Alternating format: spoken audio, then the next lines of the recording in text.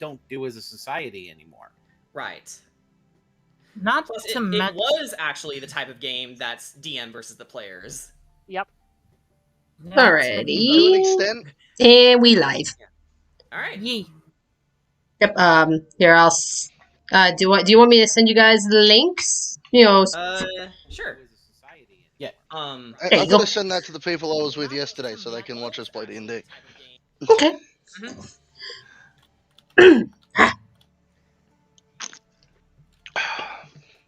Still alive. Yes, we still Okay. live. Don't tell me all of his minions somehow came back as well. Well, one of You'll see. I've got one of their heads. So. I need that elf fuck so I can learn his stats and then his weaknesses. All right. So Where's a rat? Okay, so let me ask you, Danny. Can everyone hear us right now, or is it currently Yeah, no, everyone can hear us. Okay. Yeah, I don't know how Ryan does it where, like, I don't know how he's got his system set up so that, like, we can still be talking, but he has us muted and just has music playing background. I don't know what his setup is. I think it's as simple as he disables the mic and the desktop audio, so we can continue talking, but they can't hear us. But, at least that's how I do it. Oh, okay. Welcome, everyone. Yes, So hello. joining us for Curse of Strahd tonight. Yes, hello, Crystal Star Girl. So, not everybody is here right now. Currently, the only one missing is TP. But he should be here within a few minutes, hopefully. Yeah, well, that's where. Then. Well, it's technically still not 7, so we got time to chill. 2 minutes before that, actually. Yeah. Then I guess so I guess I might as well make the announcement as well. If you have not seen on Twitter, it is our boy Ryan's birthday today. So go send him some birthday wishes. Yee. Happy birthday. Yeah. Yes, Supersonic 40 Supersonic 407. That is his Twitter name. So yep, it's his birthday today. Yeah, definitely show the guy some love. He makes great content, as you've seen on this channel. And Mimi is here! Just in the nick of time. Just in time, actually. Holy crap. You are literally like a minute off of being overtime. Oh, Danny. Yes. Speaking of birthdays, Corey's and Mimi's birthdays just passed by. So if you could share the art. Let me October. Let me. October birthdays. Yeah. I know, seriously, it's like everybody's got a birthday today. Seriously. If you really want to be technical, Mimi's birthday is in June. My birthday was last Wednesday, but you know. Yeah, close enough. Actually, close enough. Also, fun fact: not my birthday, but Kira's birthday is also in October. Man, like everyone's getting a birthday in October. Actually, I think it's plenty of VTubers' birthdays too. Like, October is just hers recently. It's a very popular month, apparently. Apparently, listen, if you want to throw more onto the ring, Lele's is also in October too. Holy crap! So I've never I've never decided character birthdays. You know what? We can decide that later in Side RP. But you know what? I think the true horror in October in this case is everyone dies near the same day. Oh. And this is the perfect song to play for it. Oh my god. Okay, so it is 7. I don't know about you guys, but I think it's time we initiated this. Oh, wait, before we begin, what? Do you guys want to show the stream the tarot card? Yeah, actually, can you reinsert that in the art chat? Yeah, sure. Give me 1 second. I've got the intro music on standby, so yeah, we can play that in the background. Okay, I need to reopen it. Fuck. Okay, here we go. And the link to the artist that drew this will also be in the description. Okay, and I'll be sure to share this over on the Twitters. Yep. Let's see, save images. All right. Also, So- Kira's birthday's on the 25th. Oh, and a question. Were you able to get the blurb through okay? While Oh, the yeah. stream was getting started? Yeah, it's playing right now. Yeah, awesome. So, as everyone exits the cart, near the Iblis River, you come across the bridge, and you hear the ever-familiar single phrase, "Still alive!" Please. You've got to be kidding me. Actually, Boone, do you want to recite the whole thing again, where he just says shut up? I kind of want to. I wonder. You know, Do you remember me? Yeah? no. I'm going to do my part of it too. Okay, cool. Yeah. I have a by the way, response as well. should Okay. we all get to roll 20? Yes. If you haven't made it to roll 20 already, you should definitely be on there already. But as you do, I wonder, do you remember me? My skull still aches from my last meeting. You thought you killed me, but you only brought me never-ending pain. Now, the only relief I get is inflicting the pain on others. Shut up! Stop! My, you're While I- sweaty! While I agree with the Monster Hunter, I have one other thing. I can't feel pain. Have fun. I shall. I hope you won't make it a habit, being unable to finish me off. You see, I swear this time I will take your head. I've been trailing you since you did me and my boys in, all to report to what I've learned to Lord Strahd. But then I saw you head into the village, and I just had to say hello. So, why am I still here? You might be wondering, how is Garl still standing after we burned him to a satisfying crisp?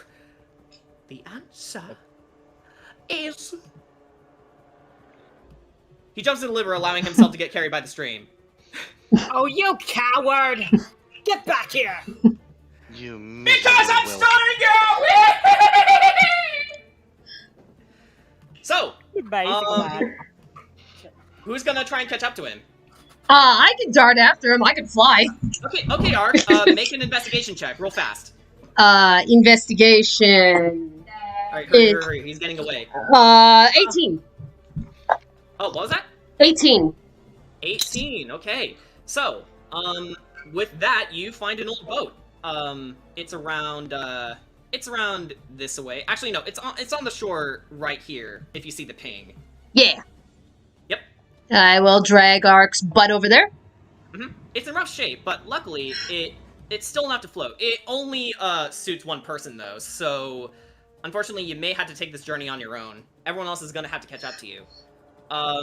It's okay, we You got a guys cart. can begin your path somewhere around the woods here. Okay. We started, yeah? Okay. Alright. Watch our card, we'll be right back. Raka shouts and says, "Oh, you can bet on it, friend! Be careful out there! Garl is one tough customer." We took him down once, we can do it again. He, This time we're loving nods, his head. but he This seems a time little we're loving nervous. his head off. You have our word, sir. How far away is he from me? I know what I'm going to do. Actually, while you do that, we're taking over here, and you can see that Garl is pretty much power swimming through the stream, like, and he's looking back. You can't catch me! This is a river, right? Yes. I'm just going to start running. Okay, Oh, let me Garl. drop. Battery on this Yeah. side? Actually, you guys show up somewhere around here. Okay. Yes, Ark, you reappear there, and Oh, you're okay. trailing Garl right there. So I'm like right there. I have Yes. an idea, and I think Oh. I think Sagash and Kadrat are gonna really like this idea that I have. Actually, Ricket, if you can get closer to the shore, Death walks on the water. Death walks in the water, yes, but while that's a cool idea, let me just double check your initiative. It should be right here. Yes. You rolled an 11, so let's put you just behind Corey, if that's all right. And we'll put Mimi behind Sugash. So we'll put Mimi behind Sugash.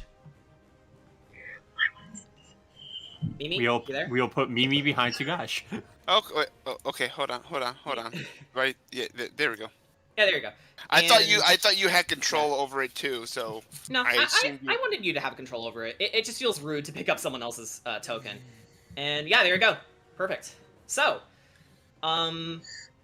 since Ark did pursue Garl, we'll have him go first. So, okay. Garl, you sort of Garl. paddle your way. You sort of paddle your way towards Garl, and then he sees you turning, and then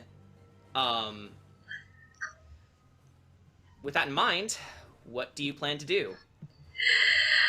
I think I'm going to pull my recently acquired orc head trophy, and I want to throw it at him. Okay, go ahead and make your attack roll. Gonna beat a motherfucker Morbid. with another motherfucker. 16. Oh, what was that? 16? 16 to hit? Yeah. Whew, that just barely misses. So, you throw the head at Garl, it sort of splooshes in the river, and because of that, he manages to get just 10 more feet away from you, and goes, "You have to try harder than that, big bird!" Like, it's on now. Where's your friend's head? It's like, yeah, don't tempt the beast. Right. Anything else you have in mind, or? No, that counts as my action, so that's pretty much it, I think, at this point. Okay, then. Oh, Mimi is typing something to me. Hang on, let me just get back in it's for after the session. For Okay, after that's the cool. session. All right. I'll just DM you just so I remember to say it ahead of time. All right. And I think just for posterity, we'll also have we'll have Kedrot go next. What are you doing? Okay, so let's see. So I'm gonna get a bit closer to the shore here. Mm-hmm. And I'm going to cast Guiding Bolt. Guiding Bolt. All right. That's a dex save, right? Yes. Okay. So let me check his dex mod real fast. All right. I'm going to make the roll. That is a 9, so I think he misses. Yeah, he fails. All right. Failure. Get Failure. Let me pull out my trusty calculator. Mm-hmm. So how much damage does he take?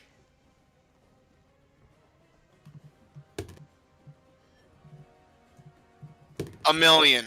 A million, yes. From one guiding bolt. It was really powerful. All right, what is it? So that's gonna be 16 damage. Wow, 16 damage. Cool.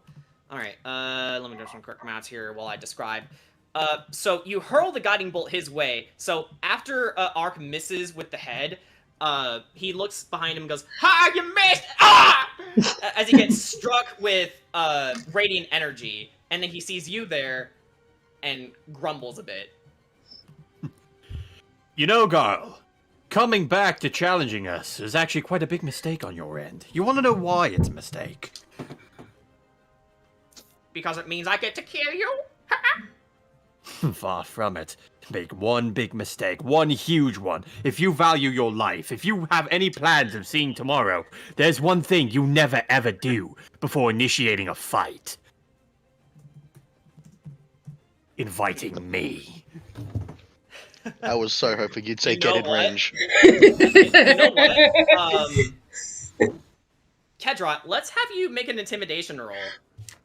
Okay. Oh, and just for fun, let's have Garl roll one too. Okay.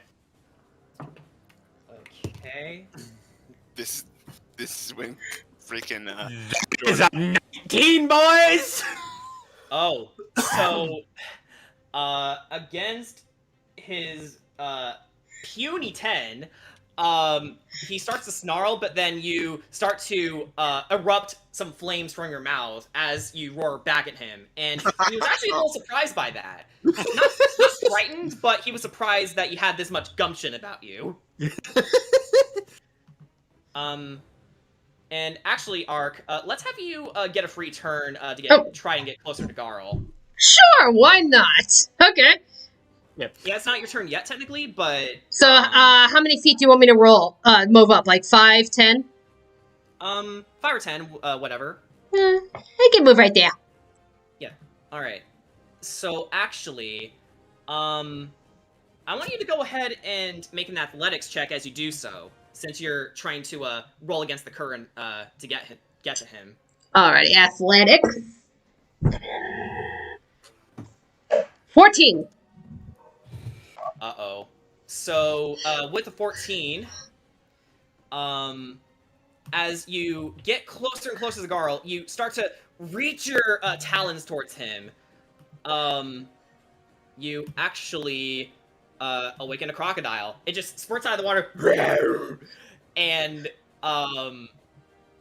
yeah, that's another enemy on the field. Oh no.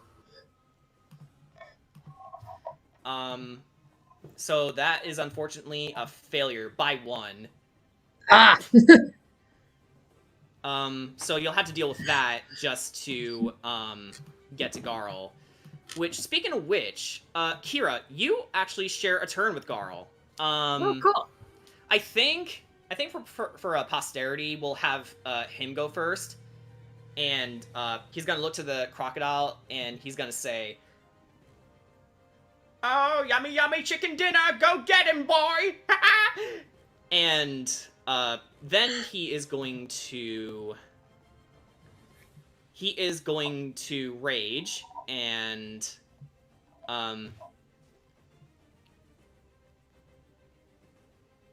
crazy thing. He is going to try and throw the crocodile over your guys' way. Oh boy. So he needs to make a strength check. Also, would that also give me an attack of opportunity on the crocodile? Okay, so that's a natural 1. So, Oh no! yeah, I mean, justifiably, he is also trying to swim. So what happens is he gets back 5 feet, and he manages to just push the crocodile over to your way, Kedrot. So, it's not as exciting as it could be, but you still had to deal with this crocodile. All right, I don't mind a little warm up. That is a lot more hilarious than it has any right to be. It's like I get the feeling like he tried to chuck it at Kedrot and it literally just goes like dink, bounces like off his shield or something. Right. Hey, can you guys throw me a Capri Sun? And the Capri Sun's a crocodile. Okay, so that is the end of Garl's turn. So, well, Alrighty. hang on. Chill, music, chill. Calm down. It Calm really down, wanted music. to emphasize the intensity of that crocodile. It was gonna be a really awesome throw, but now that just made him angry, so that's why he's raging. Yeah. Okay, so next up, Kira, what doing? Alright. Big boy here is about to get a shocking wake-up call, as I am going... Actually, just remember that Kedrot's within range. Don't worry, it's, Chromatic Ore, it's like a 5 feet, not 5 feet, a 4-inch diameter sphere of energy. Okay. So he's safe. Alrighty. So, I'm casting Chromatic Orb Alright. On. Mr. Garl here, and does a 17 hit. Actually, yes. Go ahead and roll damage. Alright, so that's 3d8, I believe.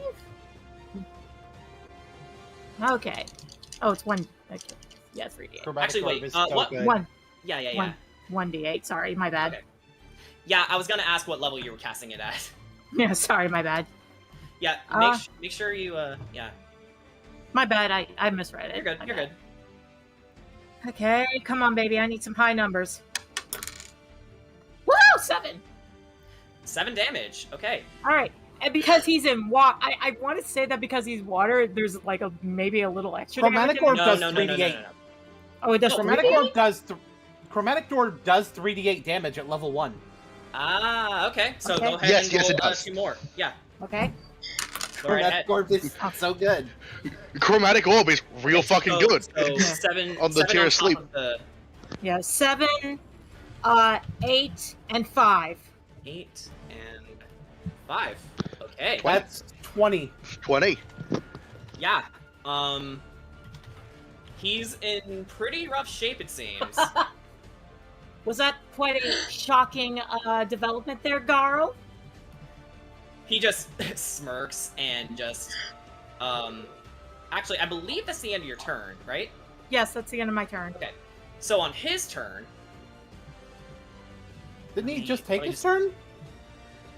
Yeah, no, he just did. actually yes, he did actually. You're totally right. Sorry about that. I was in the moment. I like to imagine his hair is like standing up even though he's in water, because after getting actually he doesn't have hair. Oh wow. Or wait, I didn't update his token. You're totally right. Hang on, let me fix that. Whoopsie! Yeah. Yeah, I was super exhausted love- from all that preparation. I love Chromatic Okay, Orb so much. And It's I such a will good put him spell. back here. Okay.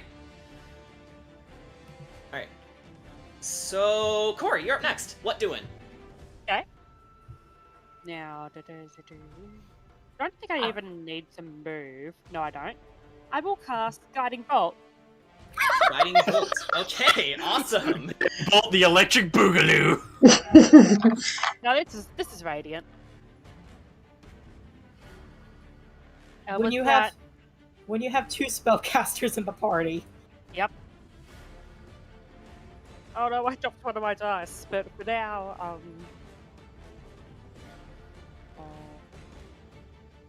okay, so that is 16 to hit. 16 to hit. That misses. Oh, okay then. But, as you, I want you to go ahead and roll damage anyway. Oh, okay then. I did that. So that is math. 13 damage. Alright, so as you hurl the guiding bolt towards him, you hear an orc rushing through the trees and goes, "Boss!" as he takes the full brunt of the attack. Ugh! And just lands before all of you. And then that an that was how attack many of up- damage? That was how many damage, Corey? 14. 14 Wait, damage, what? alright. Wait, did he just run in front of me? Because in that case, I get an attack of opportunity. So he jumped out of the trees. No, technically, he was rushing in, so he had no time to prepare for it. Damn. So he took 14 damage, which means... And the next person to attack him has advantage. That's true, actually. Good call. Got the poster. There we go. Let me just, Alright. Okay, so this orc right here, definitely hanging on the edge of tomorrow, as you can say. He is hurt, but From the works of yesterday? anything for his master. Yes, for the works of yesterday. And I'll move up Um, a little bit, and that's my turn. All right. So up next is Ricket. What doing? You are very lucky I am a rogue and can take alternate paths, because you just blocked the only way into the fucking river. You can go through ally spaces. Yeah, you are small, aren't you? Yeah. Small size, yeah. And I'm also you know what? small I'll anyway. allow you to squeeze through your friends if you want to. And I'm Alright, also good. small anyway, You're- so we can just be small together. Yeah. So Yeah. I'm going to, first of all, use my cunning action to dash.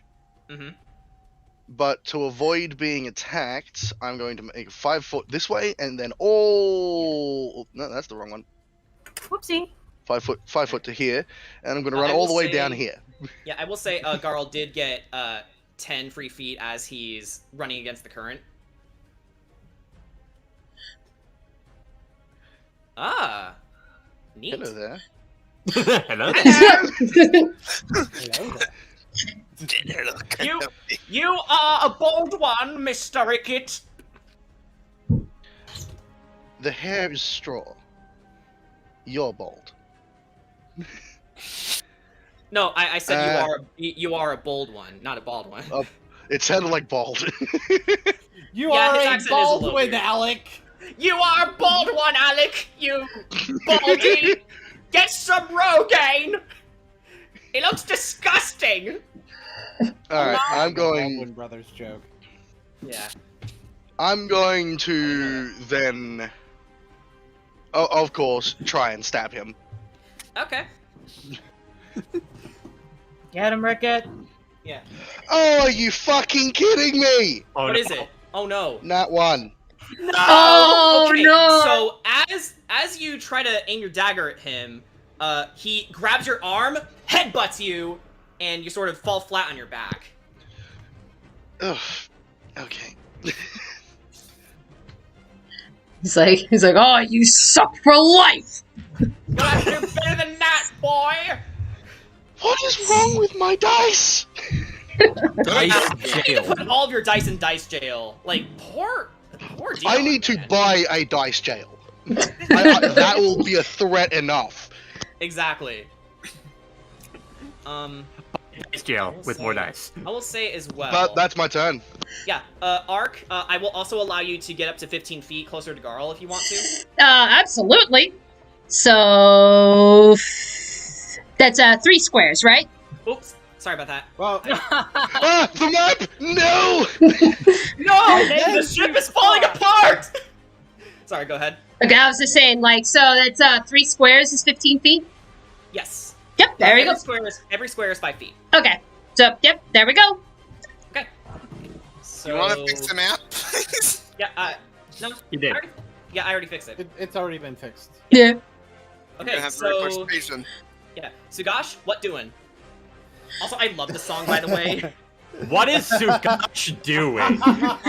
Get him, Sugash. Get him. Omae wa shindoru.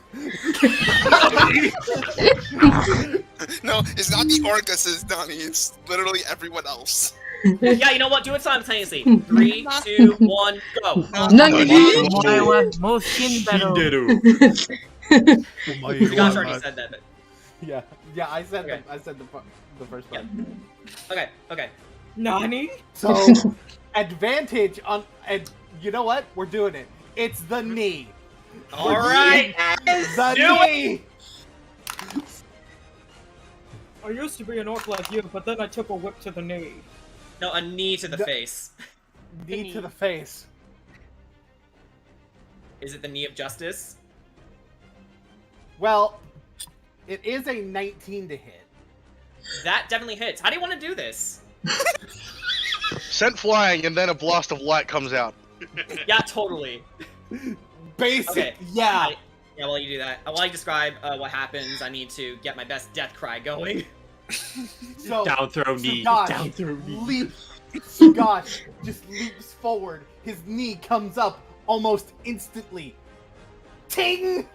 Right in the fucking jaw. And he Fuck goes, yeah. Orc. the orc. Mm-hmm. Sugash lands right here. I'm gonna treat that as part of his movement. Don't worry. Yep. And it's gonna. And he just says, "Yes." And you hear the orc going off in the distance.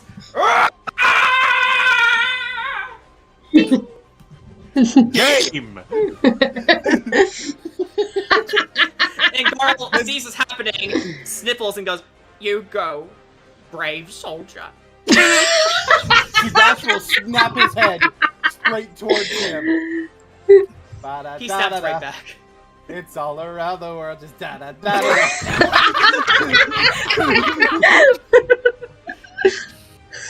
I love how you guys are not taking this seriously at all. I love it. It's fucking Garl. How can we take It this is. seriously? Treat this man Eddie seriously.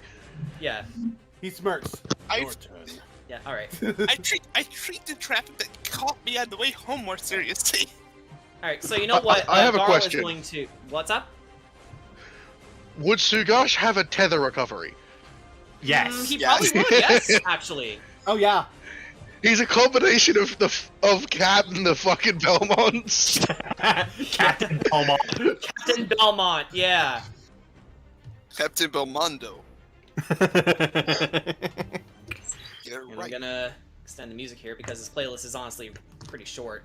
Alright, so obviously both Garl and Art get to move a little bit. So is it my turn? Being as... And let me check the Or is initiative. it I believe it is... No, it's actually Ark's turn. Oh! Alrighty. What doing, man? Okay, it's like, I think suffice it to say, I've had enough of the boat. I'm going to initiate wings. Alright, you're taking flight. Yeah, because I... Throw the boat at him. Burn up! It's like, I'm just gonna... Yeah, it's like, I'm just gonna go right up. And, I am going to attack. Actually, before you do that, I want you to make a quick. I want you to make a quick perception check. Perception check. That's a 9. A 9. Okay, so unfortunately, that's a failure.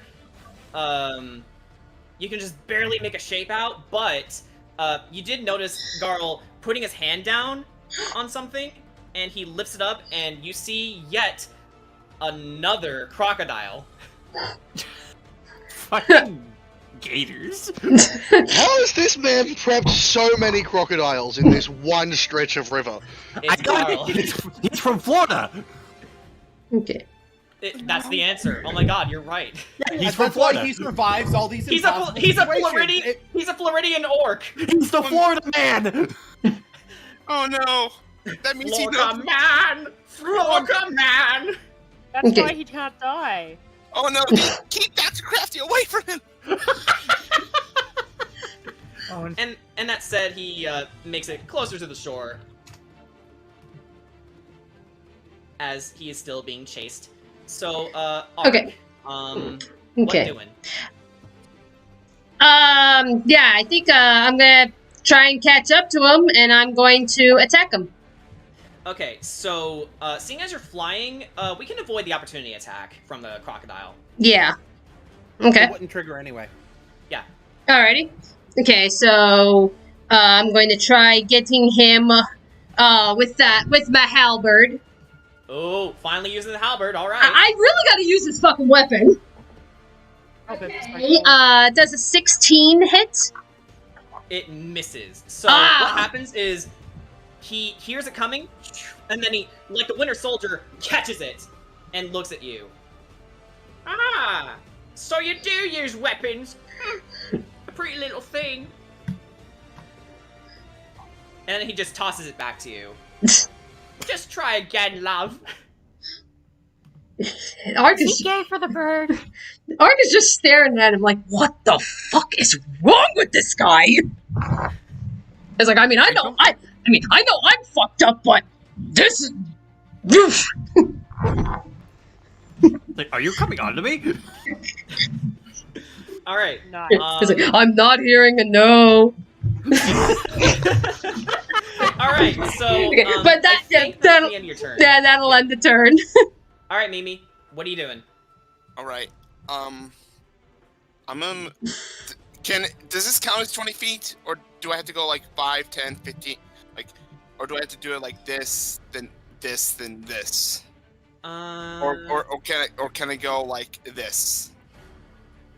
What are you trying to do? Getting closer to the shore? Yeah, get closer to the shore. Yeah. Okay, so...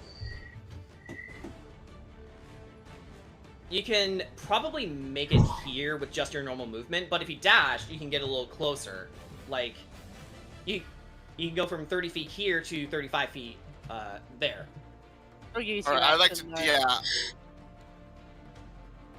Is dash let me double check because Dash is an Dash action. isn't Yeah, dash is an action. an action. I'd have to have a bonus action.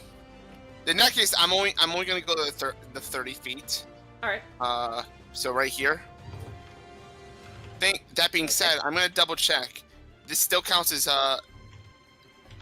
okay, that's still close enough. Wanted to double check. Mhm. I'm casting Hold Person. Hold person on... Okay, you can guess who. Garl, Who's the A right? crocodile. No. Garl. Yes. All right, so Garl must succeed on a Wisdom saving throw. I think against my spell save DC. Wisdom. Yeah. A wisdom save. All right. Surprisingly, he's more wise than you think. He still has to succeed. Okay, so that is going to be a 16 on his Wiz save. Yeah, no, that'll pass. Yeah, so. Okay, so with that said, I think that will be the end of your turn, Mimi, unfortunately. Yeah. Crocodile Blue is gonna go up next, and he or she, I don't know the gender of this crocodile, but do not assume this crocodile's gender. No. Maybe it doesn't even have one. Alright, so it's gonna go over to Ricket, and it is gonna go for a... What if the crocodile wants to go bite things? It is going to go for a bite attack. No. Alright. With the option of flesh or wood, I'm surprised it goes for wood. Okay. Okay, so that is gonna be a 21 to hit. Yeah, that hits. Yeah, you take 7 piercing damage. Sweet Jesus. So, as you try to get up, you actually see the crocodile's mouth opening and then clamping around you. Oh. So your head is in its mouth. Oh no. Oh yeah, nothing again. Music ended. Let me go ahead and replay it as we get prepared. So that's going to be the end of the Croco's turn. And then from this point we can just go back to the top of the round. Kedrot. Okay, so I feel like wanting to give Garl a taste of his own medicine right now. Oh no. Okay, what are you doing? You see that crocodile next to me? Mm-hmm. I'm gonna yeet it. Alright, make a strength check. Oh, strength check! Oh boy! Great strength check. Pulls open mouth. This bitch empty! Yeet! 21! Woohoo! Alright! So, how do you want to throw this thing up to Garl? Okay, so basically, Kedrot's gonna take his sword, look like he's about to stab it, have it bite down the sword, and be like, and yeah, it's like, that was part of my plan. And then he does he takes both hands on his sword, does like an overhead swing, and chucks it right straight towards Garl. Okay, like, hey, Garl! You made a sword beam out of a crocodile. It's like, hey, Garl! Thanks for thanks for the inspiration. What do you think of my take? Alright, so you actually throw it 30 feet right here. So you sort of woo! Right over there. It just lands. Ah! I see. And he takes a 1 bludgeoning damage from that because its tail did hit the side of his head. So he's looking rough, but he's still hanging on. I imagine the croc landed perfectly on all fours. He's just looking back and forth like, what the fuck just happened? actually, you do also hear a bit of Oh, poor thing. I feel bad for it. Return to sender. Yeah, I don't know if you heard that, but Yeah. I heard. I can't believe it. I can't believe that. I can't believe it. Kedrot just said no. You. That's TP's job. I love this. Hang on, let me turn on the fan. Oh no! Oh, you okay? That's the fan. Everything is fine, and my Wii U just turned on. What the fuck? I can't believe No! Jordan died. Shut up, Wii U. Shut up. Shut the fuck up. Why is it not turning off? Hang on, I have an idea. Guys, what are you gonna do for his funeral? Alright. Okay, alright, we're back. Okay, and I think... Okay, so the throwing the crocodile is your action. Right. So I don't think there's anything else I can do then. Right. Oh no, did I? lose a D4 somewhere? Doesn't matter. I have plenty. Alright, so I think that's the end of your turn then. So it's Garl and Kira's turn. Let's have Garl go next. So he is gonna go into a frenzy, actually. And he's gonna go for a greatsword attack against you, Ark. Okay. Is it Ark, like in the air? I think you can still attack flying enemies, right? They can reach, yeah. Like, just how depends far how high up? in the air they are. Yeah, like how high up is Yeah, like, Ark? how far up in the air are you, Ark? How high can I go? I mean, how high am I allowed to go? I can check that. I think it's... With the flying speed, generally you can go up to your flying speed in height. Okay, and I believe my flying speed is 50 feet. I'm not sure. Yeah, your flying speed is 50 feet. Yes. 50 feet. Yes, yep. 50.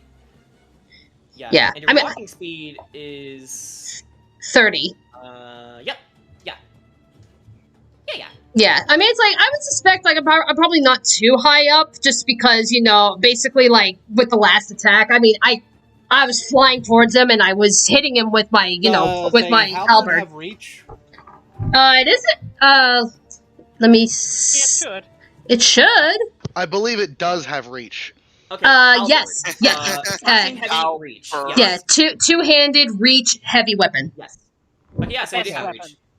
So yeah, that adds 5 he would feet be to your reach. Yeah, so he would be able to be far enough away where Garl wouldn't be able to reach it. Right. He's like, ha ha, fuck you! Ow. Okay. My back. So are you just gonna make a regular... Yep. Oh, so, wait. Sorry about that. It's Garl's turn. Yes. Yeah. Sorry, I was checking something at the same time. Got a little flummoxed. No problem. Say. So he's still going to try and make an attack towards you. Here we go. Okay, so first attack is a natural 1, but because of frenzy, he gets to make another attack as a bonus action. So okay. Man, all right. So that would be an 11. I think that misses. Yeah, not even close. Yeah. I'm gonna put this dice in jail because it's been giving me nothing but guff. Where's my dice chest? So, obviously your attack, his attack misses, and, it's partially due to how weak he is. He's in super rough shape. But that chromatic orb really fucked him up. Turn. It was actually the crocodile. Alright, sorry about that.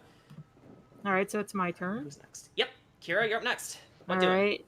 I'm going to try and help Ricket here. I'm gonna move. I'm gonna move a little bit. I'm sure. Okay, good. I'm gonna move right here. I am going to use Eldritch Blast, and hopefully I could get this fucking crocodile off of him. Okay, you should be able to. Alright. Come on, dice. You have not failed me now. I love you, dice. Does a 15 hit? Yes, it does. Okay. So go ahead and roll your damage. Alright, where's my D10? There it is. Takes 8 damage. 8 damage, okay. So, your energy blasts into the scales of this crocodile, and you see it singe and then gradually peel away a bit, like it's like you're peeling a fresco of scales. Now, does it let Ricket go though? It actually does. Yes. Okay, good. All right, that's all I can do for now. All right then. So up next is Corey. I will attempt to. Well, I'll move up a little bit first. I believe that was. Yep, it was. And I'll attempt another guarding bolt. Yeah. And I will say that Garl is still running, so he'll get close to the tree right there. Oh, okay. Yeah, I can still arc over, so it's fine. It's fine, right? Yes, it is. Yeah. Oh, that misses. Don't worry. Okay. So yeah, your attack sort of ricochets past his shoulder. He sort of shimmies back and goes, that a tickle, as he turns around. I hope it was at least warm. Fucking coward! It seems like he's not going to fall for the same trick 3 times. He taps his head. So All right. how deep is the water anyway? I would say 40 feet deep. Okay, yep. Well, I end my turn anyway. All right. Ricket, you're up next. Oh boy, time to first of all get up. Mm-hmm. So that's half 15 feet of movement. Yes. And I'm going to curse Garl. I need him to make Alright. a charisma saving throw. A charisma save. Gotcha. Let's see. So that would be a 9. I think he failed. Congratulations, you're cursed. Again. Again. Specifically, what curse did you use? No, like, this is, remember, my mechanic is I lay a curse and then it has effects depending on what else happens in the game. Alright then. Right, so say someone else hits him, I can spend one of my jinx points to make him take a d12 of necrotic damage. Alright. Or if I'm attacking him, I can and I roll an 18 or a 19, I can use 2 jinx points to make it a crit. Right. Okay. Stuff like that. Yes. But with him cursed, he begins to feel himself getting weaker and weaker. He's holding himself up by his sword at this point. This is the most tenacious orc you guys have ever seen. Well, considering he came back I'm after we right immolated his here. corpse. You're a half orc. It doesn't count. Fucking No. racist. All right. So I don't believe there's anything else you can do, Ricket. So let's move over to Sagash, shall we? Speaking of orcs. Okay, that was my bonus action. I can still stab the croc. Ah, yeah, you can actually. Okay, you bastards. Come on, please let him roll properly. Leave. I hate this. Why is this happening? That is 14 to It is hit. also cursed. You hit. Go ahead, roll What? damage.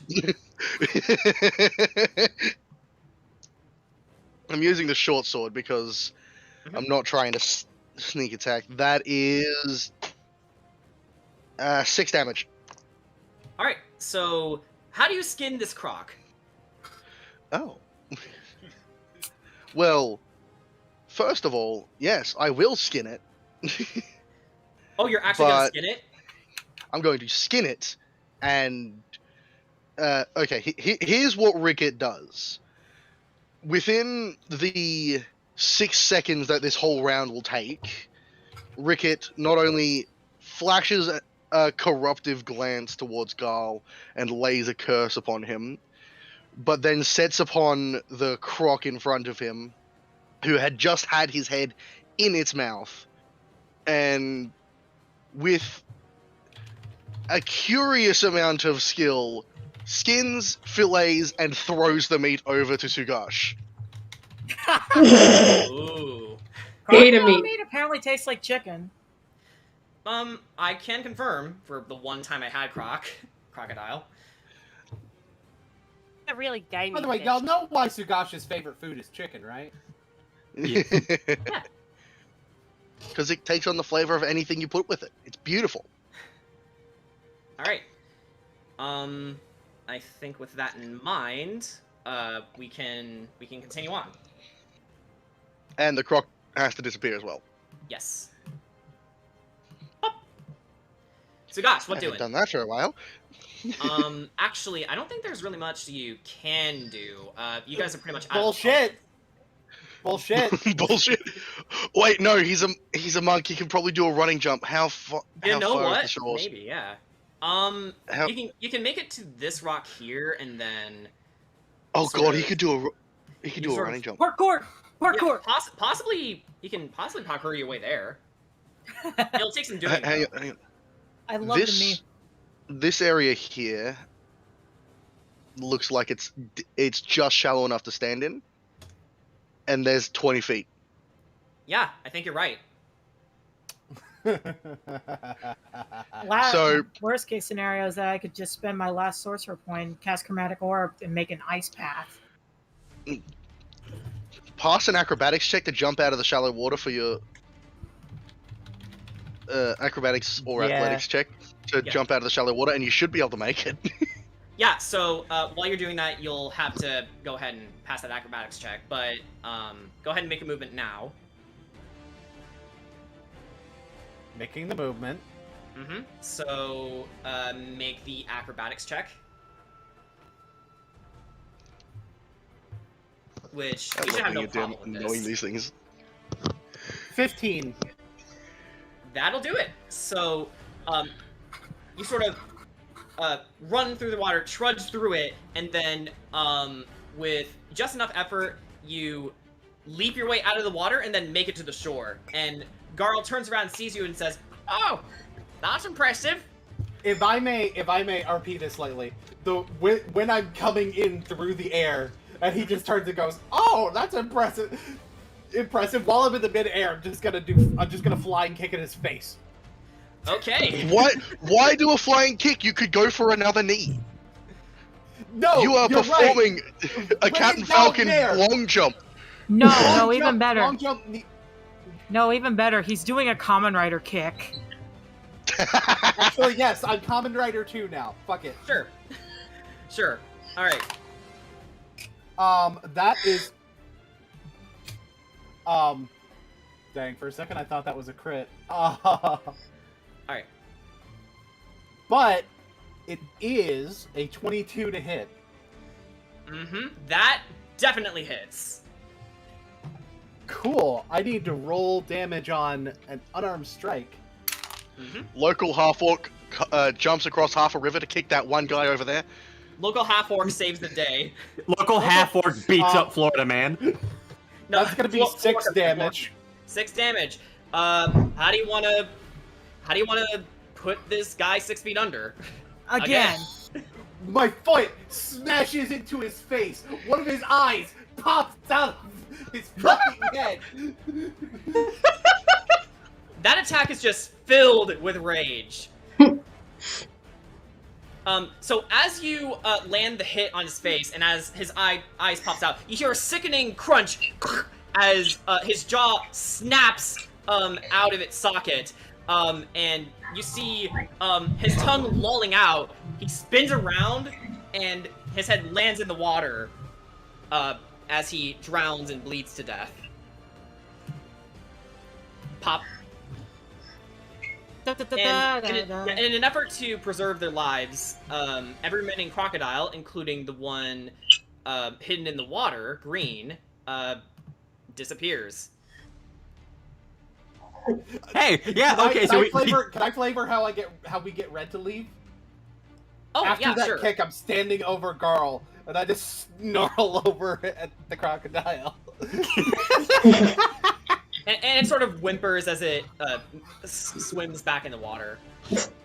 Hey, at least they get a free corpse to eat. You know, real talk, I think Garl would be very unappetizing. So, Yeah, I'm just. I have yeah. a GIF that really fits this right now. Yeah, I'm just Check the gonna. memes. Yeah, so Ark is just gonna go right up to Sugash and just like grab him, like wrap an arm around his shoulder, and he's like, "That's what I'm talking about." Right. That being said, I don't want you guys to change initiative just yet. Okay. Just, Oh, boy. just Oh no. yeah, just trust me. I'm scared. I get the feeling he's not dead yet. So you guys return back to the path of your And destination. As we go back, I will cast Eldritch Blast to heal Ricket. Yes. Well, So thank you you. guys are back in the map of Barovia. So you guys are around. Excuse you. You guys Yes. are actually around here ways now. So you're almost there in Barovia Village, but you're in the woods right now. So it's currently Oh, 6:20 p.m. Can I play my ocarina to kind of like, calm everybody down after that? Yeah, go right ahead. Alrighty. Let's have you roll performance just for fun. Okay. Why does this keep happening? I got another nat 20 on my ocarina. Okay, you need to put that thing in dice jail, but The- I'll allow Okay, it. Link. Yeah, okay, Link. The dice tell a narrative. Ha, get it? Because Zelda music's playing. But, alright. Kira, you play a soothing melody. One that you've had your mother play for you since childhood. Or... Actually, I was actually how about do to you wanna say... actually, I'm going to suggest that she's actually playing her lullaby. Yeah. That her mother used to sing to her as a child. And I So actually we were do on the have... same wavelength, alright. I actually do have the song in mind that plays. Oh, hang on. While you do that, I need to make sure if it's DMCA free. Yeah. Yeah, so link me the song and then I'll check it real fast. Okay, give me a second. But you play the song, and everyone is soothed by the way you're playing it. You essentially kill the performance. Alright, here you go. This is it. Mm-hmm. Waiting for it. Oh, here it is. Yeah, I just need to check it real fast. All right, are you safe to use or not? Can it load fast? Okay, it's not safe to play. I'm sorry. Okay, that's okay. I have another one in mind. Dana, Scott's watching the stream and he said my dice have been cursed by Strahd. The dice curse of Strahd. Let's keep the meme train going, guys. The Curse of Strudel. The curse. Well, that's one of the titles. The dice curse of Strahd is the next one. I could really. There should be a curse title for every stream we do. All right. Oh, here we go. I'm sorry, Sugash. Here we go. This is it. I know it's No, it's fine. We killed him with the kick. Common rider kick. That's powerful enough. And let me just check this one again. So as we're doing this, hang on, fucked up. Okay, this one's actually safe to play. So yeah, we can end this real fast. Sorry about the meandering. It's just It's okay. Shut up, music. Kira's playing. Alright, so this is what you guys hear. There it goes. Whew. I like the atmosphere that has this with this song too. Yeah. So, Kira, seeing as you're playing, you guys can take a moment of reverie to yourselves. Yeah. So, Barovia Village is not too far from here. How would you like to spend your short rest? Well, Kira's playing her music, and I imagine that this music also kind of affects Corey as well, in a way. Yeah, Does it, Corey? I know your mum. So I'd recognize the song. Kira remnants is that she plays this song every time Taka gets upset, or if Arissa's crying, that she plays her this song. Okay, so this is going to take an hour. So you guys will arrive in Barovia Village by 7:20, I want to say. Maybe 7:25. Mm-hmm. Here it comes.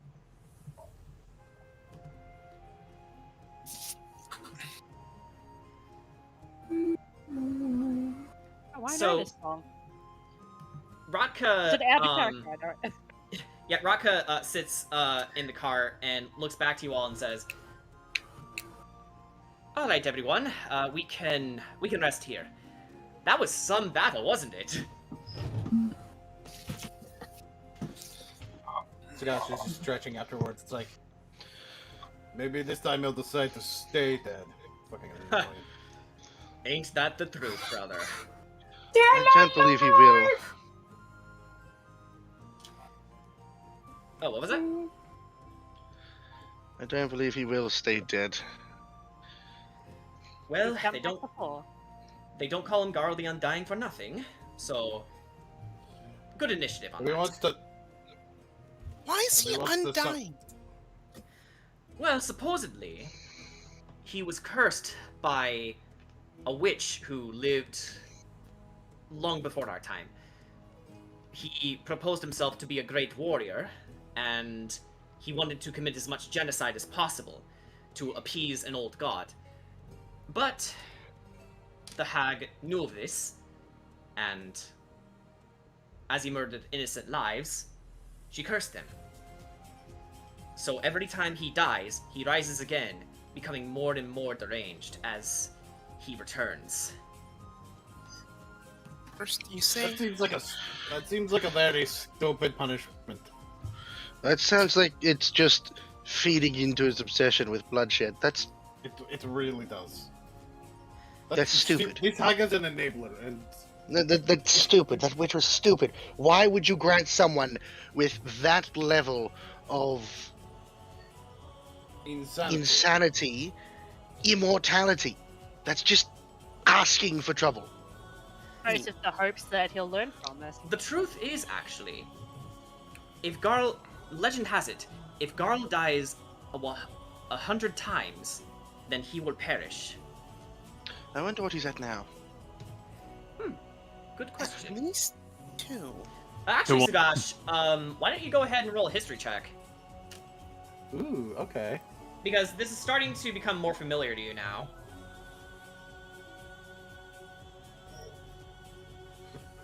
I almost want to imagine. I almost thought you were gonna say because you've kicked his ass before. Oh, that's a 4. Maybe. You tried to recall, what death he's currently on, but your brain is sort of fiddling between, 95, 96? You don't remember. Somewhere between 95, 96. I'm not really sure. So essentially, we should have him get assaulted and mauled by crocodiles about 4 more times. Like I'll be honest. I might not be the most reliable on that. Can we make his final death as long and as painful as possible?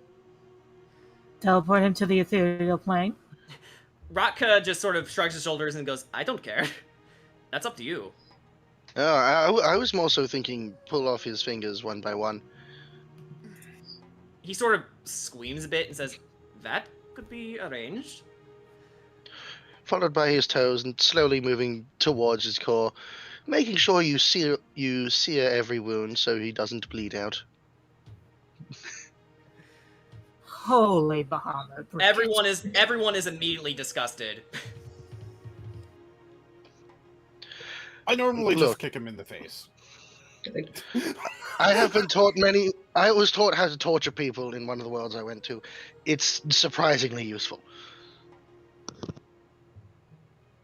Would it be? Certainly not a skill I wouldn't put past you knowing.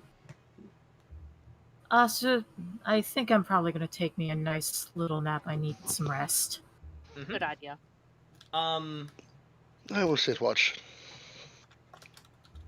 DM, may I use mold earth to like make us a little dome camp? I'll allow it. All right. That way we're not ambushed in the middle of the night. So, just remember, this is a short rest is mostly like a power nap, so that's how I'm flavoring it. Okay. So actually, not everyone has to be asleep while they do it. So, who's gonna go into the tent and who's gonna go outside for a certain activity we still need to try? I'll go outside. Well, I don't need the short thing rests. is, I'm going outside for a certain activity that we need to try. Yeah, I I'm mean, going to rest. I Thoughts. yeah, I think it kind of said. we're getting to Yeah. the point where I think Mimi need a long rest soon. Yeah, yeah. I think for the most part, yeah, I don't need a short rest, so I can stay out. No. All right. Kedrock? I think I can. Don't need a short rest. Like literally, only thing I did was guiding bolt, then yeet a crocodile. All right. Well, we still haven't on taken this- I don't think we've taken a long rest since. Yeah, The that's what I was first one. afraid. Yeah, Also, we need... also, Jordan, on these documents it says that this counts as a long rest. Actually, it does. You're right. So with that said, what's cooking, Cook? So, I'm gonna end up asking Kira for the potatoes and carrots. All right, Um, she. All right, she I just will assume keep- that Rickard has already passed off the 2 packs of rice. So this Actually, so, Rickett, I don't need the rice for this. Actually, Rickett, while they're doing this, I will tell you this. Just being around the food is enough to give you certain bonuses. So you don't have to eat it, but you still get the bonuses. All right, Kira will get out one of the packs of potatoes that she bought and one of the bags of carrots. Cool. All right. I'm gonna need some venison. Alright, Not. she's Yep, I have that. Yeah, Ark hands you the venison that was caught a little while ago on your journey Yes. after a fruitful hunt. Yes. I happen to be the one with the wild spices. Mm-hmm. Yeah, Kira's got the ingredients. Art got the meat, and We just need water from a river. That shouldn't be very hard to find. Kira takes out one of her jars. Like, well, I know there's probably some water nearby if anybody wants to go collect it. All right. So She'll hand over one of the jars to go collect some water. Actually, she hands out 2 of the jars, like one for now and one for later. all right. I'll go Cool. collect the water. I'm not doing anything. You are right next to the river, so you definitely take it from there. Definitely away from where you fought Garl because it's nasty. Ew. over there. That's like, ew. But surprisingly, Ladies for and gentlemen, as welcome to Binging with Bilbondo. Yeah. As drab and horrific as this place is, the water is actually pretty clean. Yeah. I know it's a plight of dread, but God, can't be that dreadful. So, That's some damn good water. if I'm not mistaken, you've gathered all the ingredients, so It is time. I have the perfect sound effect for this. Oh Check no. Oh god. Wait. Josh proceeds to cook deer stew. Oh god. We need like Monster Hunter music right now. Yep. I also Please tell me you heard that. I did. I did. I did. Yeah, I you made deer also- stew. Yay. I also will pass out some bread. I still have a shit ton of it. Yeah, and if I'm not mistaken, you guys not only get a short rest, but you also get 5 temporary hit it says- points. Again, Sweet. it says here that it counts as a long rest. Yes, long rest plus 5 temporary hit points. Nice. Right. Nice. So in part, this becomes a way for us to do long rests in shorter amounts of time. Yeah, that's a good way of thinking about it. well, good because I'm running out of spell slots. Yeah. Just keep in mind you don't stack temporary hit points. It's just for that use. Yeah. Yeah. Right. And I'd Same how imagine you that do if we only rest on this, we're gonna end up with a bad time. Right. We need to sleep eventually. Yes. Well, luckily we're almost there to the village. Yeah, it's almost the end of the day too, but yes. So Um, if we like after dinner, we'll pack up and like hit the trail as fast as we can. For everyone The that's old dusty trail. yeah, for everyone that's actually in the little tent Kira made, you all wake up to smell this amazing scent. Food. Yeah, Sugash ushers you over. He's already given some people some bowls. Rickett, naturally, you aren't really into the whole eating thing, but there's something about the scent, something about the ingredients that just draws you towards it. You don't eat it, but Oh, did we say the bones? huh? Remember the bones are No. like a part of. Oh, damn. Yeah. I'm going to nick a piece of the firewood. All right. Yeah, Fair. actually, the scent actually bleeds into it, and there's something about this recipe that's so magical to you, and this is kind of like your replacement for eating together with your friends, if you consider them your friends. We are friends. We are friends, right? We are. With Ricketts' knowledge that he'll probably vanish from this world, he's a bit tentative with his relationships. Fair enough. We are friends. What's a Mom. mood? Kira's like also looking around, like looking up at the trees as she's like dining. All's quiet so far. Yeah. You just hear the rustling of the leaves. You do hear some howling, but they're far enough away that it doesn't really set you on edge.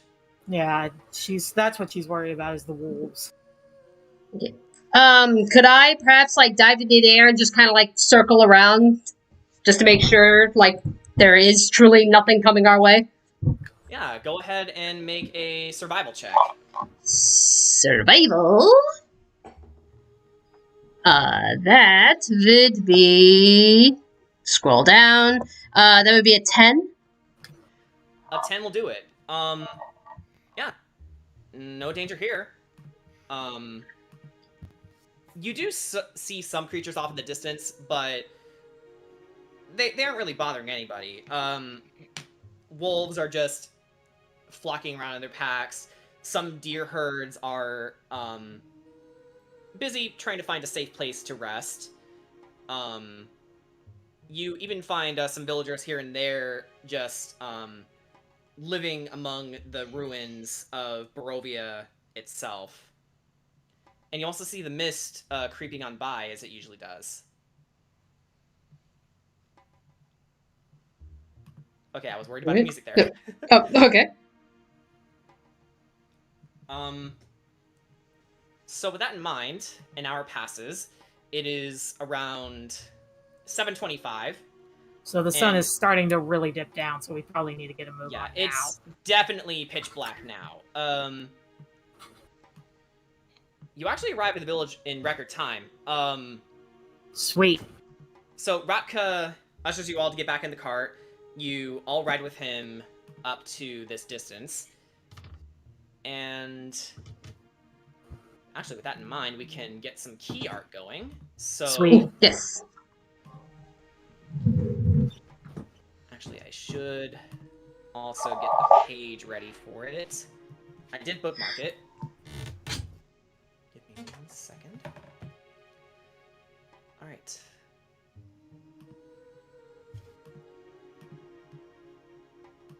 Alright, where are you, key art? I have way too many folders. Not enough folder. Shut up.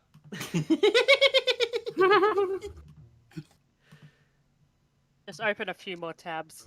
Okay. Akira's riding up in front. Alright, got as it. usual. Got it. Alrighty. Akira's Tall up in. shapes loom out of the dense fog that surrounds everything. The muddy ground underfoot gives way to slick, wet cobblestones. The tall shapes become recognizable as village dwellings. The windows of each house stare out from pools of blackness.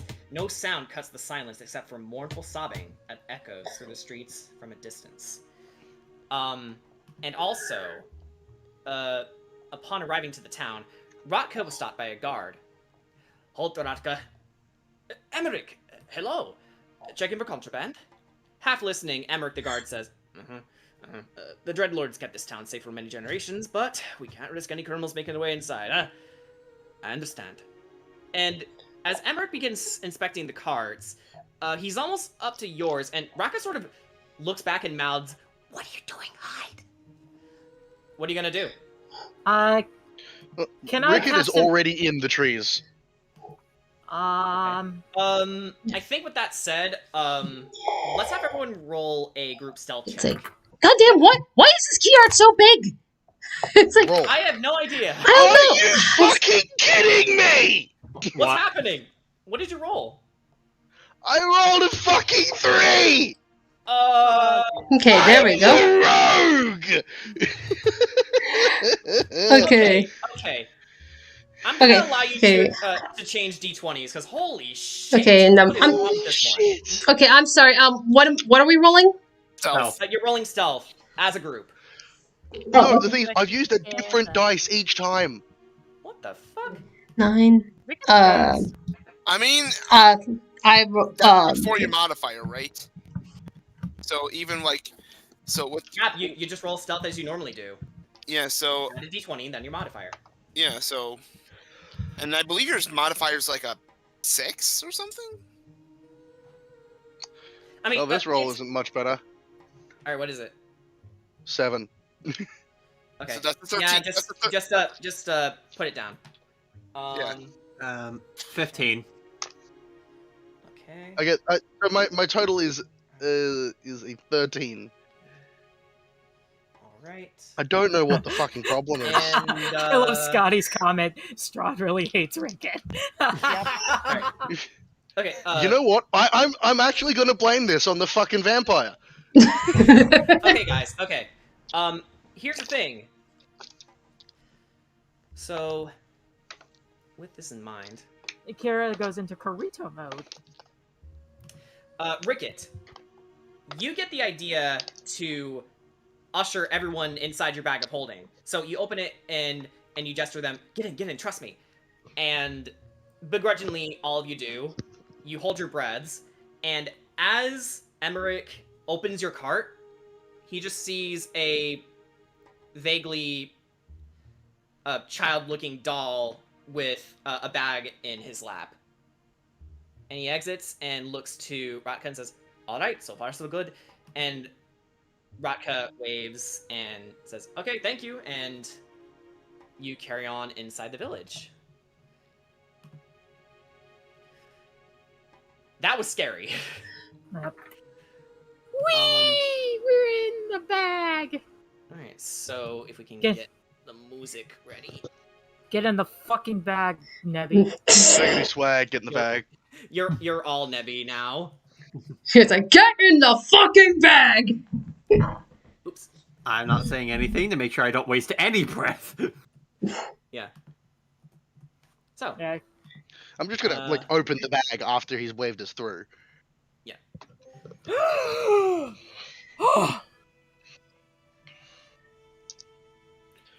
so you guys make it over here.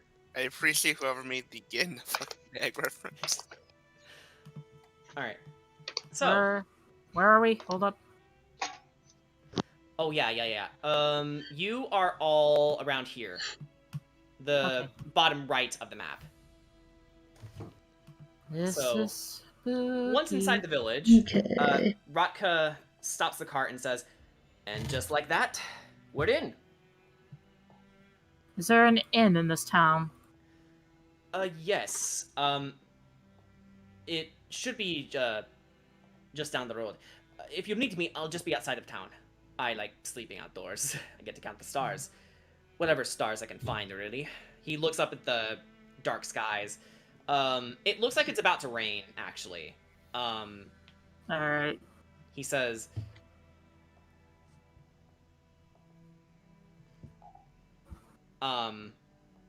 he then makes his way back outside and says, you ought to try it sometime, stargazing. Outside of Barovia. If you ever make it outside. Which I have no doubt you will. I have done stargazing. As she looks down, sad. The Wait, stars ma'am? in each world are different. Meanie is able to pick up with him. Yes. Well, not just him, but with Xavier as well. And Corey, Narissa. We've all done shared stargazing. Sugash steps forward, puts a hand on her shoulder.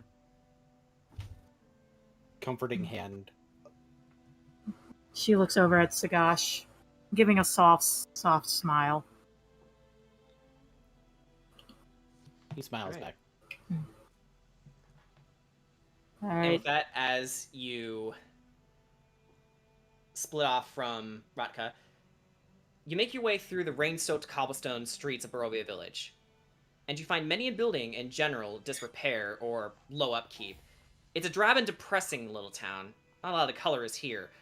Among the faint scent of mud and rainwater, you hear faint coughing and a quiet sobbing to your left. It's actually where you are right now. If we can then switch over to this place right here. Oh, boy. So you hear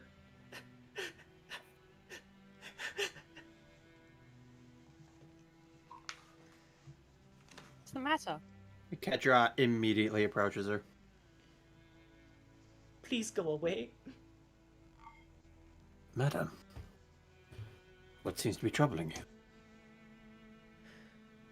It's my little girl, Gertruda. She has gone missing and I cannot find her.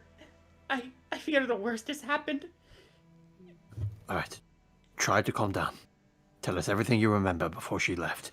She, catches her breath and says, she had always talked about leaving the village to go on adventures and visit all the kings and queens in the world. But just a week ago, I could not find her. Have you seen her? She looks like this. And she shows you a portrait of a teenage girl. Let me double check something. Kira holds her breath, just like, oh gosh. She is wearing a beautiful purple dress. Very expensive purple dress. Her hair is tied up in a bun.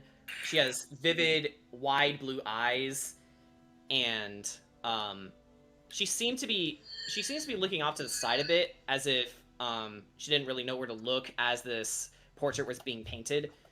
And then Mary says, my husband spent all his money to commission this piece.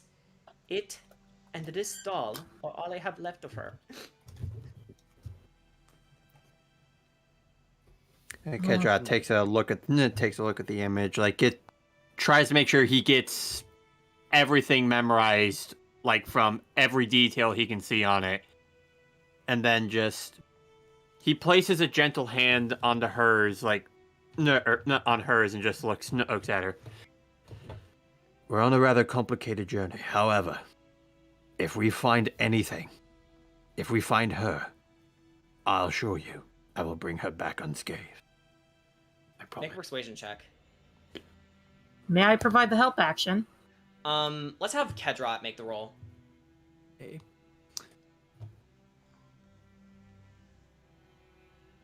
That is a 16. 16. She stands perfectly still, morose and in tears. She doesn't seem convinced. Alright then. I guess the only thing that will convince you is by going out to actually do it then. Actions do speak louder than words. They certainly do, Corey.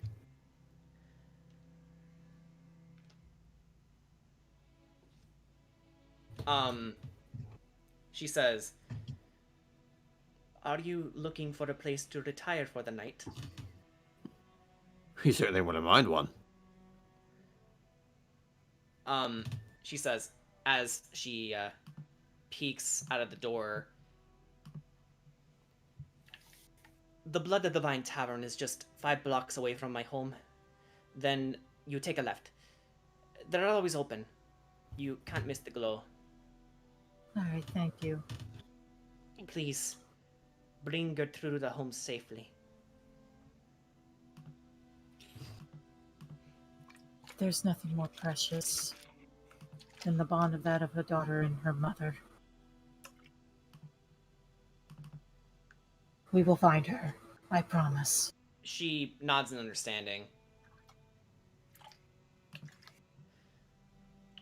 And with that, you guys make your way back outside. Right here. And We shall make our way to the inn. let me blow the music real fast.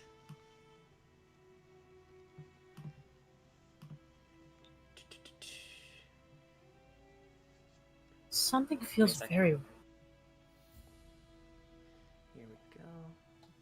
As you leave Mad Mary's home, you see many eyes peering at you, like hungry wolves sizing up their meal. You try to follow Mary's instructions, looking for the taverners. You hear, what an odd group. Are they with a Vistani? I don't like the look of that one. And actually, in the distance, you do hear some faint music playing, which goes against this depressing atmosphere. I see more cheer in a graveyard than this place, and that's for sure. So you hear this theme right here. You're approaching the tavern, and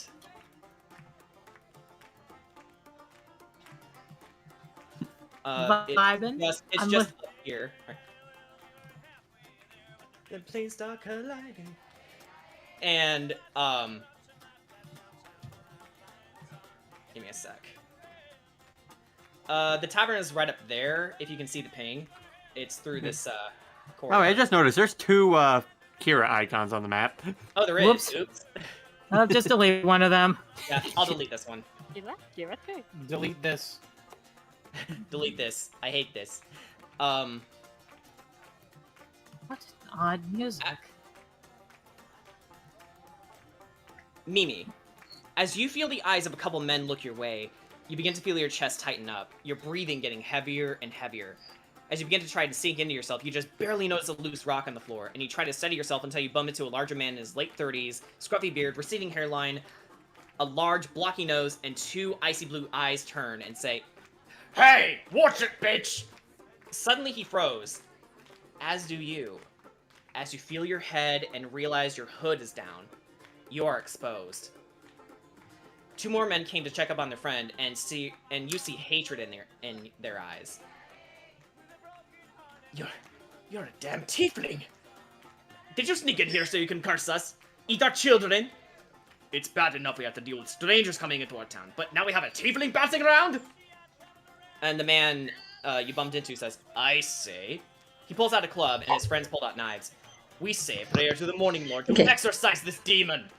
Okay, Kira immediately gets- Ark is gonna go. Yeah. Ark is literally gonna walk. It's like, As you all argue amongst yourselves, Kedrot stops you.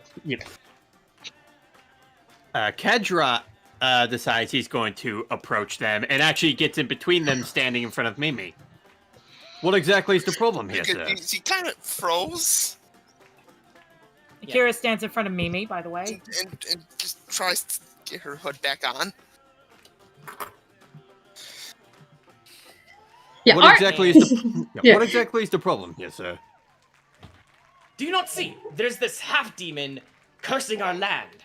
She must be punished. Excuse me. I don't see any beast cursing anything. If anything, I see a well-trained healer willing to save lives, as she has as us Danny. multiple times. Danny. Don't Ready? interrupt him. Don't interrupt Sorry. him. Sorry. Do not interrupt him. Okay. So the man hears your explanation, Kedrot, and saunters over to you. And who are you supposed to be? A lizard mutant?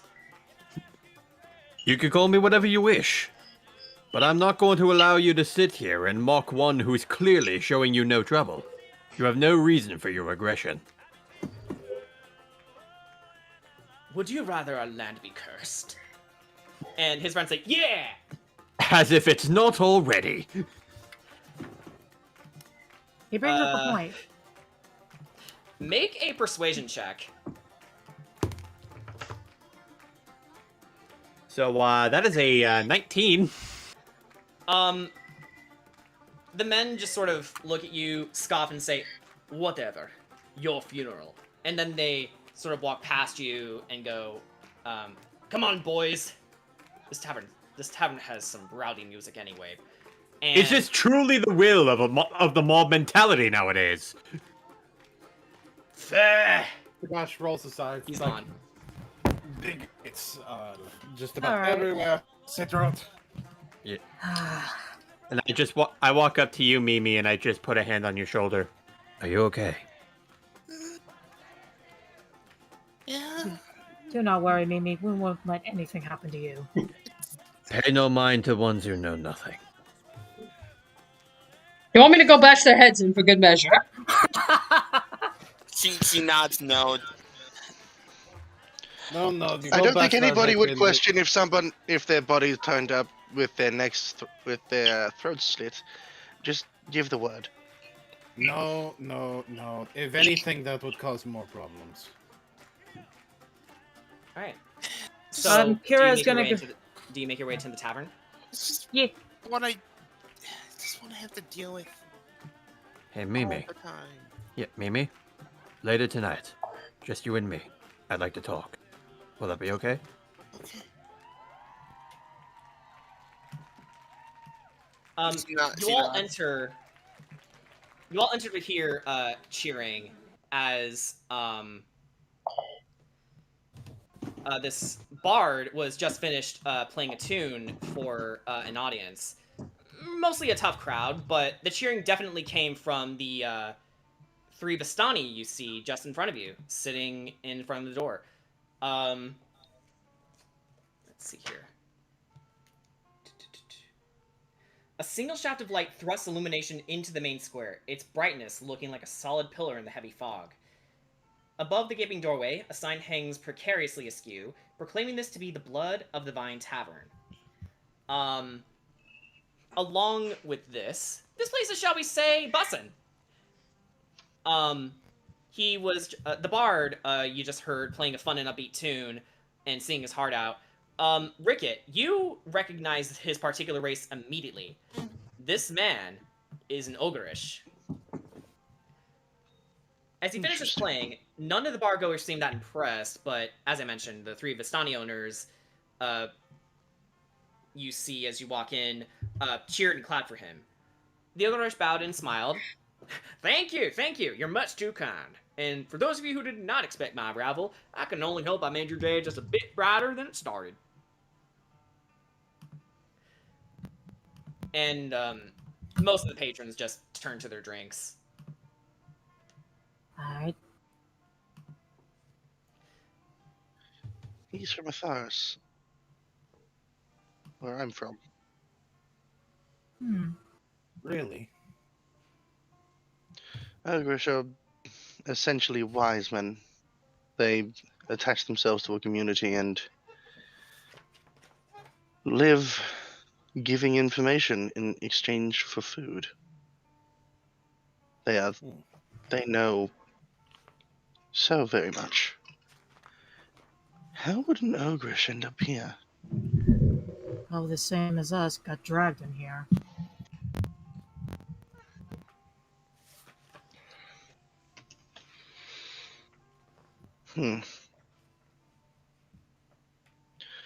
If all else fails, he will be a good source of information. Is there anything you'd like to ask him right now?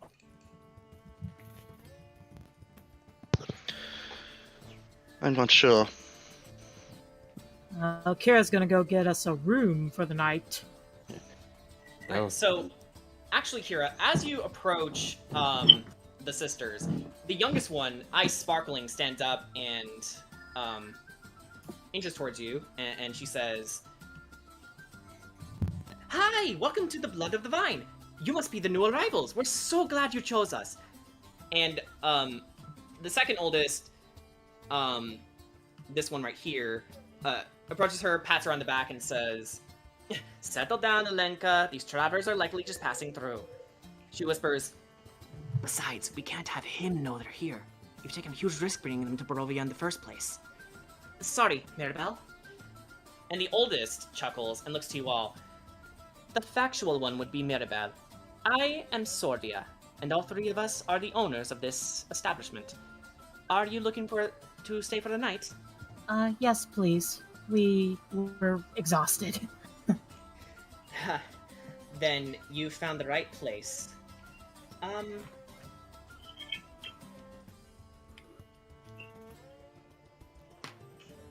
Just checking something here. Give me a sec.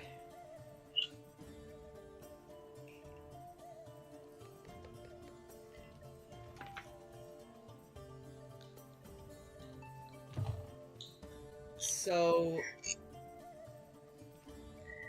One night's like a couple Okay, I got copper it. pieces. Okay. Each room is a gold apiece, for 1 night. Alright. I want. Do you have a very big, spacious room, or do I have to buy one individually? I mean, I know Rickett and Park don't sleep, but it won't hurt. Oh, no, not at all. There are plenty of rooms upstairs, and they all come with your night's stay. As well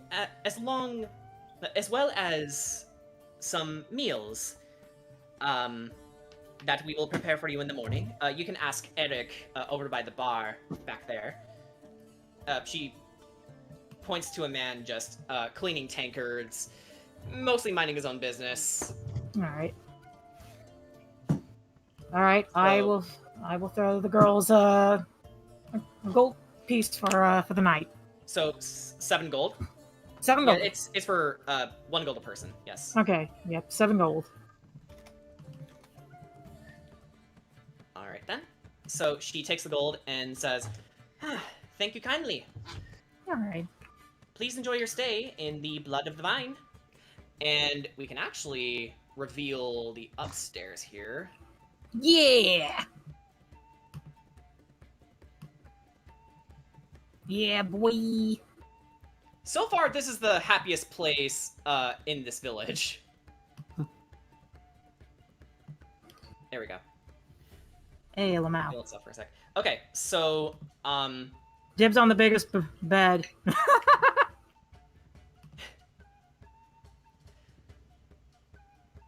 Dude, I can sleep on a pillow. I'm worried about the food. oh, Rickett, I see you're already making your way towards the Ogreish. Hail, bud.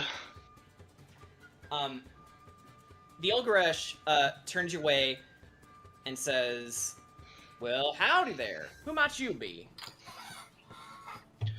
My name is Ricky. I'm from Itharis. Well, I'll be darned. It's good to finally make your acquaintance, Ricky. My name is Eric. So E-R-A-G. Yeah. Might I ask you to come with me? Well, certainly. I'm gonna lead him upstairs to where I hope the others are. Okay. Ah. So... Okay, yeah, let me. You got up here, or actually, right here, in the center of the upstairs. That is a railing down to the bottom floor. Wait, really? Yeah, it is. Yes, Yeah. Oh, wait, hang on. Yeah, that's an overhead that view. is the bottom floor. Whoopsie. That's an overhead of the But bottom there's- floor. Yeah, oh, I see it now. Okay, that's a little hard These to are see. tables. Yeah, I know, Yeah, thank you. yeah, It's overhead, just a little hard overhead to view. see. Yeah. Okay, so Erig, you know what? Yeah, he meets you in this room. Actually, it's big enough. Okay.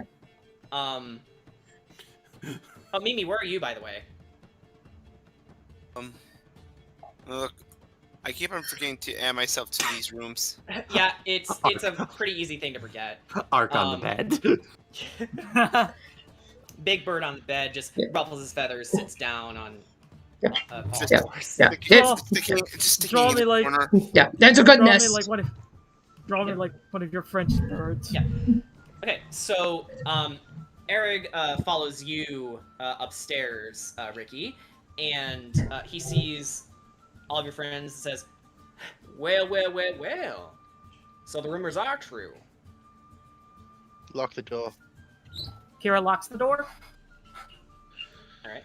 Right. Now that we're alone, I need to know everything you know about this place, about this town, about where we are and who's in charge. Well, certainly. Well, let's start with the basics. Much like you, I was plucked from my homeland by the stifling mists. But I'm not much of a fighter, as you can plainly tell. He taps his dulcimer, chuckling. And he says, well, where to start, really? I bet y'all's wondering why this place here is called Barovia Village, while the land itself is called Barovia. Yes? Funny story, actually. It is rather confusing, isn't it? Allow me to explain. Did you know Strahd named this village after his father, King Barov? No, but may I ask that you could refer to him as Strudel, just to be safe. We're just trying to be safe. Eric bursts out laughing. It's like, I'm serious. Keep it down. We're just trying to be safe here. Keep it down. We don't want Also, the patrons to hear us. Also, did Sugash already know that? Yes, but there is some gap in your information. Actually, I just noticed the music here is a bit loud. Calm down, music. Okay. He says, well, in terms of the land's name, over time, and don't worry, this village is safe from his curse, as you can put it. We can say his name anytime here. Over time, Strahd's influence began to grow beyond the village and into the entire valley. He considered it his home, which is why the land is also called Barovia. A grander reflection of the fruits of his labor. I think a part of him didn't have the heart to change the name of the village to start at all, so the name Barovia Village stuck as a reminder. That's not funny. You said it was a funny story. That was not really funny. I have Well, to agree with the art. Well, sometimes a joke lands and a joke shoots over the moon. And I wouldn't call it a joke. It's more of an anecdote. Amusing, just not funny. Well, it amuses somebody. Certainly him whenever someone ever hears of his tales. And what else may be wondering? Who's in charge of the town? Well, that would be Burgomaster Kolyanovich, Indirovich Kolyanovich. Would be? Yeah. Where can we find him, out of curiosity? You can find him just in his mansion across the way, but what's left of him anyway. I heard he died from an illness not too long ago. Oh dear. His family is preparing to bury him in the morning. Ah. I see. So at this particular moment, this village doesn't have any leadership. Unfortunately, no, unless you count the big man up in the castle. I certainly don't. I don't know. Where are they about- burying him?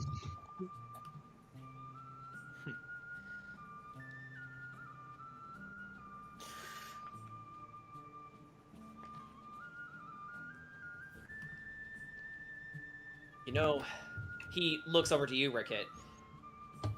I'm surprised you also came from Etheris, just like me.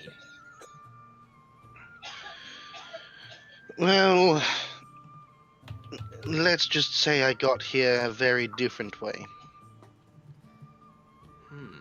He takes another look at you and says, actually, might you be one of them Veshelkind? Upon hearing it called out, he drops the glamour that hides his true form. Yes. Let's just say fairy magic and a grand conjuration spell don't really agree with each other. Ah. Ulmir's Gate? Ulmir's Gate.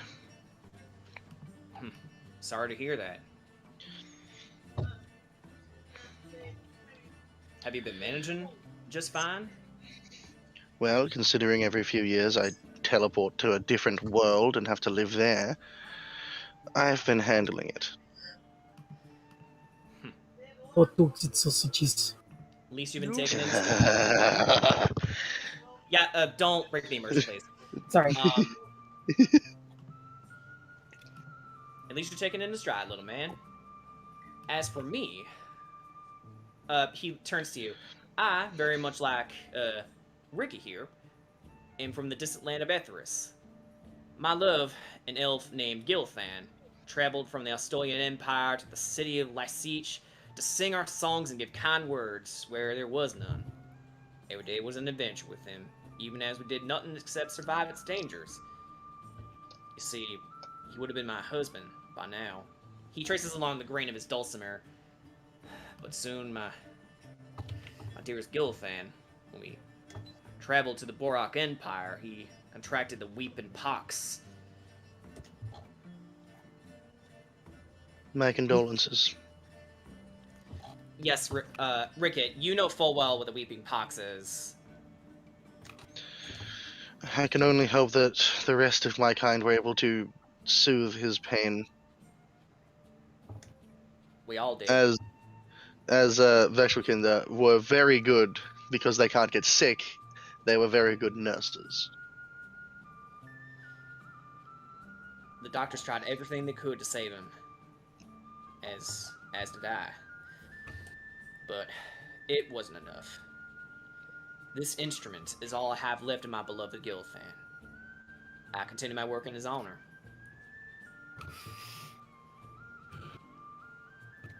Anyway, that's in the past. I've learned to move on, but the pain never goes away. I feel you on that. Yeah. Thanks. So, what do you want to know about the big man? Weaknesses. Weaknesses. What does he Well. want? Let's answer the little man's question first. So far as I know, a vampire must rest in its coffin during the day. At night, it can summon wolves and vermin to do its bidding, as I'm sure you've seen out there. A vampire can transform into a bat, a wolf, or a cloud of mist. In its humanoid form, it can dominate you with its powerful gaze, so best to keep your eyes away from his.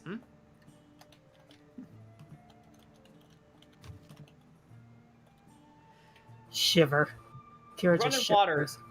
Running water also burns a vampire like acid, and sunlight causes a vampire to burst into flame, although, there is a bit of a wrinkle with the big man up there. It's all hearsay. I've never seen the big man himself, but if a vampire is weak to these, he must be weak to some of those things I just mentioned. Try everything, see what happens. But I wouldn't go looking for the big man, if you feel me. Oh, believe me, we have no intent of looking for the big man. Not right now. But Not until we have what we know we need. True.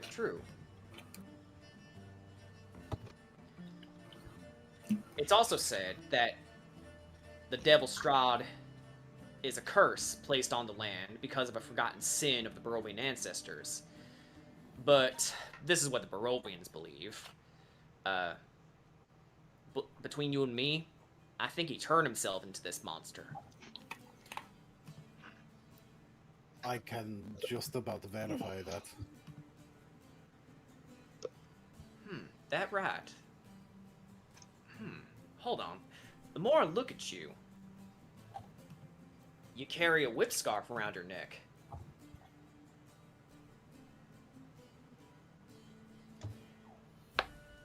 I don't suppose you're, one of them Belmondos, huh? Belmondo. Ah. Well, sir, you certainly look the part.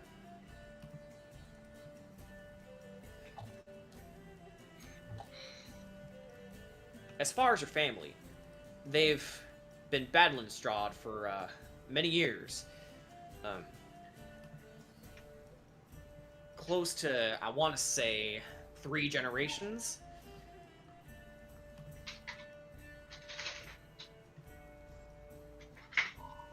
But those tales are long gone. Well, with me, you may as well make it forward.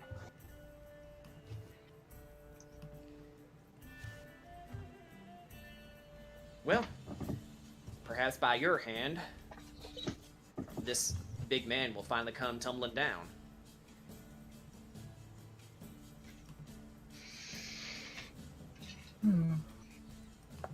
Have any of y'all seen the mists outside? Bordering the land? Yeah, back at the West Gate. There just seems to be mist everywhere. Anyone who attempts to leave the land of Barovia begins to choke on the fog. Those who don't turn back perish. Oh boy. We're not only trapped here, but apparently if we try to leave, we might die. Joy! Isn't it funny that I can't choke? You'd be surprised, little man. Oh. See, many travelers All the have more come reason and to put him gone. in the ground. Many travelers have come and gone to Barovia for many centuries and years. I've even seen some poor warforged fighter. As soon as he tried to venture through the mists, he came back a tattered, rusted mess, and then crumbled to dust. Terrible. Truly terrible. So it's not just the fact that you could end up suffocating, but end up getting ripped to shreds by God knows what. Not ripped to shreds. More likely rapidly decay. As if any and all life force was taken from you and you were left a shell. From what I understand, for all my years living here, not that it's my choice, mind you, this land is a demi-plane. You can't leave it because the one controlling it ensures nobody leaves. Not unless he says so. Well, Joy, so basically we have to go, if we want to leave, we have to go and find the big man. Joy! Or he finds you, and you'll have to make do with what you got. Either way, we'll be having a meeting with them. Slowly, Kira thinks you back. will. Yeah, Kira thinks back to what Madame Eva said, what she warned not to invite him in.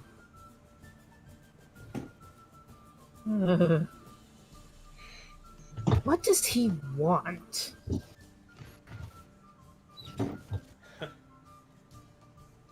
I've been racking my brain with that question myself, but if I were to guess, he's looking for people to replace him, to succeed him.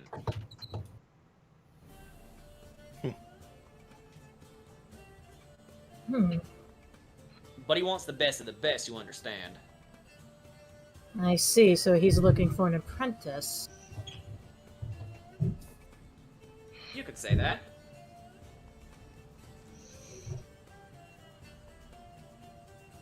So basically, he drags people in here in an attempt that if they survive, that they might be enough to become his apprentice.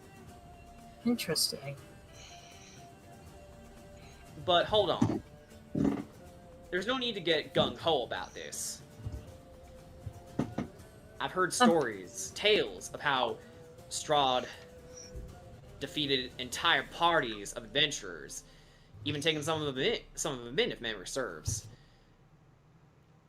If there's a characteristic he lacks about him, he'll keep him around as pets. Ugh. Or worse, consorts. I know what I'm cutting off first. God damn it. There's no part about that sentence that I like. I definitely do not like that, because the last time my father tried to marry me off to somebody, he wanted a harem. But here's the thing. Whatever levity you may have here, you can't let your guard down with the big man. Not even for a second. Because if you do, well, death is the most merciful thing he can grant you. That's not the first thing we've heard.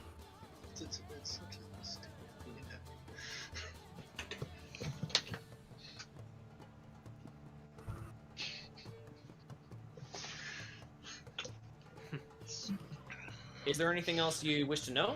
Or do you think we're all square here? I have one thing I wish to ask of you. Certainly. Sir... Kedrot. Kedra, much obliged. I've actually seen you outside while I was playing my little ditty. You handled that real well. You're a good friend. Mimi just quietly shrinks into the corner again. Kira goes over to comfort her. It's okay, Mimi. There was a grieving woman that we met near entering this village saying that her daughter had disappeared. Would you happen to know anything of that? Well, that would be Mad Mary. Mad Mary? That she did not look mad to me. She was a sad Mary. I love our blunt sense of humor. Is it possible that this mad means in a sense more of a mental morning capacity? Well, I would assume so. Ever since she lost her daughter, she just hasn't been all together, as you can say. You wouldn't happen to know anything that could help us in finding her? Well, if I were to guess, her daughter would have probably wandered off close to Castle Ravenloft. There's been many mobs and adventurers who've tried to venture up there in the past, and, well, you can imagine how that turned out. I'm already getting a bad feeling about this. I agree. If this castle is where many adventurers have wandered off to, and most likely never came back, I think I'm already beginning to piece together what might be happening.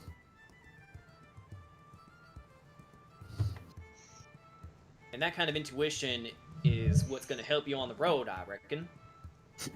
Of course. As well as your commandery. You did say yourself to never let our guard down. Note to self, do not go up to the big spooky castle. Note to self. Words to live by. Shoot, I've never been up there myself. Like, I would reckon I wouldn't last more than a minute up there. I doubt you have any reasons to go up there, sir. Right. Well, the night is young. I best get back down to the stage. Have a good rest, everyone. Thank you for your information, sir. Thank you for your time. My cart is outside, and if you wish to, there's some crocodile meat if you wish to have access to it. No. The food here is excellent. I don't need to go outside. All right. In that case, Kira flips him a gold coin for the information. Eric sort of chuckles, says, No. With me.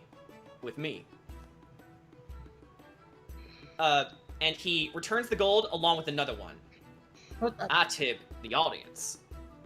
Oh, well, thank you. You're so kind. Someone's got to be, right? Yes. You take care of yourself, sir. And you take care of each other. Someone may have to unlock the door. Kira will unlock the door. But she's right by the door. He squeezes past you, and, given his girth, it does take a bit of effort. You had to step back just to let him out. Thank you. My body ain't what it used to be. And he makes his way downstairs. All right. What a nice man. Ogres tend to be. Again, they tend to be. So I suppose we'll retire for the night, and then we'll go talk to this, go see the Burger Master, or whoever's in charge now. Is everyone in agreement with that? Yeah. You guys go rest. You guys go rest. I'm going to stay up a little bit and ponder about what we were just talked about. All right. I'm going to observe some people. All right. On the chandelier. Of course. All right, Kira's taken this room right here. Yeah, Ark will just kind of like chill, like in the hallway, being the guard to all the rooms. While watching things from above. What are room options? Corey, Corey, I'm laughing at the fact that you take this big old bed down here. Yeah. I like to spread my legs. Just like a cat. Yeah, I sit right in the middle like a cat. Yeah, also Kira has a nice view of the window outside too. Before she actually does go to sleep, she kind of like looks out the window, just to observe like a little bit of night activity. That's fine. Understandably, in stark contrast to in here, everyone is either sleeping on the streets or just walking past, going about their business. You even see some petty arguments going on outside. The town itself kind of sucks, if I can put it bluntly. Yeah, Kira, I got this feeling like, yeah, this is not like she's like thinking like, yeah, Casimir is right. This place is really gloomy. All right, so Kedrot. Let's go over to you. What are you planning? Okay, so I'm basically thinking to myself about what we were just told all the while at the same time. So, Jordan, Danny, remember the scene in Berserk where you just see Guts just doing sword swing exercises over and over again? Yeah. That's what Kedrot's doing right. That's what Kedrot's doing right now. Actually, Sorvia did take you out back. There is a bit of a yard out there to allow you to get some practice going. Yeah. Mimi, you see this happening.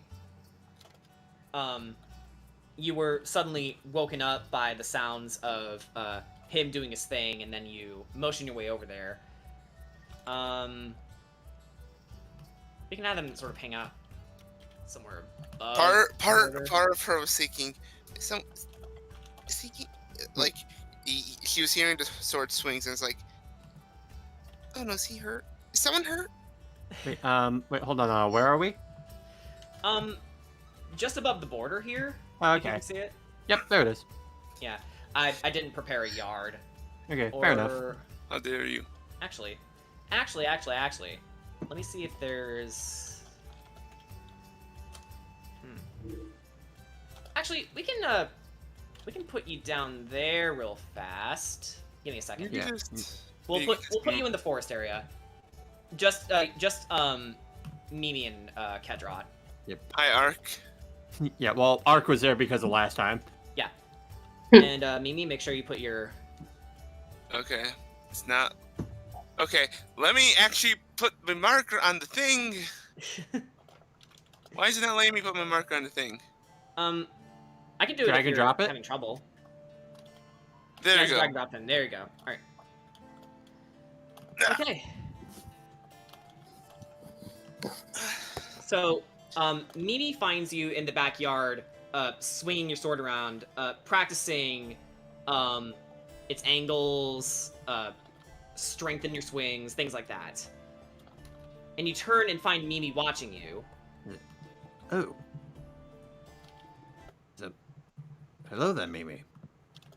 You said earlier you wanted to talk alone, right? That I did. Are you comfortable? Well, it's just us. And quite frankly, I trust you more than I trust, well, most of the people. Not more than the rest of the party. Not any more, any less than them, but It's quite alright, Mimi. I understand. Now then. There's people that we met before heckling you.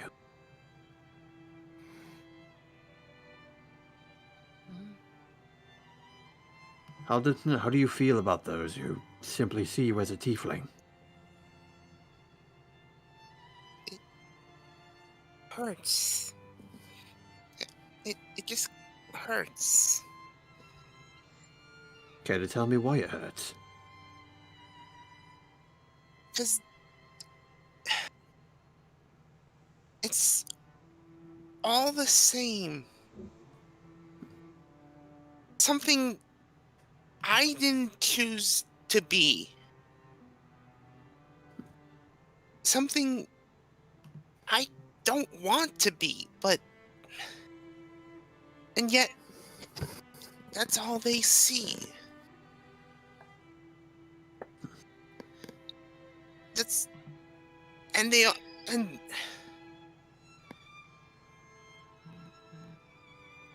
I'm lucky if it's just growls.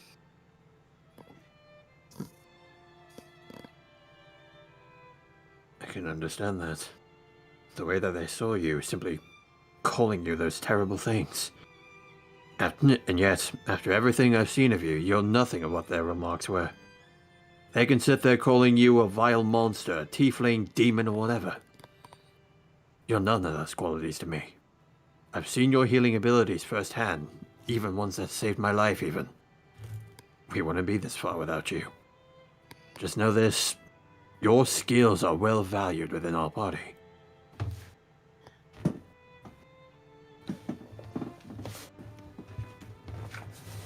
Much as I appreciate that, it's not... It's... Right now, the party's where I feel the safest. Well then, allow me to make a proposition. If we ever meet any of those people again, those hecklers, you're welcome to the first place you're allowed to hide is behind me. I'll take the brunt of whatever it is they throw at you. I promise you I won't crack. You know, you actually remind me a lot of myself, back before I became a paladin. Remember back at the dinner table when I told you all that I actually used to be much smaller and frail back when I was a child?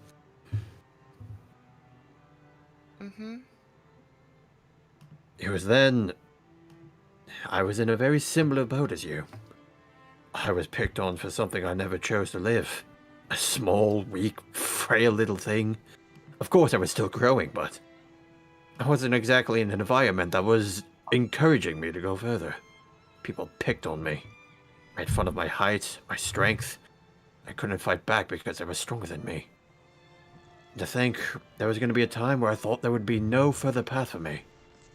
But that's when I met him. Or rather, he was the one who stood in for me. The knight Jaren. The greatest knight of all of Meridel. He chased off those who harassed me. I looked at him and I asked him, of all the people, why would he choose to save me? Someone who clearly wasn't worth the rescue.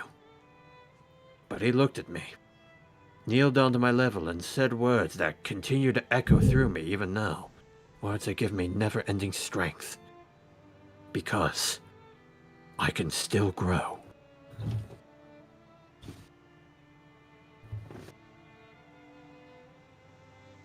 It was then I decided to continue training. To strengthen myself. All just from those words, so simple yet they guided my path to where exactly I wanted to be. And since then, my journey, my training has sent me through many different paths. Even as of now. If you told me back then that I would have ended up somewhere around here, surrounded by such capable fighters and even more capable healers, I would have thought you were crazy. But things are much different now. And I'm not simply talking about my relationship with Lady Illison. I'm talking about as a whole. And now, every time I look at you, I can't help but feel like perhaps now it's my turn to be your Jaren.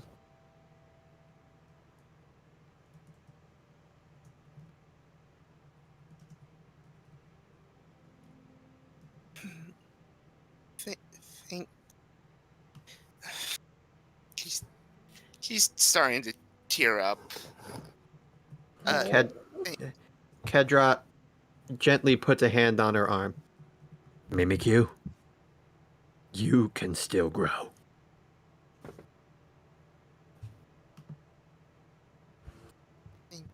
Thank you. I'm also begins to yawn because it's still night. And after like everything, he's still kind of tired. I'm.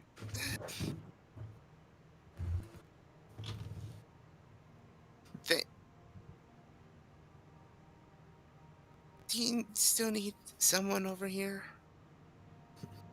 Just in case? Of course. And actually, Kedrot then actually starts to take off his cape, and he begins tying it around Mimi to, like, basically give her, like, a second hood. No. Hopefully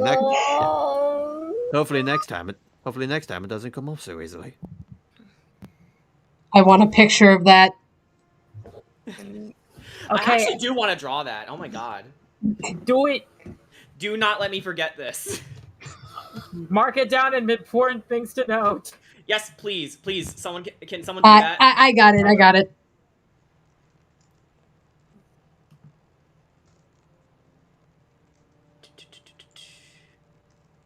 We're ready to pin it. Now. Thank you, Ark. I love the song, by the way. Ark. Yeah, it's pretty good. It's from Oh. Morrowind. Yep. You know what tarot card this actually reminds me of? Okay, so I guess with that said, we can go back into the Blood of the Vine. Akira is fast asleep. Mm-hmm. What about everybody else though? I know you've taken care of some of this in side RP. Would you like to enact some of these, or? Sugash is laying there, looking up at the ceiling, thinking.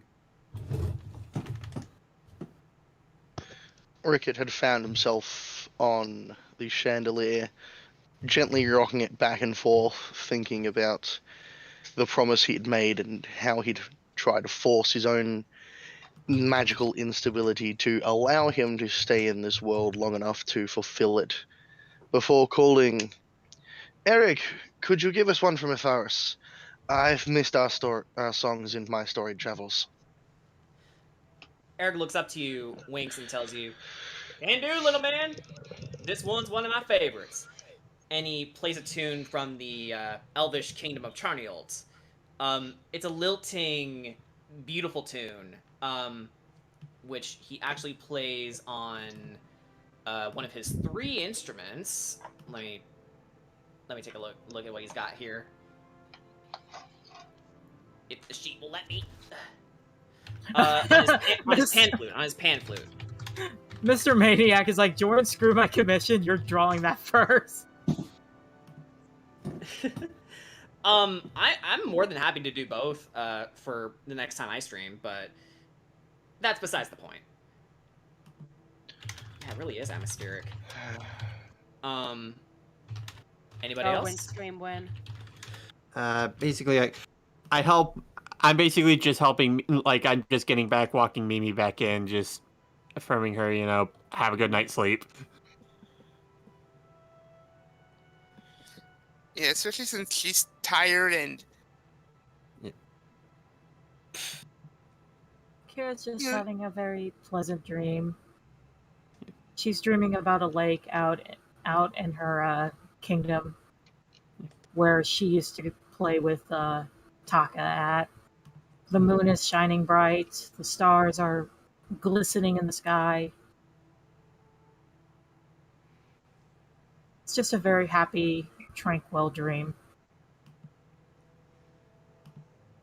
And as Sugash is like silently asking these questions of himself in his head, of in many ways his like sort of self-imposed loneliness, whether that's the right thing to do or not, like, and how people can be hurt from loss, but does it hurt more to never have anything to lose. What really is like, and comparing like different ways that that he's seen people react to loss, he eventually does go to sleep.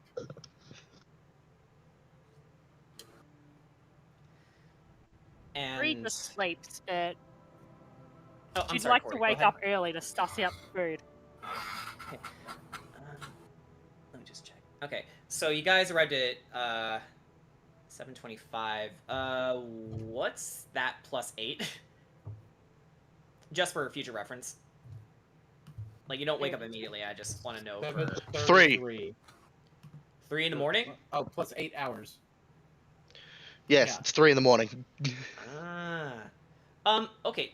Just for normal human hours, let's have you wake up at 5 a.m. Yeah. 5 at the earliest. Like 3 a.m. is way too long. No, That's like morning for me. Yeah. What is Rickett Gosh doesn't wakes sleep. up at He's 3 a.m. He's a church boy. Fuck you. Like, Rickett doesn't sleep. He's been awake the entire night just watching people. Like, this is Sugash. Oh boy, 3 a.m. Who the fuck wakes up at 3 a.m. to do things? Oh boy, 3 a.m.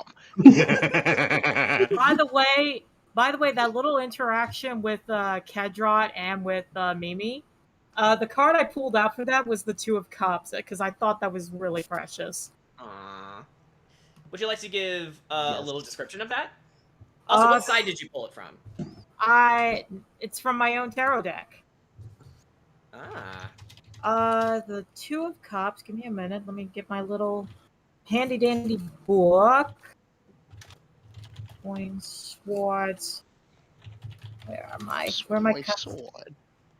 Yeah, while you do that, I like Here to we go. imagine. Yeah, go ahead. Two of Cups, upright. A new relationship starting, or a new phase of it in an existing relationship. So it's All a I new... can imagine for that is if in the commission they're just both holding cups of tea. Yeah. Aww. They're both Oh my at a God, table yes, I should do talking that. over tea. Speaking of tarot cards, did we show... I don't think we showed Kira's tarot yet. Not yet.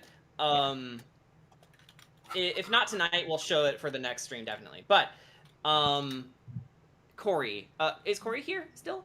Yeah. Okay. Yeah, I was just muted because the cat was attacking me. Actually, Corey, speaking Curse of you, Strahd. yeah.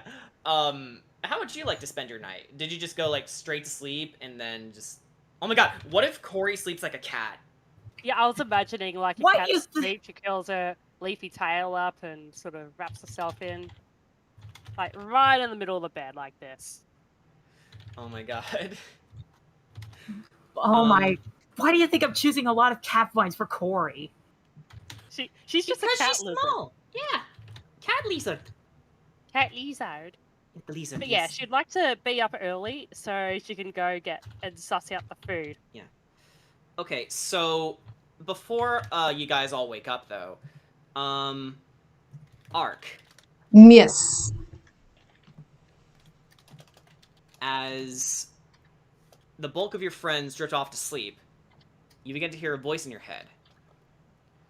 Seer Ark. Seer Ark. Seer Ark.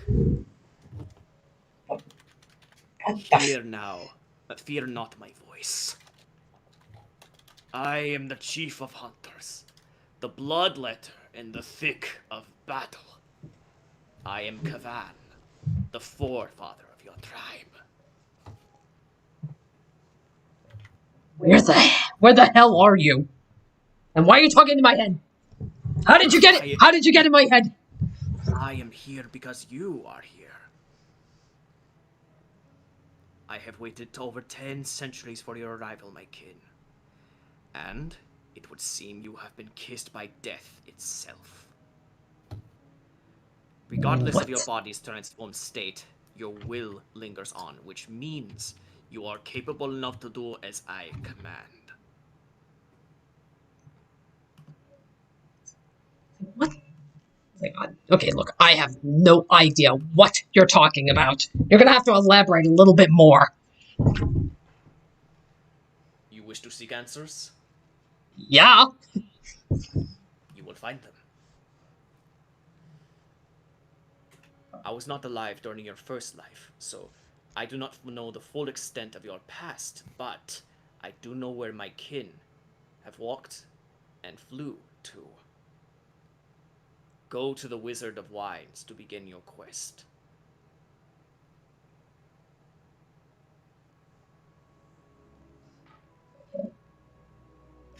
Don't mind me. I'm jotting that note down. You're good, you're good.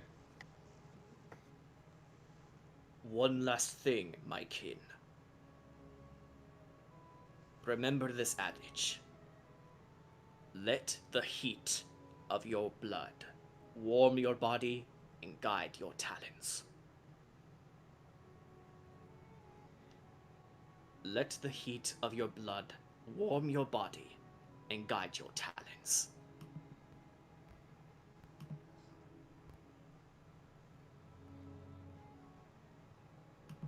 Ark is just gonna kind of like, as he's like hearing that, he's just kind of looking at he's just staring at his talons. Are you just are you a threat or are you a friend? As I said, I am your forefather of your tribe.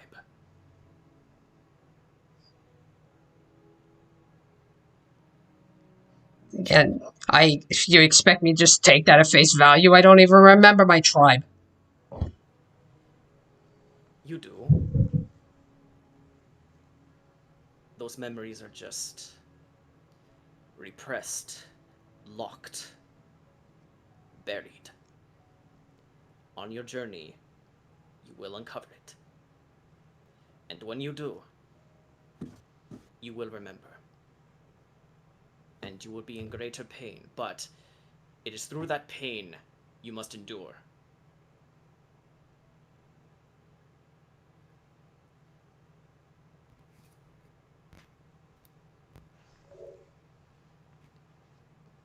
Besides, you carry the halberd of your childhood friend. My friend? It's then your mind flashes back to the woman you saw in your vision, and it is there that you realized you hunted together. You grew up together. She watched you hatch.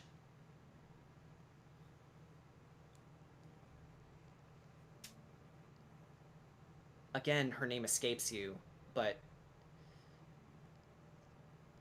you can feel a tinge of happiness whenever you look upon her. A familial bond.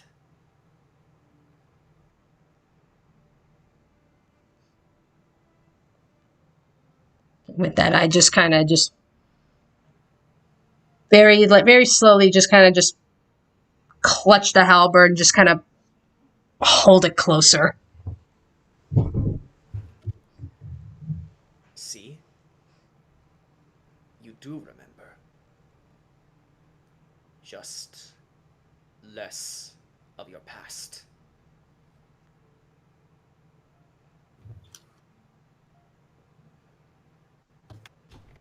So you said I have to. What you say? I have to go to the Wizard of Wines. You're sure that? You sure I'll get every answer I'm looking for? I don't want any more of this cryptic bullshit. I'm sick of it. Mood. Everything will begin to become clearer as you walk the path your ancestors did, as I did. Have faith, Sierark.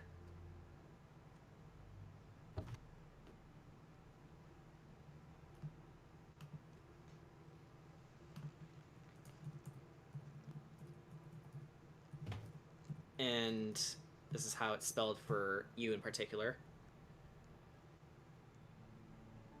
Gotcha. And you feel the presence leave your mind.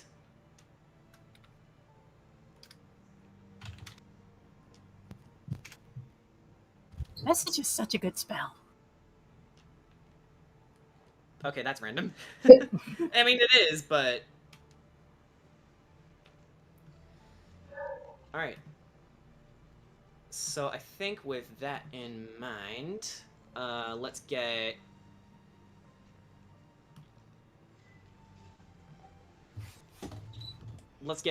everyone up and ready. So, the morning comes to a close. It is 5 a.m. Sugash and Ricket finally come back in. Oh my god, wow. They've been training out there for 2 hours. Yeah. And you know what?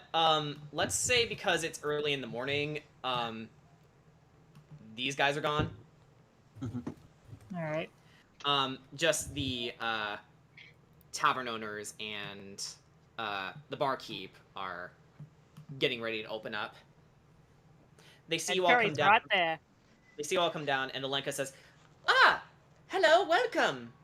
Good morning." Kira Did you has a sleep bad well? head. Kira has a bad head. She absolutely has a bad head. Did you sleep well? Well, those of you who can sleep. I slept pretty good. Slept shockingly amazing. Oh, I took Kendra, the Mimi, you can demon go down time. It now. was incredibly comfortable. No, you move me. Okay, fine, I will. There. Thank you. Can we Actually- get you any breakfast? Absolutely. Sure. I'm starving. Eric! Eric just sort of looks up and says, Oh, yeah. What's your poison? Pick your poison. All right. You got any bacon? He actually, gets a menu ready for you guys. Yes. Let's see. Food.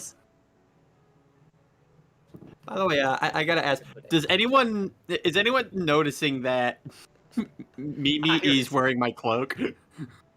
Mimi, why are you wearing Kedrat's cloak? Here we go. I'm not even going to ask.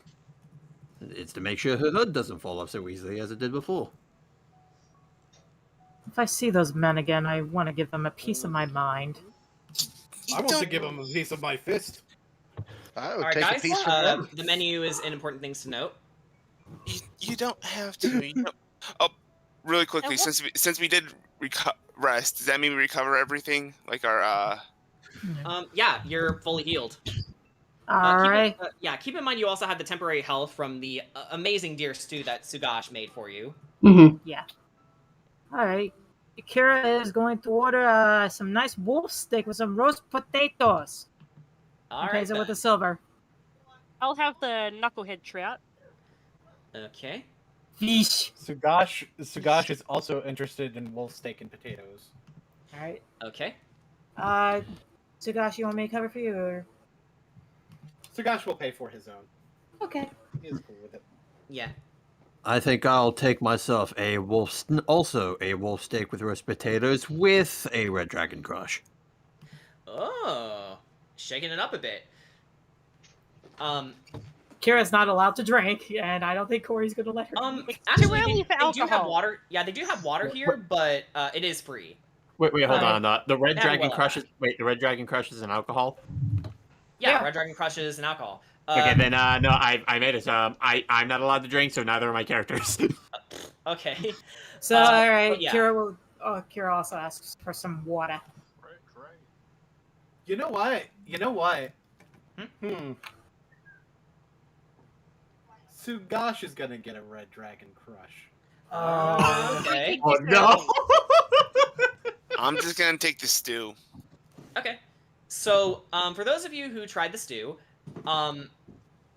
it's hearty, it's full of flavor, and it's got all these amazing herbs and spices that go so well together. For those of you who got the pan-fried knucklehead trout, this is possibly the best fish you've had in an entire day. I will ask for both of these recipes. Actually, we do have a bit of a limit on the recipes, so we'll stop there. Okay. Damn. But for the wolf steak with roast potatoes, the steak itself is a bit chewier than you'd expect from a normal steak. It has a very, very meaty flavor to it. But it goes well with roast potatoes, and it's grilled rather nicely on both sides. The center is medium rare. My compliments to the chef. And as for the Red Dragon Crush Sugash, oh no, he took it back. He didn't want it. No, I did not take it back. I thought you said. Yeah, he my took bad. it. He My took the bad. damn thing. Yeah, I was Okay, the one who my took him bad. back. My bad. I am sorry. It's fine. It's fine. So actually, seeing as you have experience with wines, what's the best wine you've ever tasted? That's in the fruity variety. I mean, I know they're all made of fruits, but one that accentuates the flavor. A small note: this is me as a person having experience with wines, not so much Sugash having experience with wines.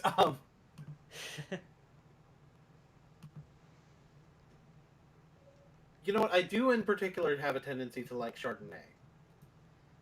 Okay. Can you describe the taste for those who don't drink? It depends on the one you get.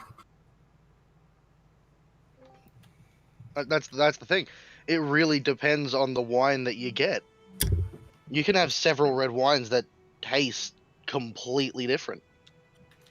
I suppose that's true. You're right. It's really hard to quantify specifically a wine unless he has a specific brand he buys, and then he can tell you about that brand. Oh, and you know what? I think the year plays into the factor too, right? Yeah. Like the year, the type of grapes that are used, the fermenting process. A lot of flavor differences. And what most people don't realize is that a lot of flavor differences are so subtle that most wine tasters are just making up shit.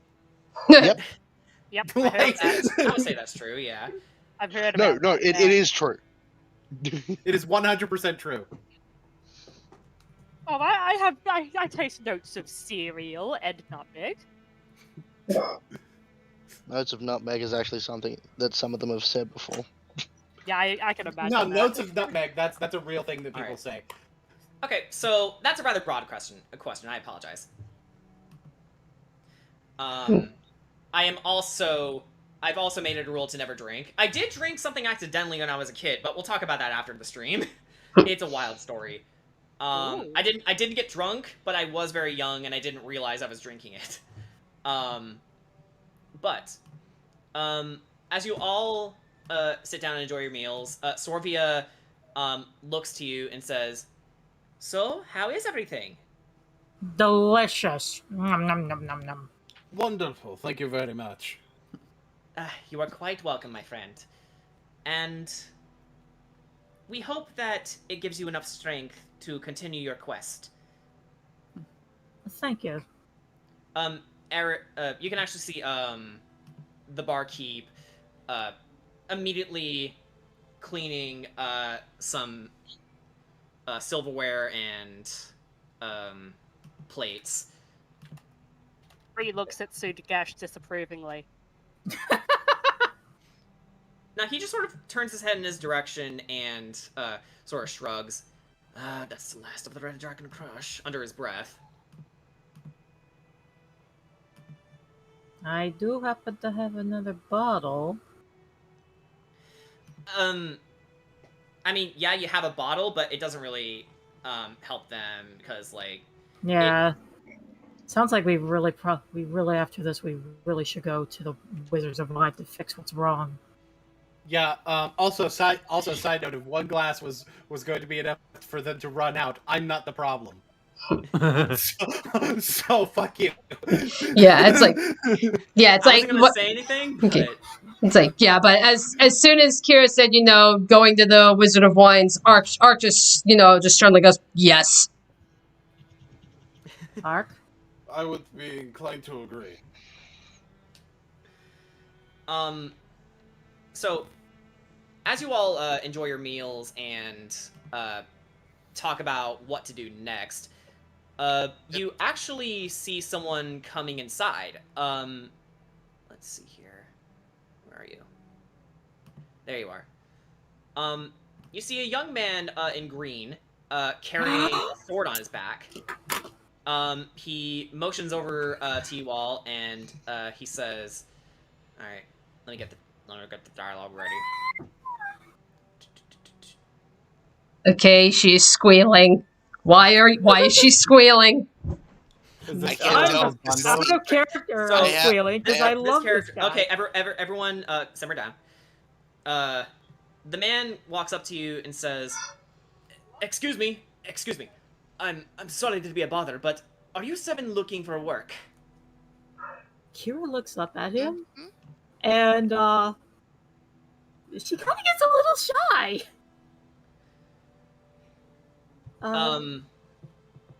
He looks your way, smiling. Yes. And he says, "Well, I may have something for you, but first, allow me to introduce myself. My name is Ismark Kolyanovich." It's very nice to meet you, Ismark. Indeed, very It's a nice pleasure. to meet you. Pleasure to make your acquaintance. Call me new Ricky. arrivals. I'm Alright, Ricky, who are you, young lady? I Upon taking a second Kira? glance, upon taking a second glance, actually, Kira, you notice that this guy is in his late 20s. He's 29. yeah. Um, I'm Kira Fey. all right, kid, don't hurt yourself. And he looks over to the rest of you. And you? I'm sorry. Just call me Mimi. Mimi, Corey, and everyone else introduces themselves and says, pleased to make all of your acquaintances. Before he could finish his explanation, 2 patrons come in, and then they say, "Oi, look! It's Ismark the Lesser! Hey, rich boy, buy us around if you can afford it!" And you hear them chuckling them across the room, and he says, "Ha ha, very funny, guys. Yes, as you can guess, I'm the baronet of this town. Not that it matters anymore." He pauses and gets himself together. "Okay, let me cut to the chase. I need some bodyguards to get me and my sister out of this town and into Kresk." And who would your sister be? Her name is Irina. She's in our mansion right now. I heard from a reliable source that Kresk is free from his gaze. And whatever the price you're looking for, we'll pay you whatever you need. Can you do it? Of course, we got 2 horses and 2 wagons. Kira just takes her hat and she kind of like hides her face. Great. I'm glad to see you're also willing. Not many people are like you in this town. He looks at your food and says, "Oh, have you paid for this yet?" Yes, we have. I was going to offer to pay for you, but seems you have quite a bit of initiative on your hands. That's good. My sister and I can use someone of your expertise. He starts to head out, taps the table, and says, "Anyway, I gotta head home. I was actually on my way past a Bildrat's mercantile. We need to do something for him in the farmlands. If you need me, find us in the big mansion to the southern end of town. Think about it, okay?" Of course. Certainly. Ismark smiles and then saunters at the place. But not before looking at the bargoes and says, "Enjoy your drinks. And don't trip on your way out." And then they spit in his direction. And he just sort of, like, leaps, like, trying to get away from them. Like, you can tell that he has a bit of a prankster streak to him.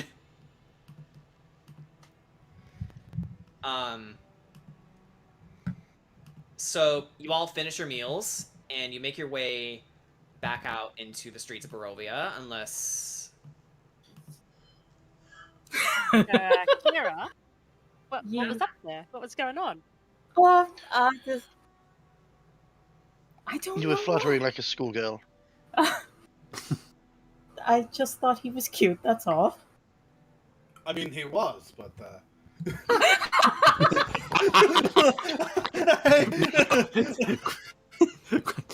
Maybe with more scales. Is that Sugash talking or Boone talking? Yes. He kind of reminds me of Taco a little.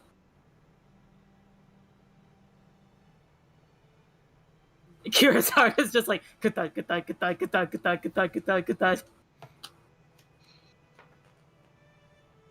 Sugash just smiles a little bit and it's like, I see. She still has her hat like Yeah, Corey's just not gonna say anything. Just gonna sort of look at her. Mimi's just like confused. Is because we know the Wizard of Wines is like all the way the fuck across Barovia. yeah, essentially where you started. Yeah, and Kresk is like somewhere in that general direction. So, you know, that's kind of convenient. Yeah, Convenient. it's convenient. It is convenient. So it's like certainly seems like we would be able to I mean, we're headed to the Wizard of Wines after all of this. This is three times now. Anyways, Sounds like this wine problem is a lot more dire than I thought. I thought it was just like a bunch of alcoholics, but it sounds like this is gonna be Barovia needs this wine. Like, who cares about the wine? Let's just go already. Ark, are you okay? Ark? Yeah, you all notice that Ark is a bit on edge. You're not usually this willing to rush into things, even though you are, you know. Look, it's hard to explain. Okay, so you remember when before we came here, we came across some rocks. Yes. Well, one of those rocks, when I inspected it, I swear I was seeing, I don't know if it was memories or something, but it felt, I was seeing something I'd never seen before. And last night, now I got someone talking to me. I got someone in my head now. that's a concern, but go ahead. Yeah, like apparently he was saying that what I'm looking for is at this Wizard of Wines. Yeah, he seems to know an awful lot about me. Didn't answer a lot of my questions, but he really did seem to know. He knew who I was. He knew what I could do. I think if I go there, I may finally get the answers to my past. I think I may finally know just what I am.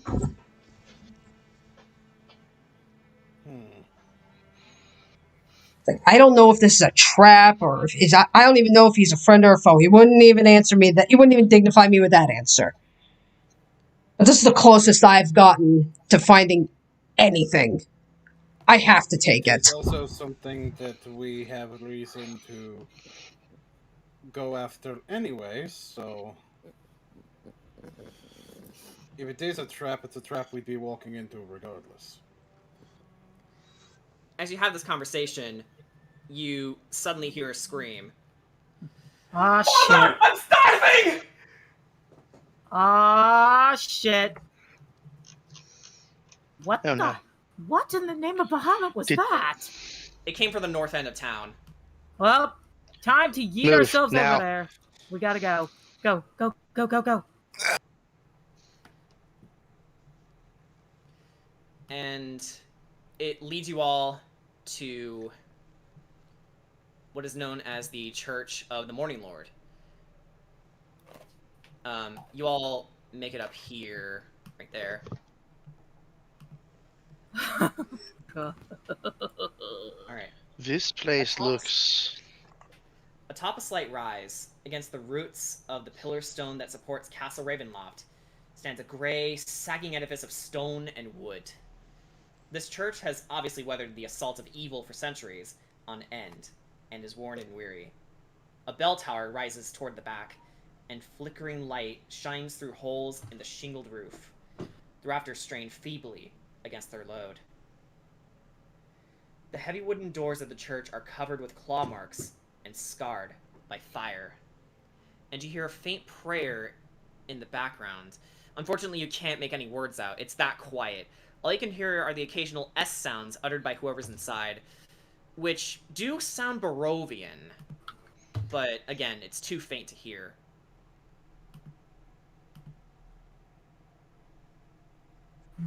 Well, as the party's resident Barovian, I'm going to slowly approach. Yeah. You I'm hear the man gonna- praying, and he stops as he hears your footsteps, and he says, "Yes? Welcome. Welcome to the church. Please come in." And he makes his way around the altar and approaches you. Do you all follow Sugash inside? Oh, heck yeah. And you can easily see this man is exhausted. His voice is hoarse, his eyes have bags under them, he's barely able to stand.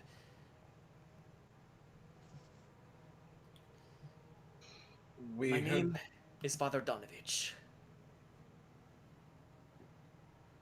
Kira does like a little, like she puts her hand together and bows, like, greetings, Father. He bows back.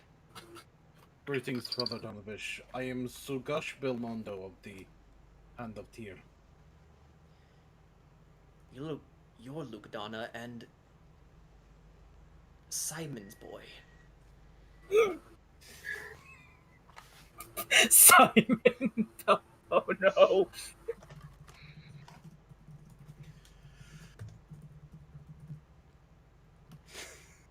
I did not think I would ever see you again, my child.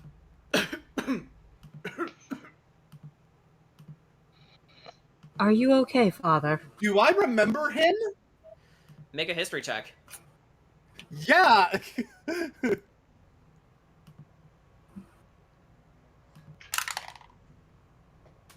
Boy, howdy, is that a 5? Nope.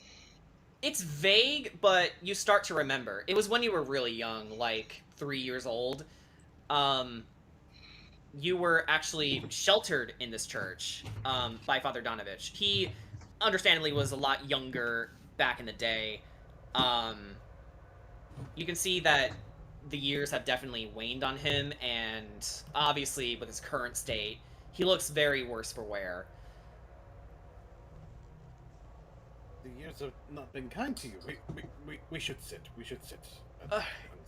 Yes. I haven't had much time to sleep.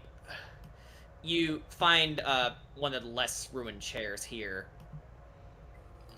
As you plainly spied with your eyes, I cannot even for a moment relent on my duties.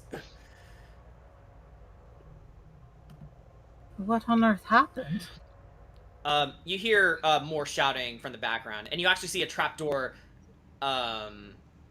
rattling from the shouting. What on earth is that? It's my boy, Doru. A little over a year ago, he was part of a small mob of villagers who sought to fight Strahd, led by a great wizard from a faraway land. But they all perished. Only Doru came back. Only He was not himself. He was frightened, but something was clearly horribly wrong with him. He slaughtered 2 women right before our eyes, drank their blood from their mangled bodies. It took some Vampire. effort, but I had managed to soothe him enough to bring him into this house of the Morning Lord. He still fought back. He did not want to hurt and eat any more people, but at his request, I have not fed him. A year I have not fed him. Day and night I have dedicated myself to prayer, hoping, pleading to any god who might be listening to save my boy without... He starts sobbing. Without taking his life.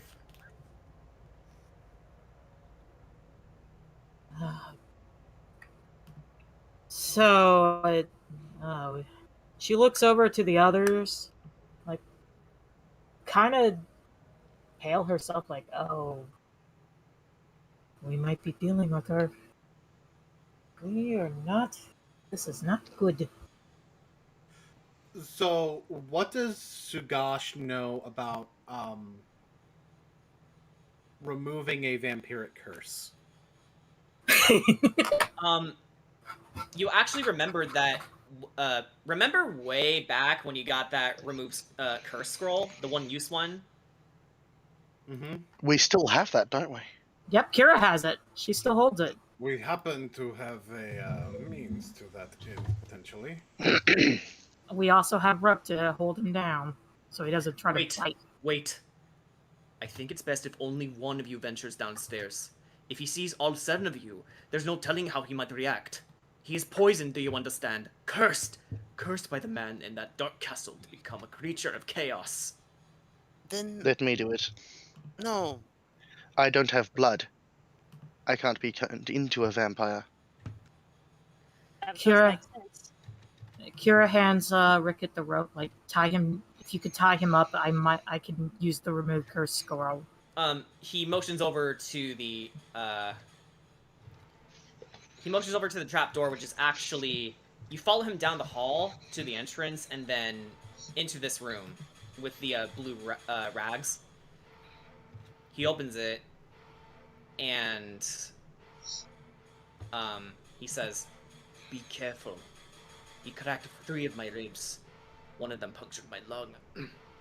Be careful, and remember, don't hurt him, no matter what he tries to do." I cannot guarantee he will not be hurt, but I can guarantee he won't be a vampire by the time we're done. Very well. Rope burns are a thing.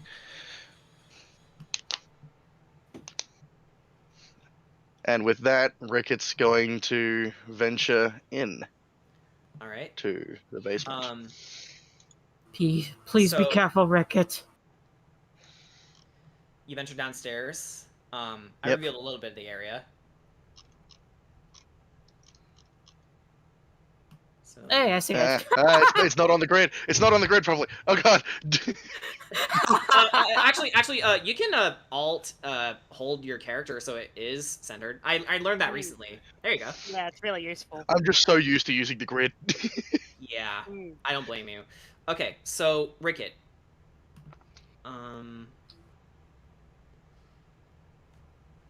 Give me a second. Time and neglect have punched holes in the ceiling of this moldy room, which contains a few broken roof shingles amid puddles of water. In one corner, set into the floor, is a heavy wooden trapdoor held shut with a chain and a padlock.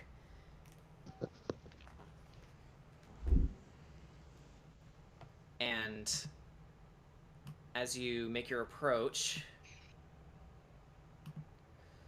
a figure turns, hissing then shrinking back. "Who are you? What do you want? Stay back!" As you approach, I'm here to help. As you approach him, he started fidgeting, then sobbing. "No, stay away! I don't want to harm you!" Look. Hey, he drops his guys. I don't have blood. I'm only here to help you. I need to tie you up. You need to trust me. As he sobs, you can see that he is tied up by chains and padlocks to the floor. But even so, he's still shrinking back. He is very reluctant to approach you. What are you going to do? We're going to return you to being a human.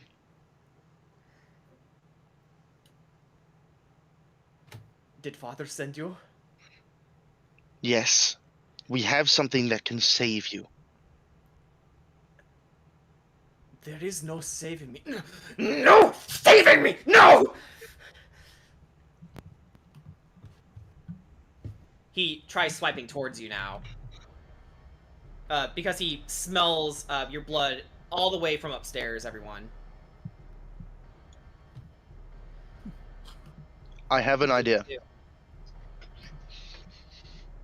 Alright, what are you gonna do? I'm going to run at him and trying to provoke him to bite my neck. Oh, I Okay. see. Where is he, by the way? Because Oh! That's right. Give me a second. There we go. Here he is. Sorry about that. Okay, I'm going to run at him and try to provoke him into biting my neck, and then call out now. Okay. So he rushes towards you, and obviously you get damage from this. So you take you take 4 piercing damage from that.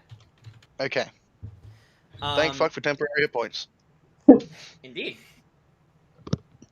Okay, come down. I've got him.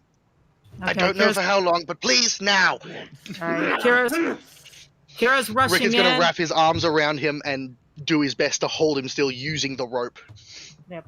Kira comes rushing in. She's got the scroll out. She's speaking in Celestial, and basically she bitch slaps him with remove curse. Okay. So,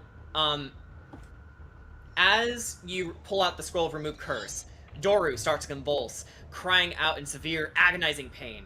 It was enough for Donovich to swing the door open, rush downstairs, moving you out of the way, and he says, "No! What have you done? What have you done to my boy?" And he rushes over to him, gently pushing you out of the way, holding him in his arms. Suddenly, Dora lets out one final gasp and goes limp. Donovich stares at his son in shock and begins to weep. But can I check for a pulse? Hold on. But he stops as he felt his arm being touched. He turns his head as he sees Doru smiling weakly at his father. Father. And Donovich looks down and says, "Doru, my child! Oh!" The two embrace each other tightly, both shedding tears of joy. I thought Ricky did something to you. You have been saved. Yes, but those women I killed. Give me 1 second. Those women I killed. And Donovich holds him close, shushing him, and says, No, son. The Dreadlord did this to you. You told me not to go. You were right. Your bravery wasn't misplaced, my son. The wizard who took you up to Castle Ravenloft had good intentions, but he was mistaken in his assurances. And he begins to help Doru stand up. As you can tell, Doru is just gaunt and barely able to stand. He's half starved. May I cast Cure Wounds on him? It won't work. Okay. In that case, I'm just gonna use Eldritch Blast. No, he isn't hurt. He's malnourished, so healing wouldn't necessarily help him. He needs food. Alright. I'm going to hand them the 2 bags of rice that I have. And I'm gonna hand him a couple pieces of bread. Okay. Do you have any water? They take it and they go upstairs. Thank you, sweet child. And they lead you upstairs and into the central room where everybody can see the results.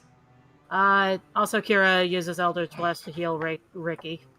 No, I took temporary health damage. Oh. Yeah, it's good. He's perfectly fine. Okay. Donovich looks to his son and says, while looking at you. I do not know your names. All except for you, young Belmondo. But I am in your debt. And Doru says, as am I. You're heroes. And I'm going to make sure this village knows it. Somehow, when I recover from... I'm so weak, so hungry.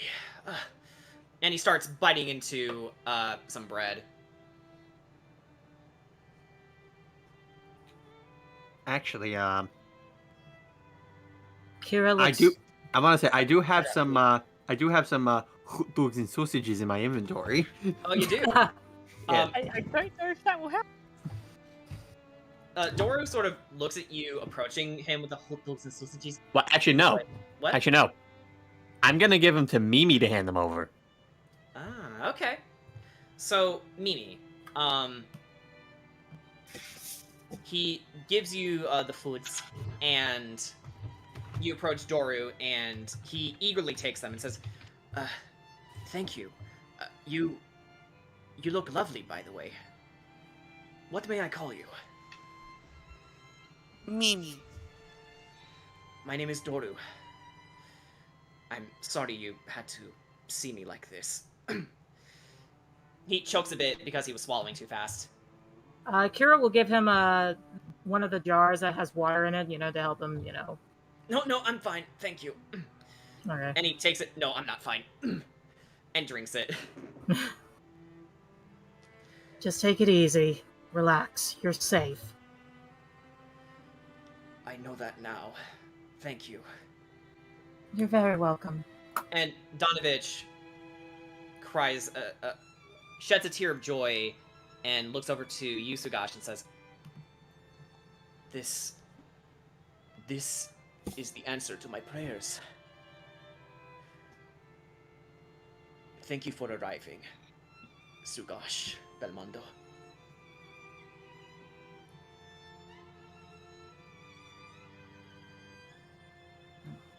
It is no trouble. It is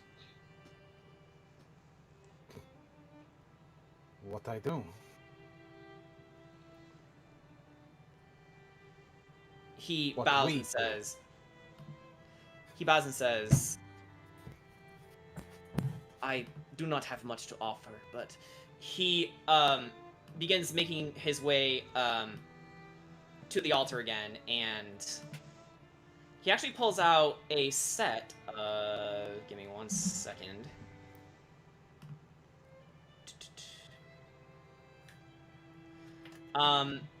He pulls out some cheap temple faith supplies.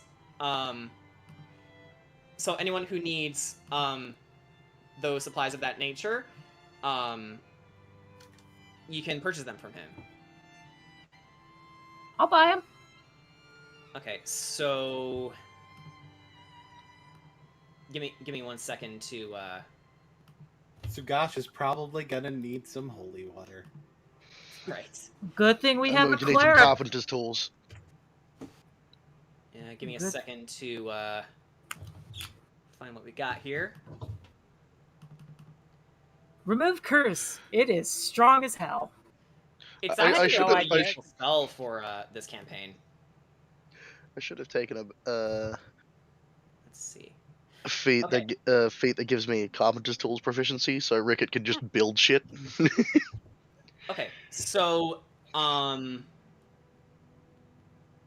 stop me if something sounds interesting, because I had to pull this from a document. Alms box. Stop. No, I'm being serious, by the way. Alms box, bell, blanket, scripture book, candle, case map or scroll, sensor. I'll one take piece that of map. chalk. The map? Yeah, we need a map of Barovia anyway. Okay, so yeah, you know what? We'll have this be the reason why you guys got the map of Barovia. So he hands it to you, and it's actually available for 7 silver pieces. All right, I will pay for it. Okay. There's also a healer's kit that's about 3 gold pieces. I will also take that. And yes, there are some flasks of holy water, 2 of them. They're both 18 gold apiece, though. Hmm. Do I? Bit of an investment. Hey, listen, if you guys need anything, I don't mind spending a bit of my gold. Yeah.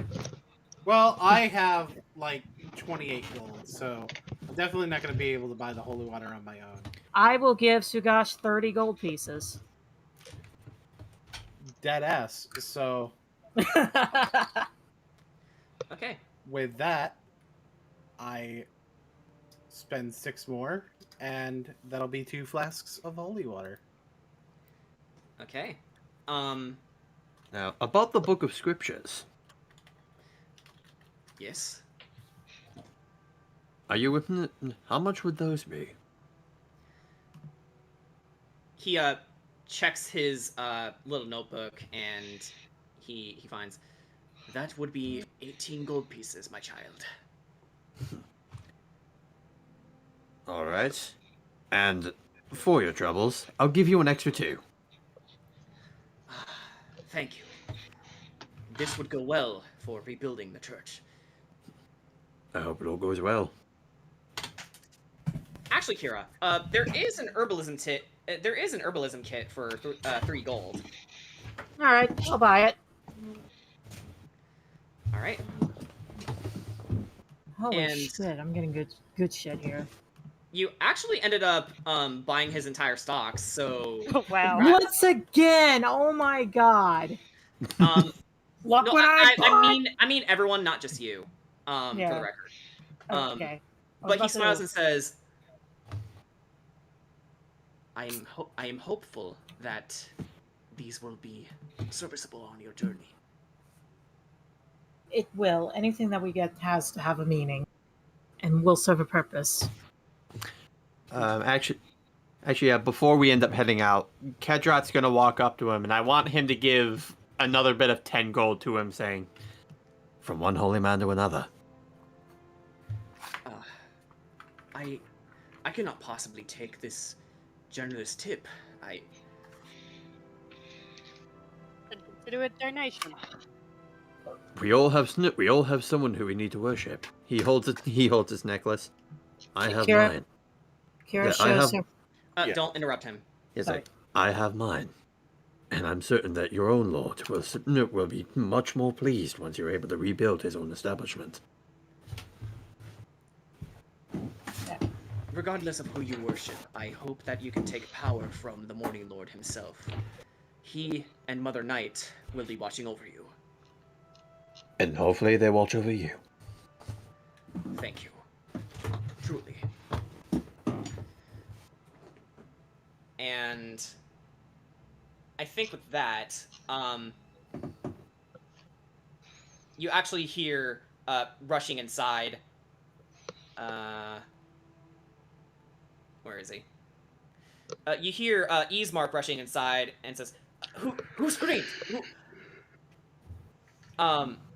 He stops and sees Doru sitting there. Doru? I thought you were dead. And Doru says, I thought I was too. I was going to head back to the mansion, but then I heard a scream, and is everything all right? Well, technically he was dead.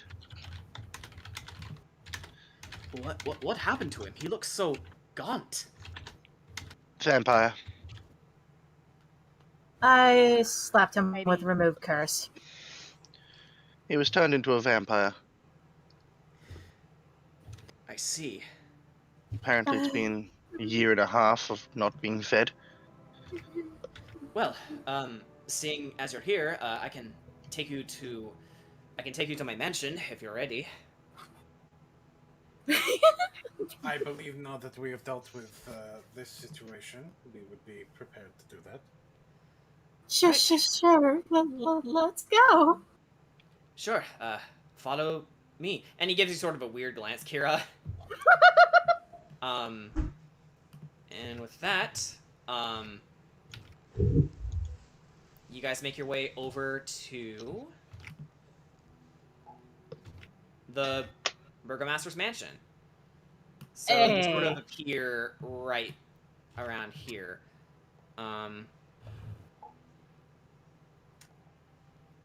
Keep losing his token. Sorry about that. There we go. There are like way too many characters I collected here. There we go. So he leads you inside and says, "All right, come in. Make yourselves at home." He leads you a little bit inside, and if I can read the description, a weary-looking mansion squats behind a rusting iron fence. The iron gates are twisted and torn. The right gate lies cast aside, while the left swings lazily in the wind. The starting squeal and clang of the gate repeats with mindless precision.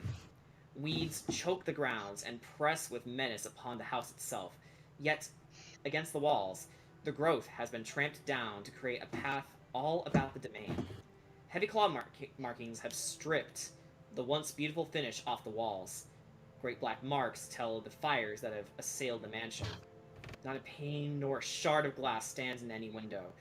All the windows are barred with planks, each one marked with the stains of evil omen. And it is actually there you meet... If I can change the music. The mood. Actually, I need to make a quick preparation here.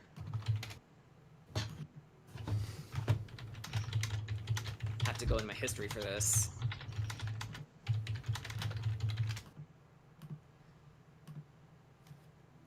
So we'll stop this. It is there that you meet Irina Kolyanovich.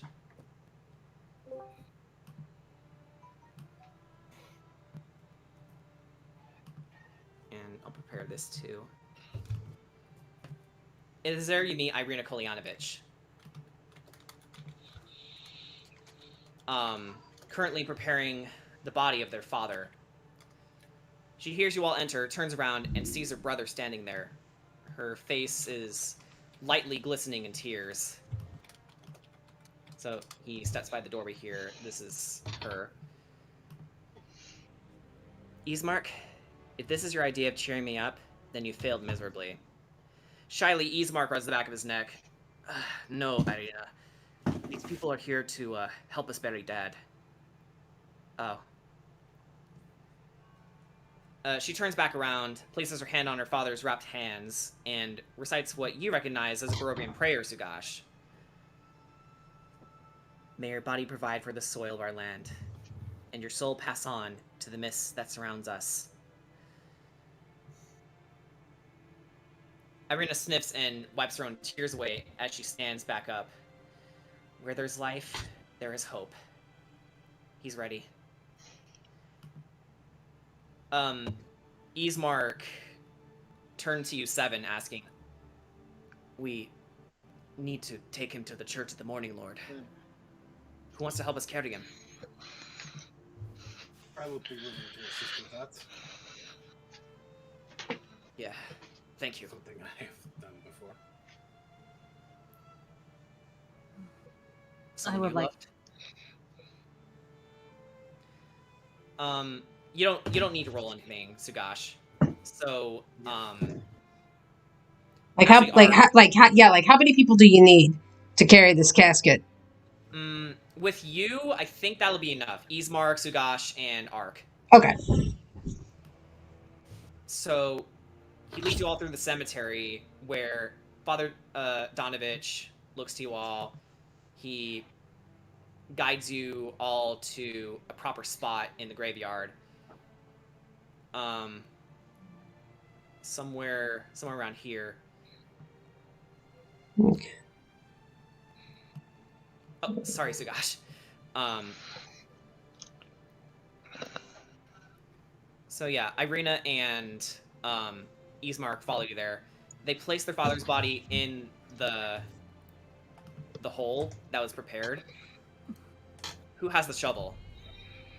I have it. I can shovel. Corey, you can go ahead and bury him if you want. Yep. So, gradually, you shovel you shovel dirt onto his corpse, and eventually he's fully buried, and you can see Irina is fighting back tears, but her brother is there to support her, but she shrinks away and holds her arms together. And with that, she says, I'm going to the farmlands. Don't follow me. Irina, wait!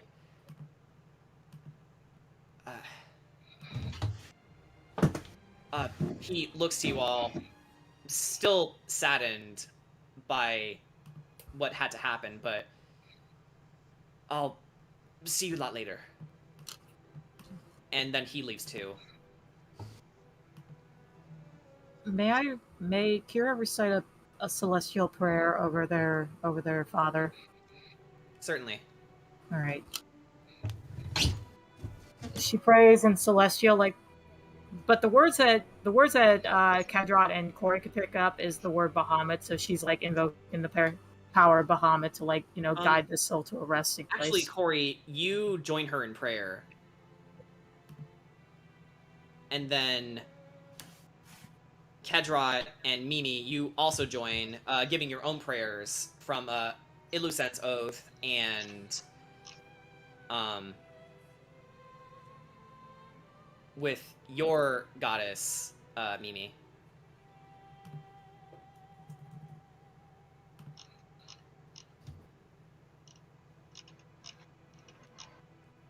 Mimi?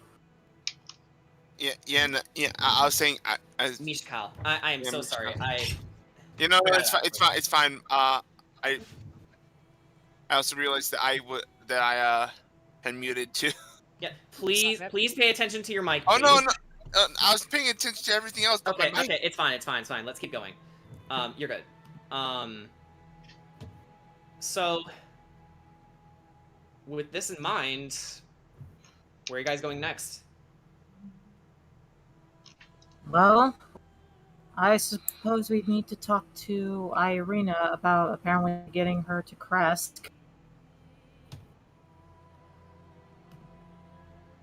And that we need to make a quick stop at the Wizard of Wines. I feel like we'd actually get to Kresk before we get to the Wizard of Wines. Just based on where the way it seems like the map is arranged. Yeah, Kira pulls out the map of Barovia and takes a look at it. Shows it to Sagash. DM, am I correct in that? I don't have the map in front of me. Actually, the map is right up here. I'll take you guys to the map screen. Yes, So you're not traveling, you're just looking at the map. Yep. Yeah. Oh, hang on. So Kresk is all the way over there. Yeah, Kresk is right all there. the way across. So the Wizard of Wines is kind of on the way. Yeah. So yeah, we'd be telling them that we'd be making a. Well, the thing is, they're about the same distance regardless, so we could go to one first and then the other. It doesn't matter which one we go to first. Yeah, that we makes could sense. drop them off at Kresk and then head to the Wizard of Wines. So yeah, we'd still be able to do it that way. So currently, Ismark and Irina wandered over this way. Oh, we're still on the map screen. Wandered over which way? If you can see the ping. Yeah, a little further down the Zvelich Road. Yep. Yes.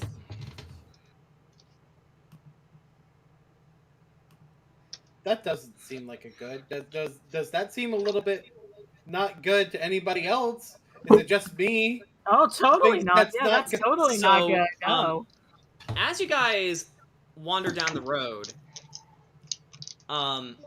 Corey, you find the light of a pair of children standing by the road, and naturally your eyes are affixed to it, and if I can actually share the key art real fast. Here. No, I can't. There we go. You find two children. Okay, let me save this. Yep, let me save this and put them on display.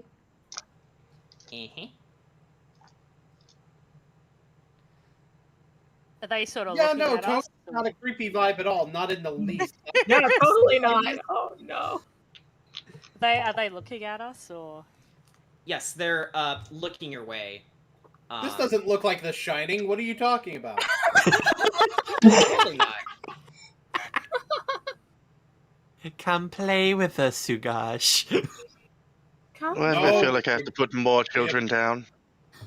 We have been over this. No, none of this Here we go. again. Fuck you. Do you need something, Okay. children? Okay, so the children, the 10-year-old Dude, I could hear the girl. air quotes. Yeah. No, sorry, I'm like trying to read the thing. It's not air quotes. The 10-year-old girl speaks first, and she says, God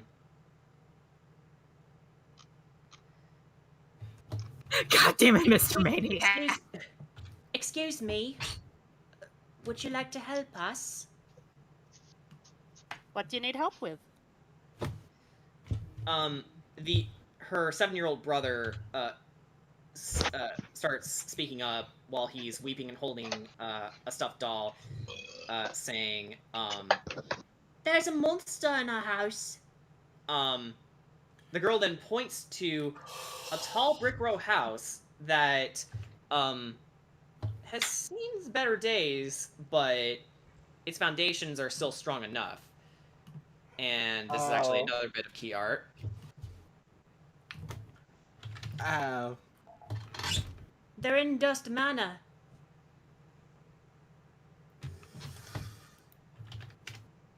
Can I help them at all? Everyone? Please, there's a monster in the house. What kind of monster is it? We don't know what it looks like, but we've heard its terrible howls. And the boy imitates the howling. Sort of like a child pretending to be a wolf, if I can describe it some way. Yep. Kira, this may be something interesting for you. Yes. The girl steps forward again and says, "My name is Rosavalda, and this is my brother Thorn." Yep. Okay. And she sees that her brother was about to cry again, and she pats him on the shoulder. "It's okay, it's okay." It's okay, child. We'll help you out with the monster. "Thank you. They trapped the monster in the basement.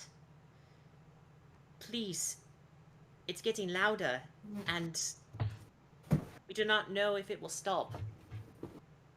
Well, we'll certainly will silence this monster. "Thank you, miss." You're very And welcome. you can tell that the boy is terrified, barely able to make any movements. Actually, Poor children. Everyone watch each other's backs, just in case this may be a trap. Yes. We don't know what we're dealing with. Trap or not, it could still be very, very dangerous. Right. Make sure none of them. Make sure every blind spot is covered. So, Indeed. who would like to enter Durst Mansion? I guess I will. I'ma climb the fucking walls. How? Actually, as you try to, you notice that they're all very slick, boarded up. There's no way that you can enter that way. Actually, let's get some proper ambiance going. I was just gonna ask if like Ark could take me to the roof. He can't. Good. Surprisingly, there's no way up the roof either.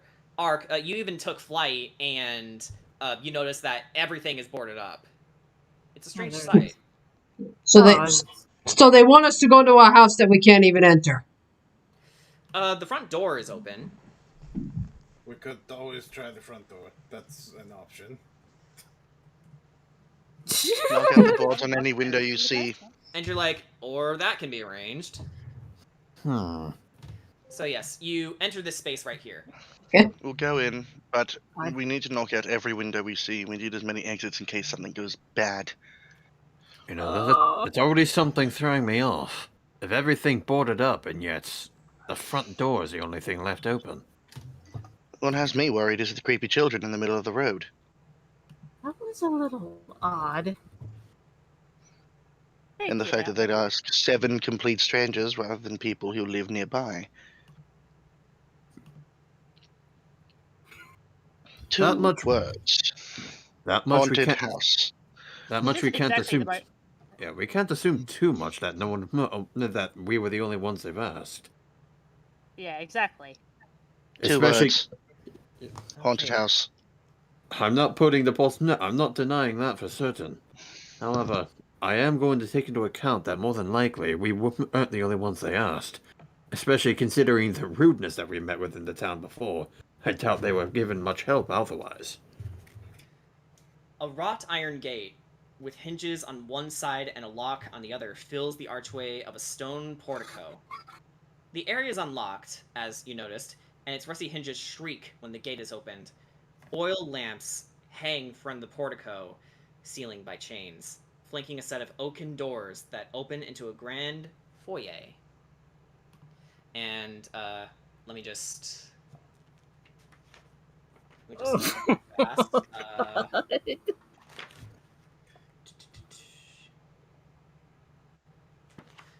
Okay. Just want to make sure I was revealing the right place. Here we are. Just so you Here's know, the me foyer. and Kira are both screaming internally and Well, externally. I know what it is too. Yeah. Wicket is This just actually not This happy. is actually something from the revamped version, so this should go by a lot smoother. This is Durst Manor. Oh, really? Ah, there's the map. There it is. Yeah, like It's a good thing your assumptions are correct, but it's been repurposed. Yeah. Oh, good. It's So it's not quite the original murder house. Yeah. So let's see. I actually know the murder house. I've experienced it once. Yeah, same. And Jesus actually, Christ. Yeah, it was actually called the Death House, but It's like, you know, yeah, it cheeky, was- yeah, cheeky fuck. You snuck it in. Yeah. All right. So a wide hall runs the width of the house, with a black marble fireplace at one end and a sweeping red marble staircase at the other. Mounted on the wall above of the fireplace is a normal longsword with a windmill cameo worked into the hilt. The wooded panels are ornately sculpted with images of vines, flowers, nymphs, and satyrs.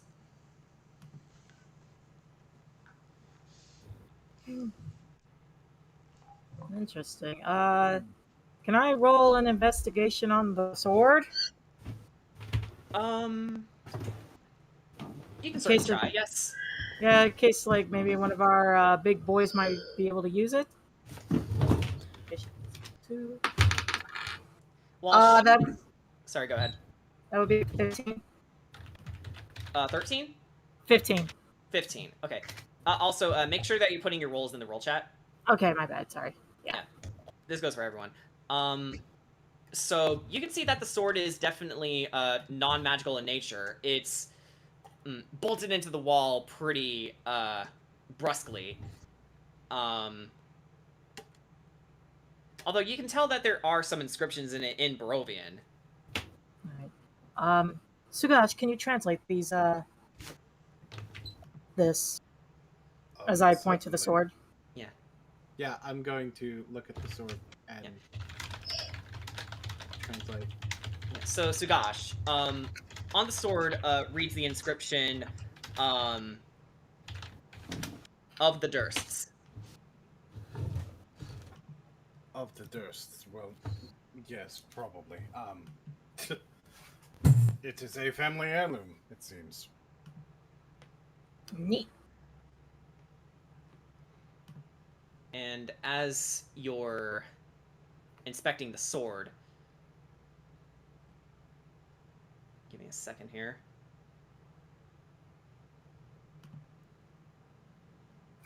Jesus is not watching. Okay, who Scott, you has piece of shit. who has the highest perception? Not me. I have a +4 in perception. Actually, I better have idea. Read I have off a your plus- perceptions one by one. My plus past 4. +5. Oh, +2. +3. +1. +4. 0. The Belmondo. Okay, Sugash, you can easily tell, over by, the walls, the paneling specifically, you can actually, see carved images of famine and death, starving men, women, and children.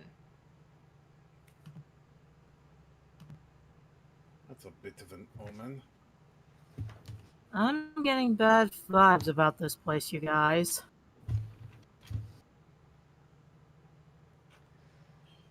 Corey. Yep. You actually notice from behind you,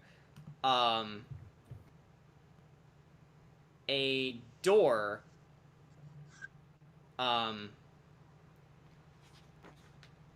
your vicinity. Would you like to open it? Yep. I'll knock first.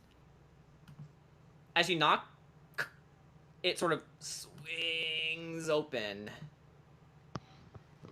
and takes you into this area. I'll stick my head in. Rats. Rats in the corner. Okay, so what's in this room? This oak-paneled room looks like a hunter's den. Mounted above the fireplace is a stag's head, and positioned around the outskirts of the room are 3 stuffed wolves.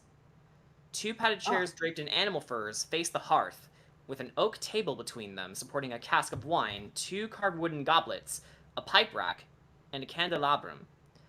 The chandelier hangs above a cloth-covered table surrounded by 4 chairs. 2 cabinets stand against the walls. The east cabinet sports a lock.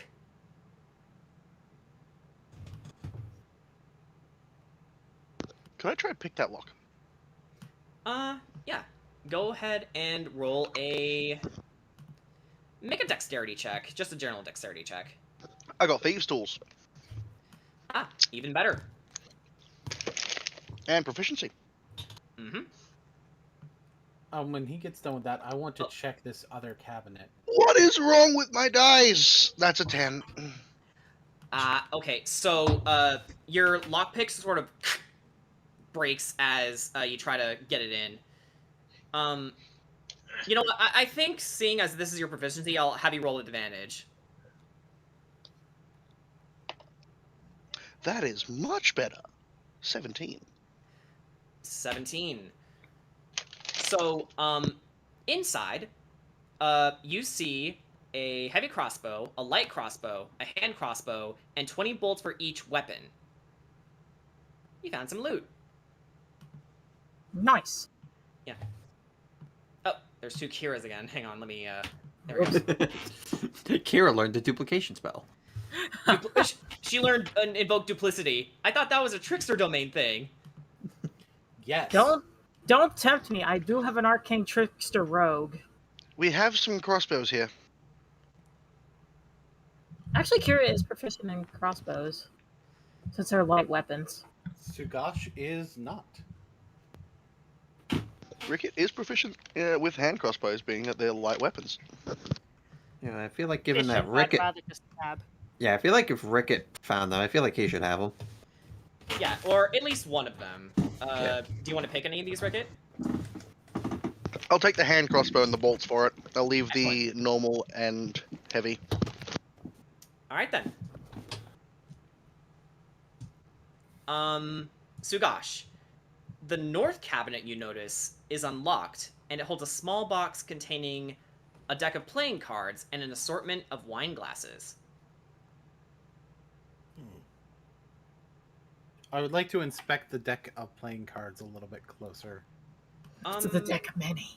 Sure. Go ahead and roll. Let's roll perception.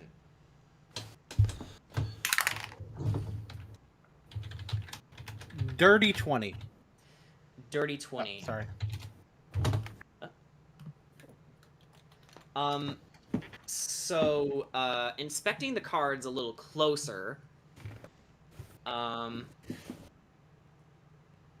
it's just a regular playing card set. Nothing out of the ordinary here. Damn. Although you can tell from the age, they've been played with for many, many years. You see that there's a bit of ruffling, some creases in the cards, but They did sleeve the cards. you can tell that they're well made at least. They tell of similar themes to things Madame Eva would share with you.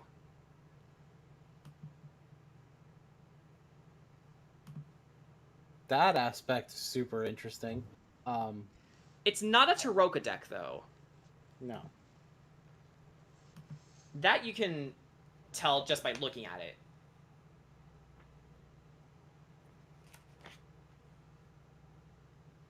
All right. So I'm not sure that I want to take them. Like, nah. Nah, just leave him. Yep. All right. Mimi, you are actually standing in front of the next room. Would you like to open the door? Do I have to make a roll? No. As you put your hand on it, the door actually swings open a bit.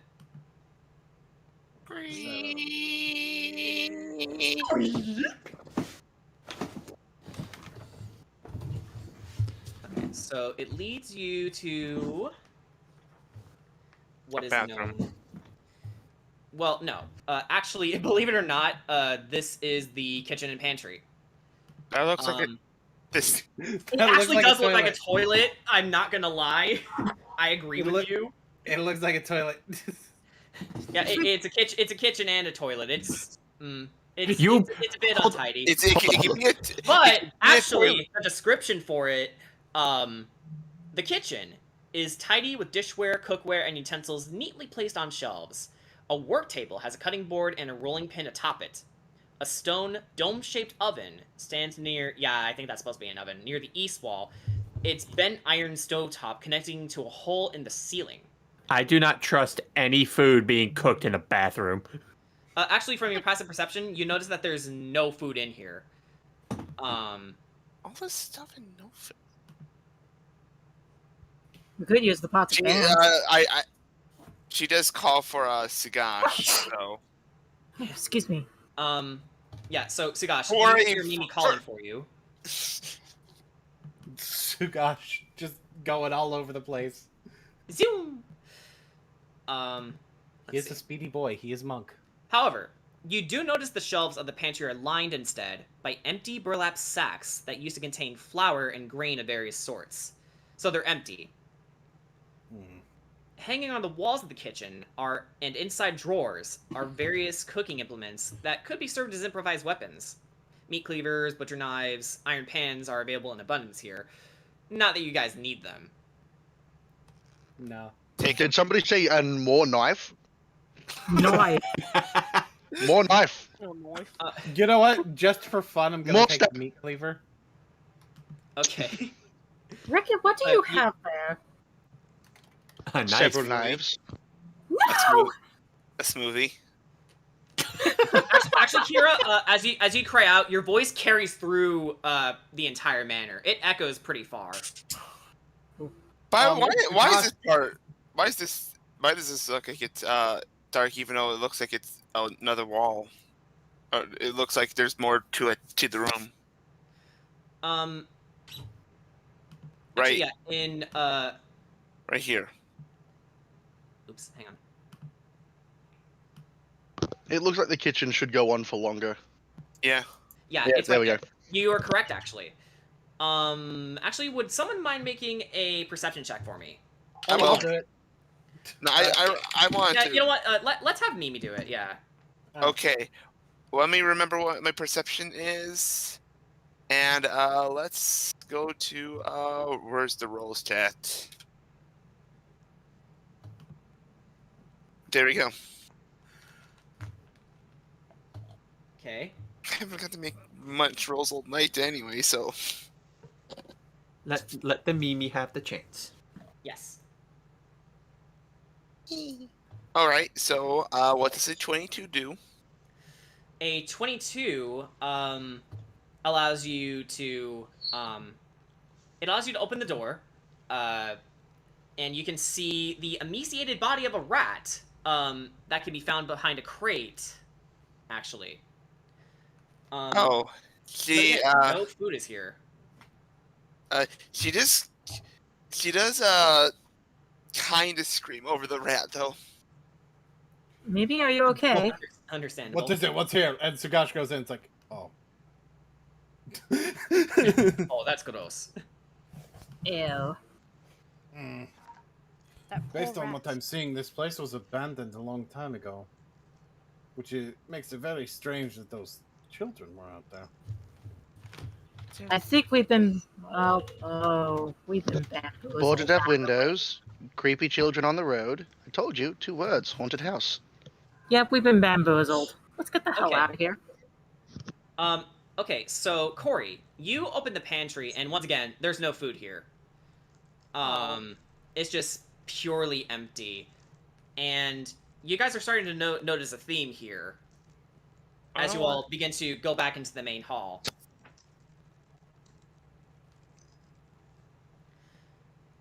It was then Kedrot opened the door to the next room,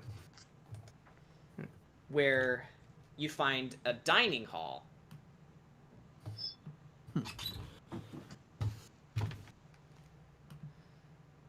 The centerpiece of this wood-paneled dining room is a carved mahogany table surrounded by 8 high-backed chairs with sculpted armrests and cushioned seats.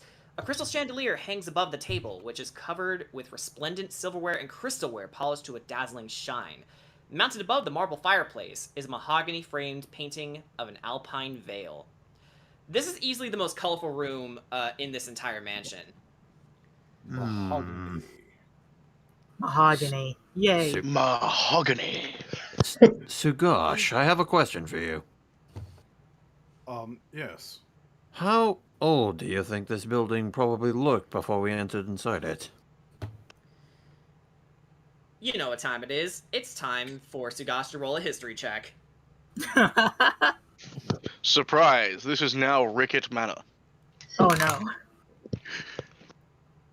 That's a 17. 17. Fail.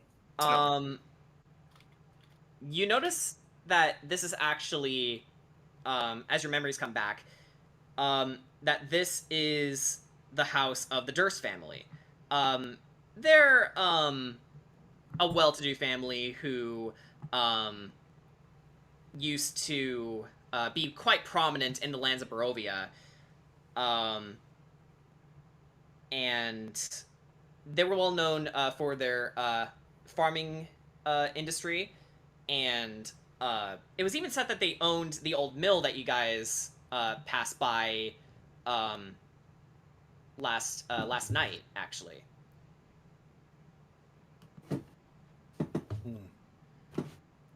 Oh my God, Danny! I just saw that message you just wrote. Yeah, that's like I recall get- from when I used to live around here, the Durst family were rather wealthy. They even owned the old mill, but Do you recall them ever having children? do I recall them ever having children? You do. It was a pretty big family, actually. They had, some children. Although, that's sort of where your knowledge ends, because, this was something that you were taught when you were younger, but, you don't remember too much else. Just that they were a wealthy family who provided very well for the village of Barovia. Look, I wouldn't have known them directly. I just learned it when I was. That's not No. exactly my biggest concern at the moment. As soon as we stepped Haunted in this, house. as soon as we stepped into this building, and even from the outside of it, it looked rather wrecked. And yet, this dining room is the tidiest we've ever been in. Kedrot, go ahead and make a perception check for me. Nat 20? Okay, so, as you looked around the walls, you noticed that you can see twisted faces carved into the tree trunks and wolves lurking amid the carved foliage. Red silk drapes cover the windows, and a tapestry depicting hunting dogs and horse-mounted aristocrats chasing after a wolf hangs from an iron rod bolted to the south wall. It reminds me of the hunt. It seems they were fans of the hunt. And, actually, you guys had to do a double take as you entered the room, but, you actually find a resplendent feast of meats, fruits, cheeses, and, drinks laid out upon the table. As tempted as it I is, know what you're thinking. Don't. Kira's not. Kira's like, yeah, no, if this is a That was freaking- less towards Kira and more towards Cory and Ark. Wait, Ark doesn't eat though. Yeah. Bones. I mean, he can. He can. He just doesn't choose to. Bones. Bones. Rickett, you might be onto something. This may be haunted, and we may have attracted some unwanted attention. Kira's just gonna Well, walk. considering the fact that we're in Barovia in the first place, no. What was your first guess? Kira's just gonna walk around the room, kind of like look around, like checking around the fireplace and stuff. But the fact that there's a fully laid out meal, I'd say these spirits here want us to stay. They're baiting us.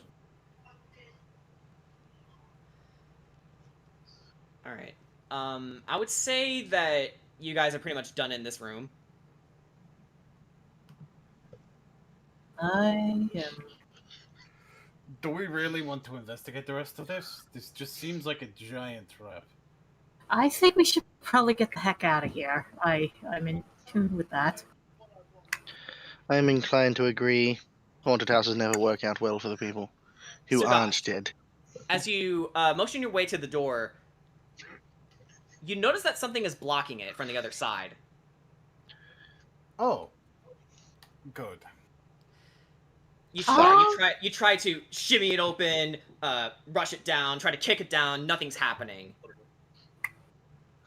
Ark, we need some muscle. Okay, let me give it a shot. Go ahead and make a strength check. Actually, no, you don't need to roll for this. Oh, okay. You wind up a punch, and you try to, like Wario, shoulder bash into it, but again, all you got was a bruised shoulder.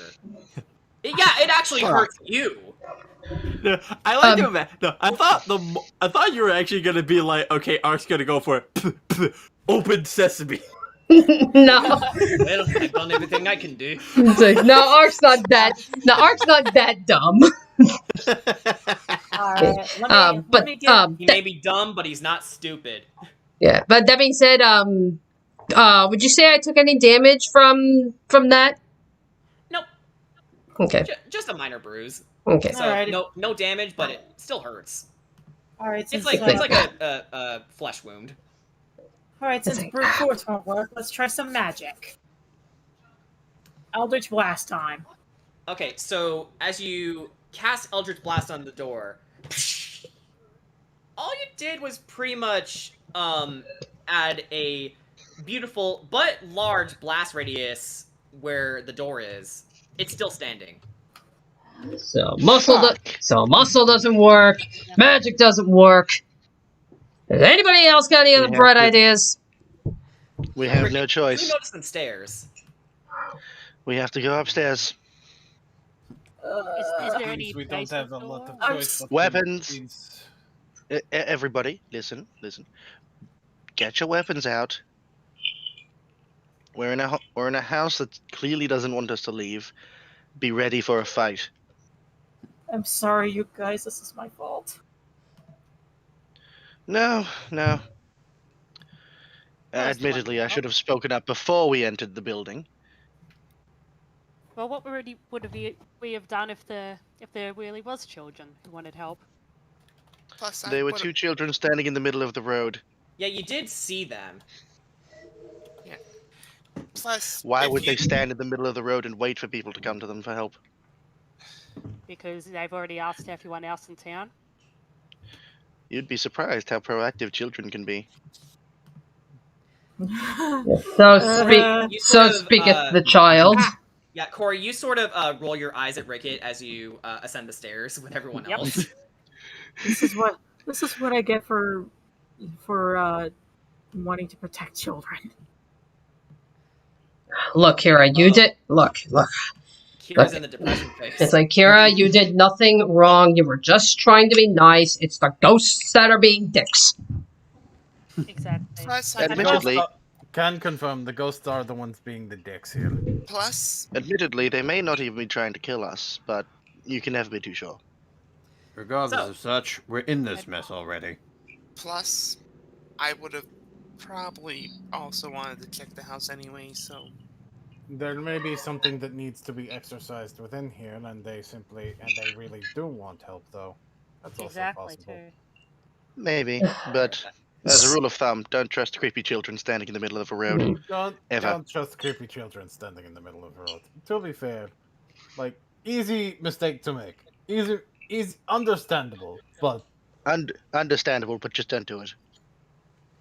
Okay. So, I wouldn't as you count make your it way as upstairs, unlit oil lamps are mounted on the walls of this elegant hall. Hanging above the mantelpiece is a wood-framed portrait of the Durst family. A man and a woman, two smiling children, who look exactly like Rose and Thorn, who you just met outside. And cradled in the father's arms is a swaddled baby, which the mother regards with a hint of scorn.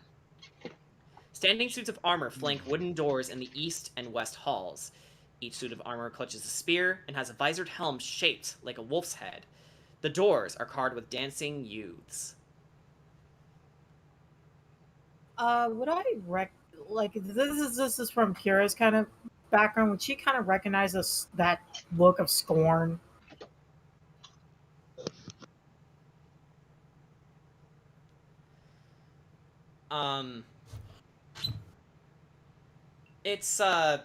It's nothing that you yourself would be familiar with. Alright. But you Would it be sort something of- I would be familiar with, thanks to the unique circumstances of my creation? Actually, no. No. Yeah, as far as you can tell, these aren't Etherans, at least. Nah, I mean, like, would I be privy to the type of look that she's giving to the baby? Oh, okay, sorry about that.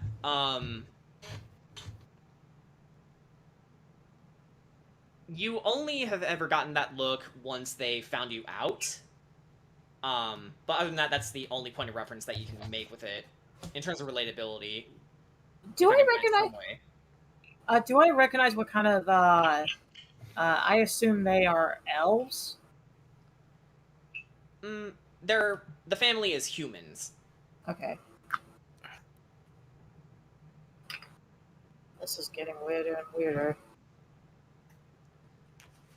All right. So, Sugash, you actually passed by another door. Would you like to open it? Yes. Okay, so you open it, and you are taken to the servant's room. An undecorated bedroom contains a pair of beds with straw-stuffed mattresses. At the foot of each bed is an empty footlocker. Tidy servants' uniforms hang from hooks in the adjoining closet area, which is actually right next to you.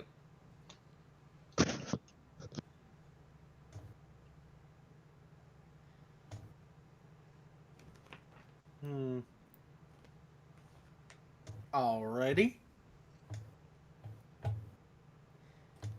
You also notice a dumbwaiter in the corner of the west hall with a button on the wall next to it.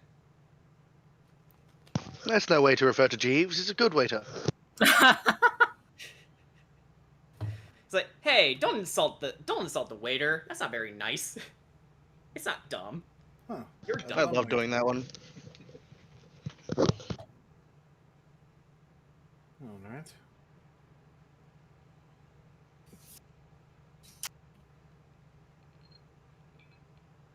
Be our guest, be our guest. You'll never want to leave. I don't know what the fuck just happened, but I don't really care. I'm gonna get the fuck up out of here. You can't- can't. you can't. Yeah.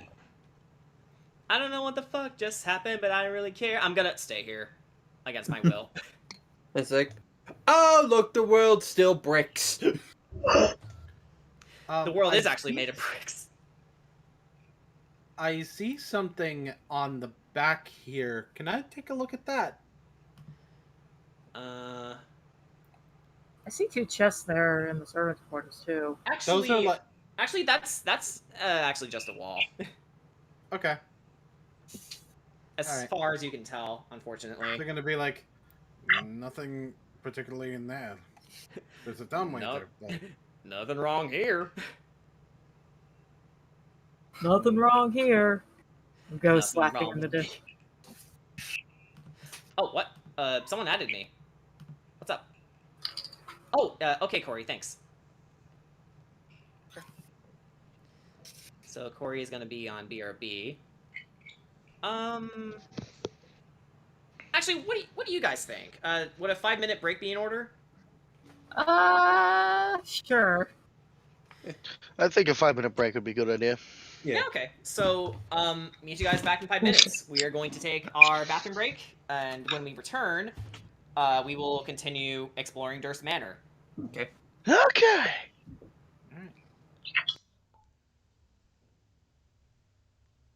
Oh god, Mr. Maniac, no.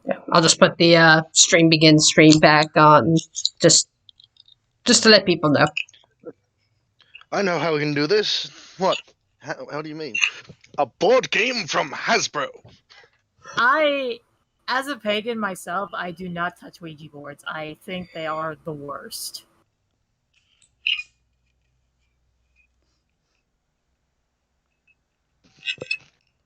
Evil. I think when Jordan gets back, we do got to remind him we are approaching 4 hours. So I don't know how much longer we intend to play, because I mean, We probably usually just stop at midnight. yeah, because that's as far as I'm willing to go, because I got work in the morning. Oh god. This fucking house. They can't hear us, right? No, they can.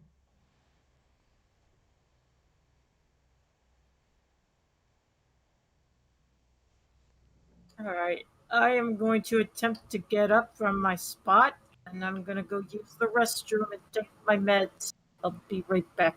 Okay.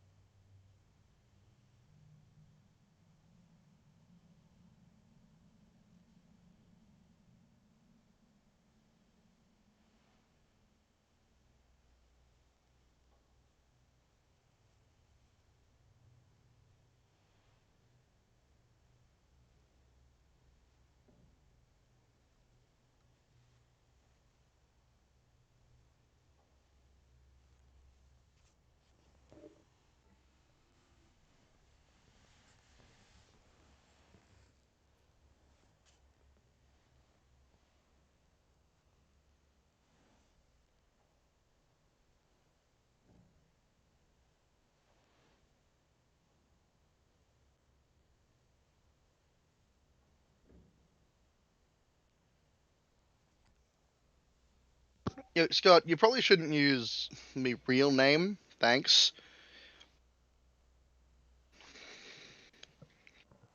Thank you.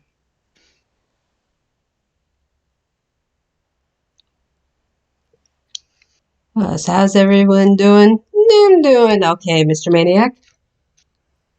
I'm doing pretty good. Hey, that's pretty good. And I said, hey. Okay, I am back. What I miss? Hello, back. Yeah, everybody's taking their bathroom break. Yeah, I Awesome. spent my 5 minute. Honest- I spent my 5 minute break petting a kitty. Aw. Cool. I've honestly been holding it for like an hour, so I'm just like, no, there you go. Oof. Yeah, so maybe it was a good idea that we took the bathroom break. Yeah. So, do you like how this is flowing so far? So far, yeah. Yeah, what I realized with this revamped version is that it really does well with a slow burner.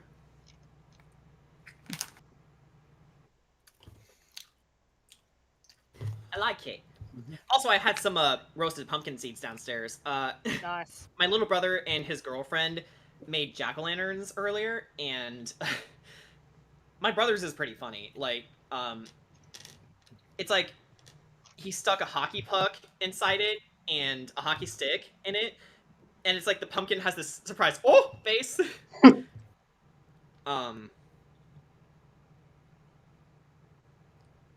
While you're here, I'm just gonna look over my notes.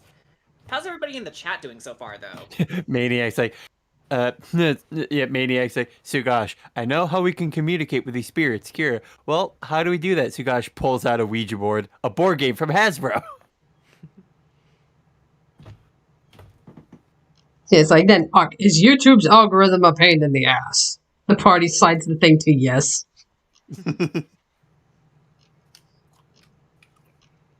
And, so I would like to declare that I have obtained victory today. Suck my dick, scalpers. Indeed. Would you like to talk about your achievement?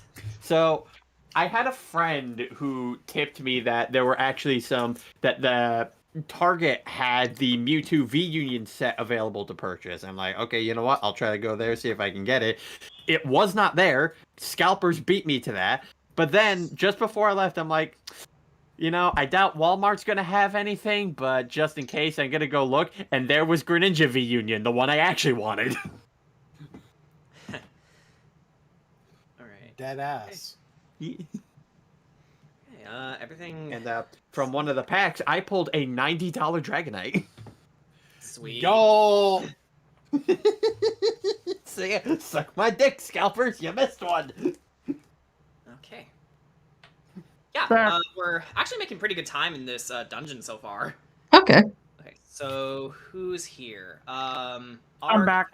Kira, awesome. Corey, Rickett. Is Rickett on BRB? No, he's here. Ah, cool. Okay, just making sure. I didn't even leave. Back. Sorry, I get a little scrambly when I'm trying to read notes. How about you, Mimi? Are you on BRB? I think so.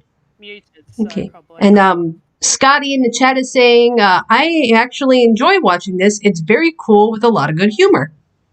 Aw, thanks. I told you Scott was in the chat, Dana. Yep. Well, I'm glad that you're liking. Yeah. I know that guy. Yeah. I apologize for my run and gun DMing style, but Hey, you know what? We also have a drawing. We also got a drawing idea to come from this session. oh yeah, we did actually. By the way, what'd you guys think of the meme I posted for this freaking dungeon in particular? Please don't eat my ass, spirits. Ah, here it is.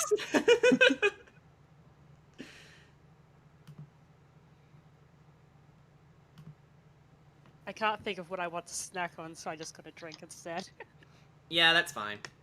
I could have gotten more pumpkin seeds, but I think I'll wait until after the session because, you know, the DM eating in front of the party while giving explanations is a little rude. Yeah. Drinks are fine, though, because they keep the vocal cords moving. Speaking of which, I'm gonna fill up my water bottle real quick while we're waiting for Mimi. That's fine. Hold on, Jordan. I'm gonna send you a thing. I know you're gonna laugh. All right. I'm here, by the way. Oh, Hello. Why didn't you say so? Hello. I just got back. Okay then. all right. That's fair then. All right, I will pull up. Okay, Yeah, we're so back. We're back. Brian, yeah, hey. Okay, so Brian, before we continue, sent me an image of Yoda as Kratos and Baby Yoda as Atreus. Oh my god. Okay, so, Kadra and Ricket, as Sugash finishes exploring the servant's room, you see, actually, the door of the library. And it opens. The library. The library. The library. Library. As we used to say as kids, the library. The library. Library. Library. I The still say that library. half I the time. learned how to defeat a Verde. Alright. As you can see, the master of the house used to spend many hours here before his Untimely disappearance. Yes. Red velvet drapes over the windows of this room. An exquisite mahogany desk and a matching high-back chair face the entrance. Mahogany. Yes, quite. A mahogany desk and a matching high-back chair face the entrance and the fireplace, above which hangs a framed picture of a windmill perched atop a rocky crag. You can easily see this as a visage of the old mill. Situated in corners of the room. Bloodthirsty trees of Malchior 7. Situated in corners of the room are two overstuffed chairs. Floor-to-ceiling bookshelves line the south wall. A rolling wooden ladder allows one to more easily reach the high shelves. I'd like everyone to roll investigation real fast. Okay. I can. Nat 20! Whoa! Oh, not bad. Nice. Okay. So, Kadrot, you can see that the desk has several items resting atop it: an oil lamp, a jar of ink, a quill pen, a tinderbox, and a letter kit containing a red wax candle, 4 blank sheets of parchment, and a wooden seal bearing the Durst family's insignia, a windmill. The desk drawer is empty, except for an iron key. You should hold on to that. Alright, so yeah, I'm gonna take the key. Da-na-na-na. In addition to the other items on the desk, is a small framed oil painting of a dog. Its pose is regal, and the painting goes to great lengths to detail the luster of the dog's dark fur. At the bottom of the painting is written the name Sophaxis. Sophaxis was the Durst family dog at the time of their disappearance, and yeah, that's pretty much it.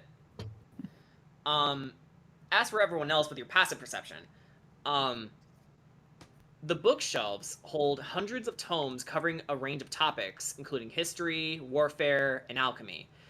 There are also several shelves containing first edition collected works of poetry and fiction. And actually, Kedrot, since you rolled so well, how about you go ahead and make a perception check? Another one? Okay. Alright.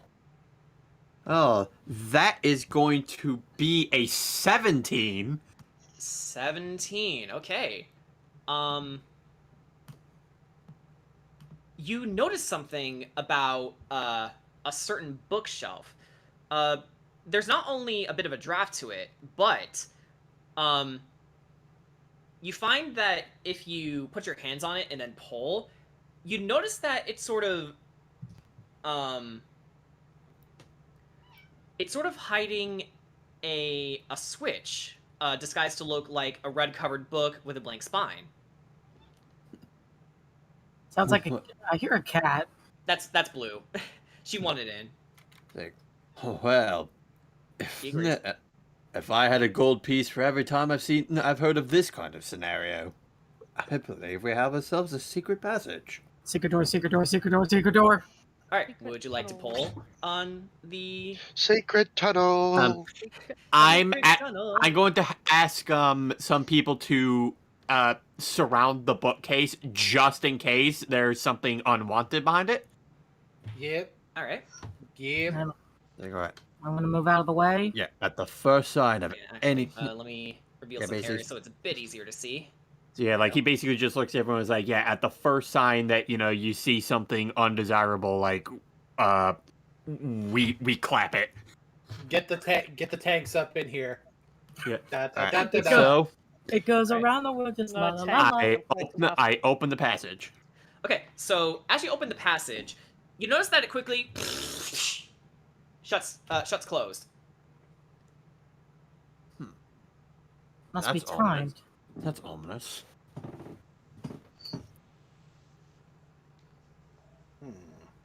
They definitely don't want us to see what's behind this wall. Sugash, I want you to roll an insight check real fast. Insight. That's gonna be a 17. Another 17, perfect. Me and Sugash are sharing the same brain cell. You notice, actually, the door needs to be propped open before it can be entered. We need to prop the door open before we can enter. So. I still have my shovel. All right. So, would you like to use your yes. shovel to prop it open? Sure.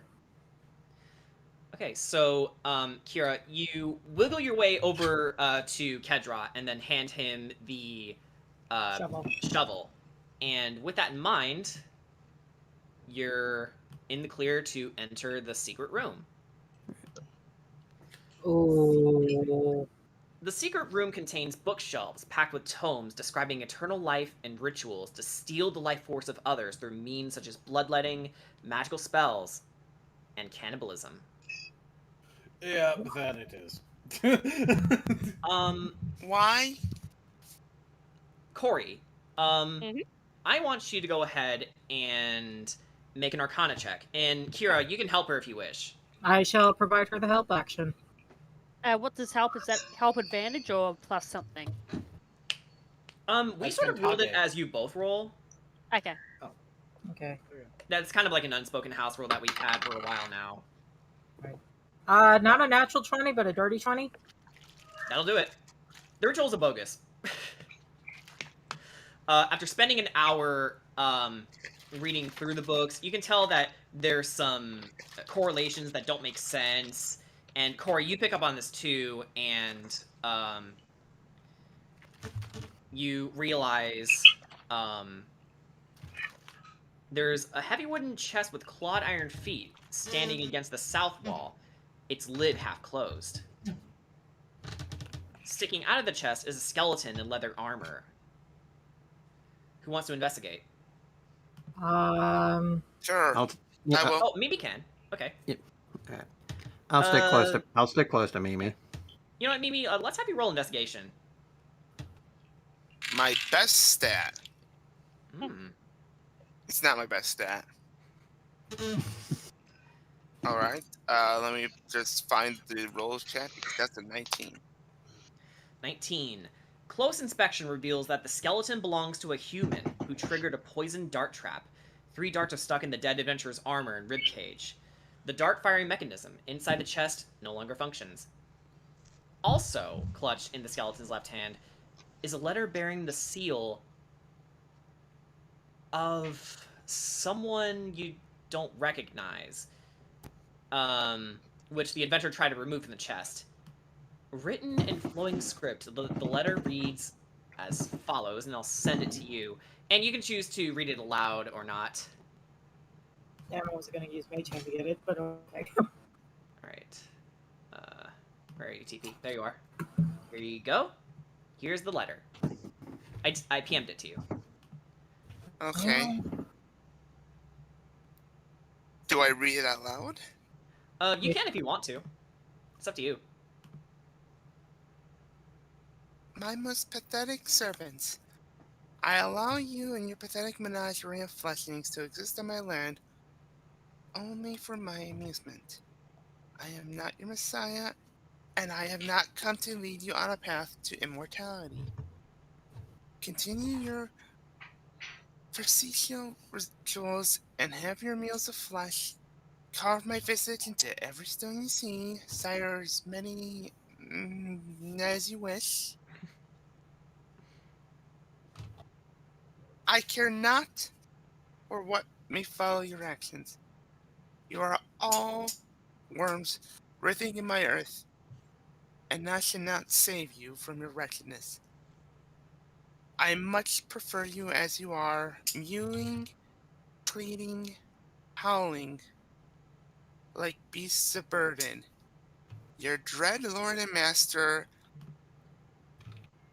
She does not read the last line. I think we can figure out who that's from. Yep. Well, it's nice to know that he doesn't appreciate cults. In the chest also, contains 3 blank books with black leather covers, each worth 25 gold. 3 one-use spell scrolls of Bless, Protection from Poison, and Spiritual Weapon, the deed to the house, the deed to the windmill, and a signed will. And once again, you fully understand the theming with the windmill. You can see that the will is signed by Gustav and Elizabeth Durst, and bequeaths the house, the windmill, and all other family property to Rosavalda and Thornbolt Durst in the event of their parents' deaths. Okay. Let me go ahead and send this to you guys, important things to note, so you can divide the loot amongst yourselves. And while you do that, I'm going to check if Blue wants something. Do you want out already? Yeah? No? Spiritual weapon would be useful. It would. It is.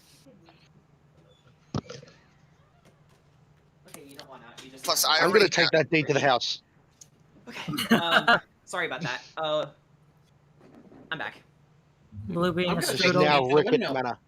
Yeah, This is Ricket. now Ricket Manor. Yeah, he wants the deed to the house. Oh my god. I'm taking the deed to the windmill. I will take the scroll. Take the spell scrolls. Yeah. Remember, they're one use though. So Right. it's like a freebie. Could I take the spiritual weapon one? Sure. Alright, so I got bless and protection. All right. I told you, this is now Ricket Manor. Good, now you can tell the ghost to get the fuck out. You know, I can totally see Ricket being the type of Veshelkind to look at rich people and be jealous of them because they have a mansion and I don't. No, it's more like, well, you could take care of people better in that building, couldn't you? All right. So, Okay. would you like to continue on? We will continue exploring Ricket Manor. Okay, so are we leaving the signed will and the blank books? Remember the signed books are 25 gold each, so you can sell those. Yeah, I'll probably take them and put them in the bag of holding. Actually, I'm pretty sure we're taking all the shit and putting it in the bag of holding. So you take the books and whatever else that you found, and you give it to Sagash, who puts it in the bag of holding. So. And Sagash owns a windmill now. Here. Which means you gotta tell those hounds to get the fuck out. Those old ladies. So, as you re-enter this room right here, the door opens to reveal what is known as the conservatory. Ooh. Oh, hang yes, on. Why is it Professor not Plum revealing with it? the lead pipe in the conservatory. Where This is is it? where Hang we on. really solve the mystery. There we go. Okay. It's open now. I opened it. It's safe. I don't like that piano. I played enough Mario 64 to know where this is going. Exactly. I don't blame I you. trigger the piano jump scare. Dun, dun, dun, dun, Yeah, dun. video game horror scenes. Number 9. All right. I so got in the coin. Yeah, in the conservatory, gossamer drapes cover the windows of this elegantly appointed hall, which has a brass-plated chandelier hanging from a ceiling. Upholstered chairs line the walls, and stained glass wall hangings depict beautiful men, women, and children singing and playing instruments. A harpsichord. Harpsichord? Harpsichord. Harpsichord, thank you. I've never seen that word before. A harpsichord with a bench rests in the northwest corner. Near the fireplace is a large standing harp. Alabaster figurines of well-dressed dancers adorn the mantelpiece. Let's see here. Ark. Mm-hmm. You know what? Let's have you roll investigation. Certainly.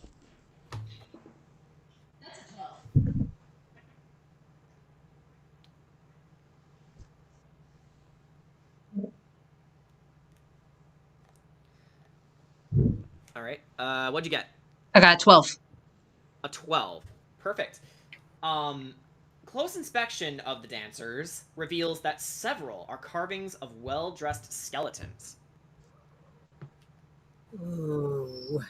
And it's also in this instance, you begin to feel a draft coming from upstairs, roughly where the entrance to this floor is. Did you guys feel that? I Yes, do, and I also. don't. I do, and I don't like it. There's not much in this house to like. Who dares make the ascent? I will make I the will. ascent. I Okay, will make so the ascendi. all right, Wait, which way is so the ascent? Kira, Mimi, and Sugash, you lead the way up to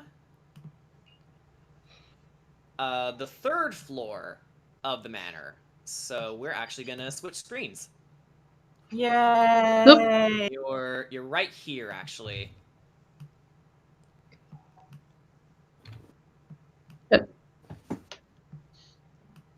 Ah, I can't see There we go. my There we go. token. Yeah, I'm like, oh my god, I'm in the void. Yeah, hang on, I got you. There Yep, we go. I got it. Thank you.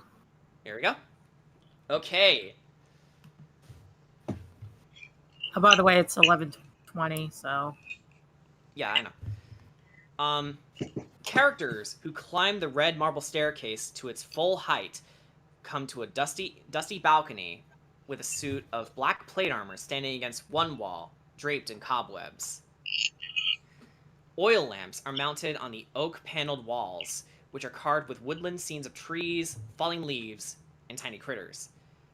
Characters who search the walls for secret doors or otherwise inspect the paneling can go ahead and make... Actually, no, your passive perception should be fine. As you look around the room, you notice that tiny corpses hang from the trees and worms bursting up from the ground. oh On god, the they're west purple wall, ones. Mimi, I want you to go ahead and make an investigation check. Okay. Make sure I do it in the right chat.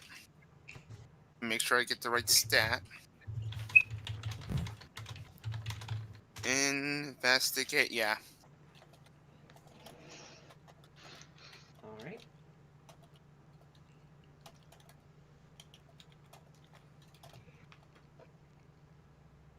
So anyway, Rickett, what are you planning on doing with this manor if we get the hell out of here?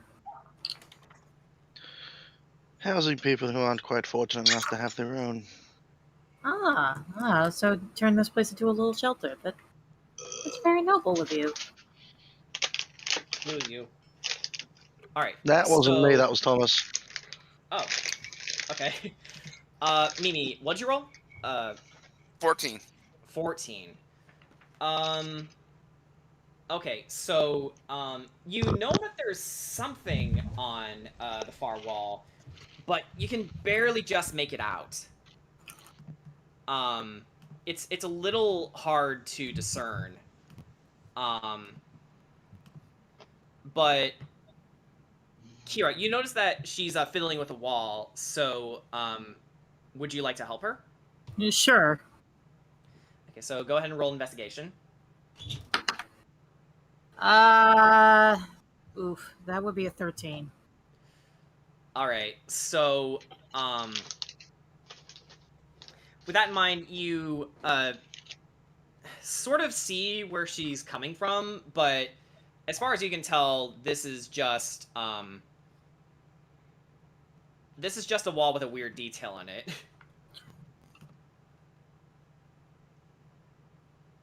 Yeah. This is so bizarre. Unless anyone else would like to try their hand at this. I'd like to look. Yeah, Corey, go ahead. So what was the roll, sorry? Investigation. Yep. Sorry, just sure. Oh, nat 20. Okay, yeah. This actually opens up the way to the attic. Oh. It's a secret door. So, all right. Let me see where it is. Just want to make sure I'm getting you guys to the right place here.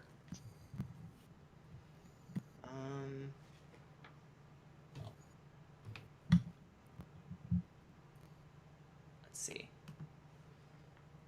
I'm gonna be honest, the description's a little vague. Ah, okay. Found it.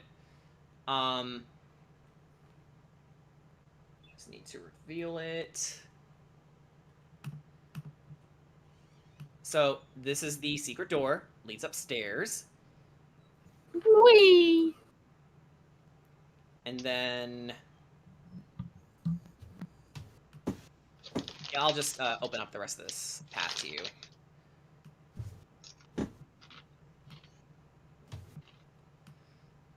So it leads you up to the attic area. Oh.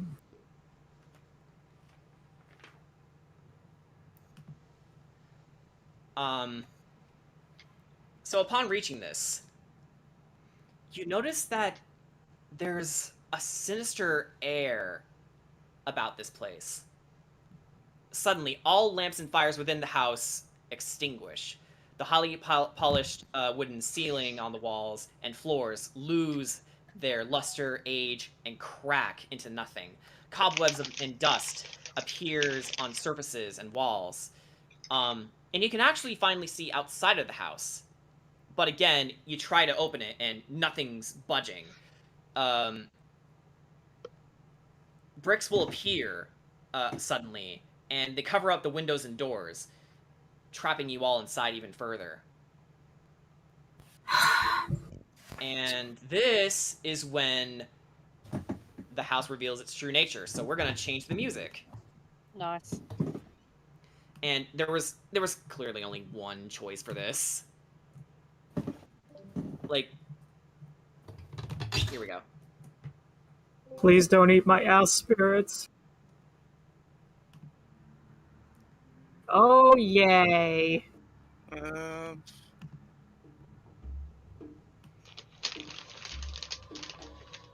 Why do I hear creepy boss music?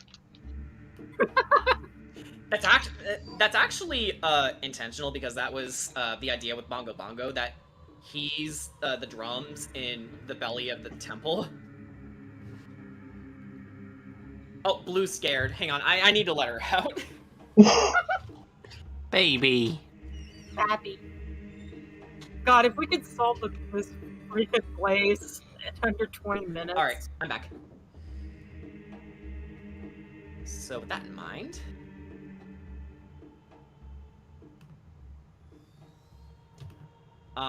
you all notice that the house is aging before your very eyes, rapidly. Can I make an Arcana check? You want to make an Arcana check? Yeah. Okay, sure. Yeah. It's like I want to figure out what kind of magic this is. I want to make a screaming internally check. Okay, you just need to roll. You just need to roll a d20 and then make a charisma check. Add your charisma modifier. Hold up.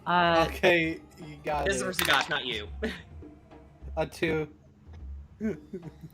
You barely contain it. You just scream. I rolled a 21. Yeah. Oh, you rolled a 20?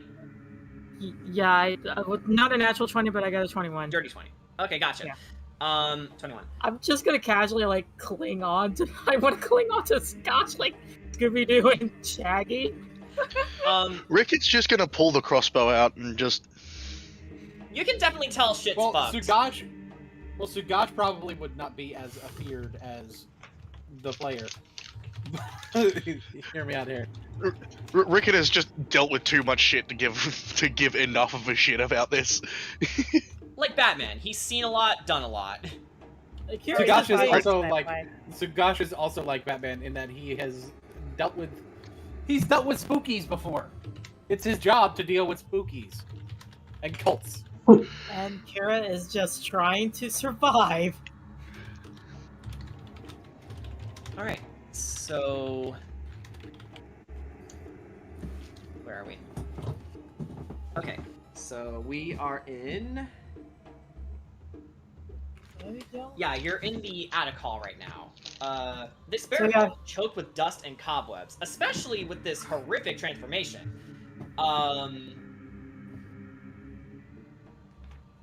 There is a door, actually north of this room, if you would like to try and pick the lock, Ricket. I'll try and pick the lock. Moving out of the way so Ricket can pick the lock.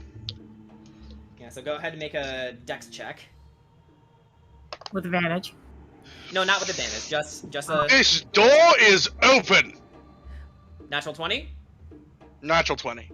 Hey. Okay. Ricket already knows the way through his own house. Yeah, you open it no problem. So this actually opens the way. While I quickly sift over to the notes. We're going a little off script here. You are in the children's room. Oh no. Oh, this is gonna hurt Kira so much. The door to this room was locked, but as you enter, this room contains a bricked-up window flanked by 2 dusty wood-framed beds, sized for children. Closer to the door is a toy chest with windmills painted on its sides and a dollhouse that's a perfect replica of the dreary edifice in which you stand. These furnishings are draped in cobwebs. Lying in the middle of the floor are 2 small skeletons wearing tattered but familiar clothing. The smaller of the 2 cradles a stuffed doll that you also recognize. Kira immediately does a prayer. Yup. Get out of this room. Actually, is everyone inside the room, or? Ricket would have gone in, considering he opened the door. I'll have a look and then, like, leave when Ricket says. Alright.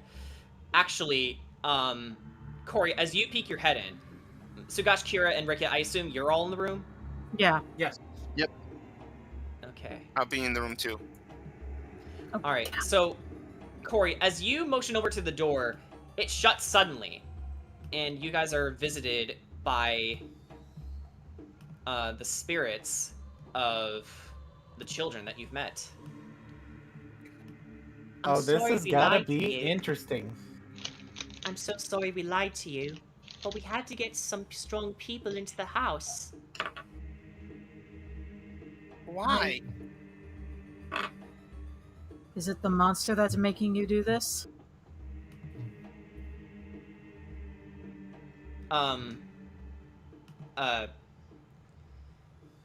Thorn, who was crying his eyes out until now, decides to speak up, and then he says, Our family engaged in cults, trying to worship the Devil's Strahd and engage in ritualistic cannibalism. Oh dear. Our parents used to be wealthy landowners and merchants of vegetables and fruits. We also owned the old mill over there. And he points in a vague direction, but you can guess that he's trying to say that it's somewhere to the west. Yes, the old windmill. We passed by it when we were on our way here. He nods and says, Life was good for us. This made us one of the wealthiest and most richest families in the whole valley. But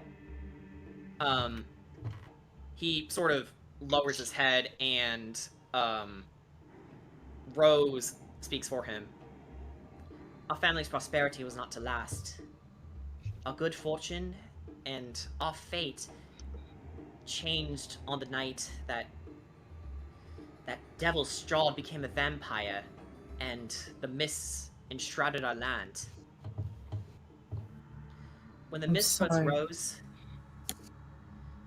Thank you. When the mist first rose and full sunlight became a mere memory, famine swept the land. Our fortune dwindled and all but disappeared. Our remaining golden lines of credit became worthless. Most of the family's staff left to attend to their own affairs or to forage on their own. We were ruined, and we were on the verge of starving just like everybody else.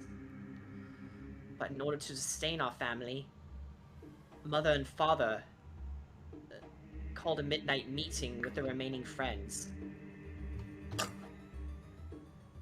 Everyone in attendance... Yeah? Kira is immediately putting two and two together. Everyone in attendance, nobles and ex-merchants alike, they schemed and argued about how best to survive. None of their ideas were feasible. The prospect of starvation hung like a pall over them all. But it was Mother who gathered her courage to put forth a simple yet unthinkable idea. Cannibalism. Thorn sniffs and says, yes. And Rose continues, As soon as she suggested it, a mysterious zeal took hold in her heart. Her hesitant words turned to fervent proselytizing, and swayed even the most soft-hearted of those in the meeting. Soon it was decided. We, the Dusts, and their friends would sustain themselves on the flesh of the living. But they kept us and Anya, our nursemaid, ignorant of their activities. But I found out. Work began in earnest on an expansion of the mansion's basement and family crypt, where they planned to commit their heinous acts of survival in secret. But their first victims were members of the Durst's remaining plantation staff. In the weeks afterward, they began to lure wayward travelers whom they believed would not be missed. And so, a cult was born.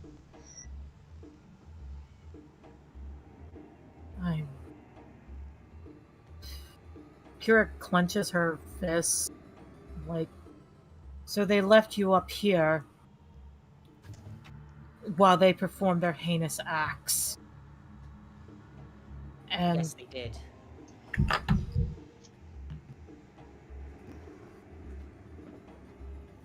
Let me, let's see.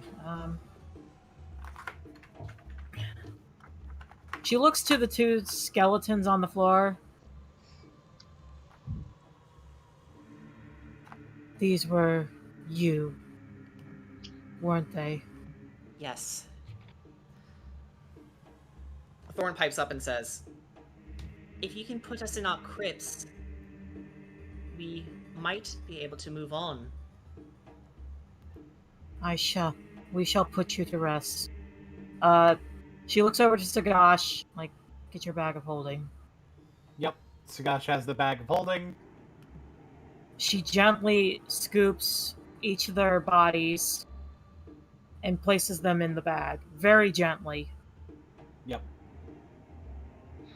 Do not worry. I will personally put you to rest. Thank you, miss. You are very welcome. It's the least I can do. When we're done here, we'll seal off your crypt so nobody can ever disturb your remains. We would be eternally grateful. She gives a small prayer to them. Bahamut, watch over these poor little souls. May the dead gods find some light in this world. You see a faint smile creep on both their faces as they disappear. But you can still hear their voices. And suddenly, Corey, make a dexterity saving throw. Oh, Oh no. Oh no.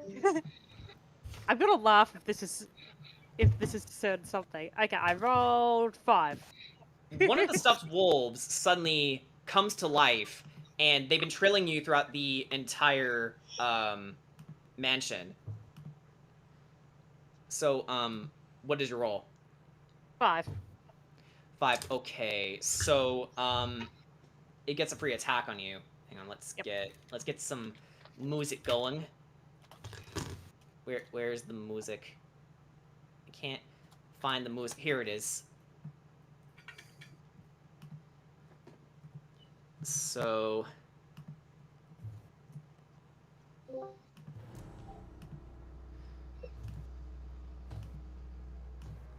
you got a free hit, thanks to this werewolf.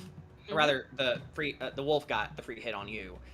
Let me just get its stat block ready. Can I take any reactions, or is it no reaction? Yeah, you can try to take a reaction. Okay, I'll Hellish Rebuke. Oh, okay. Hold on, So I'll just price it first, for you. you take 7 points of piercing damage. Yep. From its bite.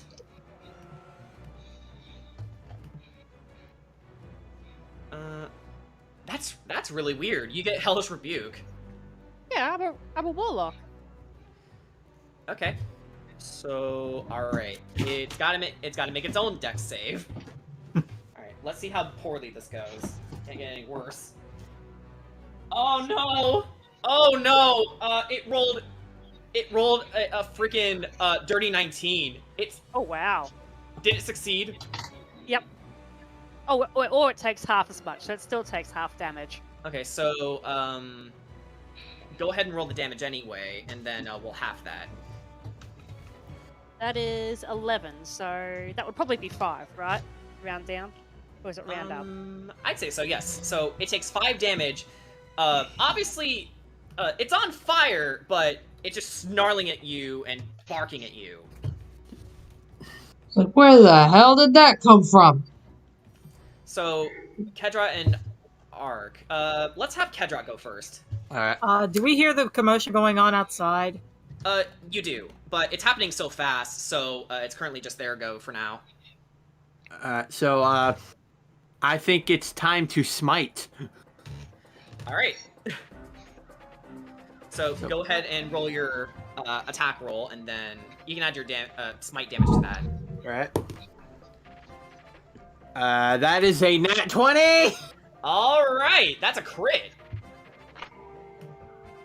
Man, chill music. Calm down. I'm excited too, but it's because he got the 20. Yeah. Oh my god! He got the 20! He got the 20!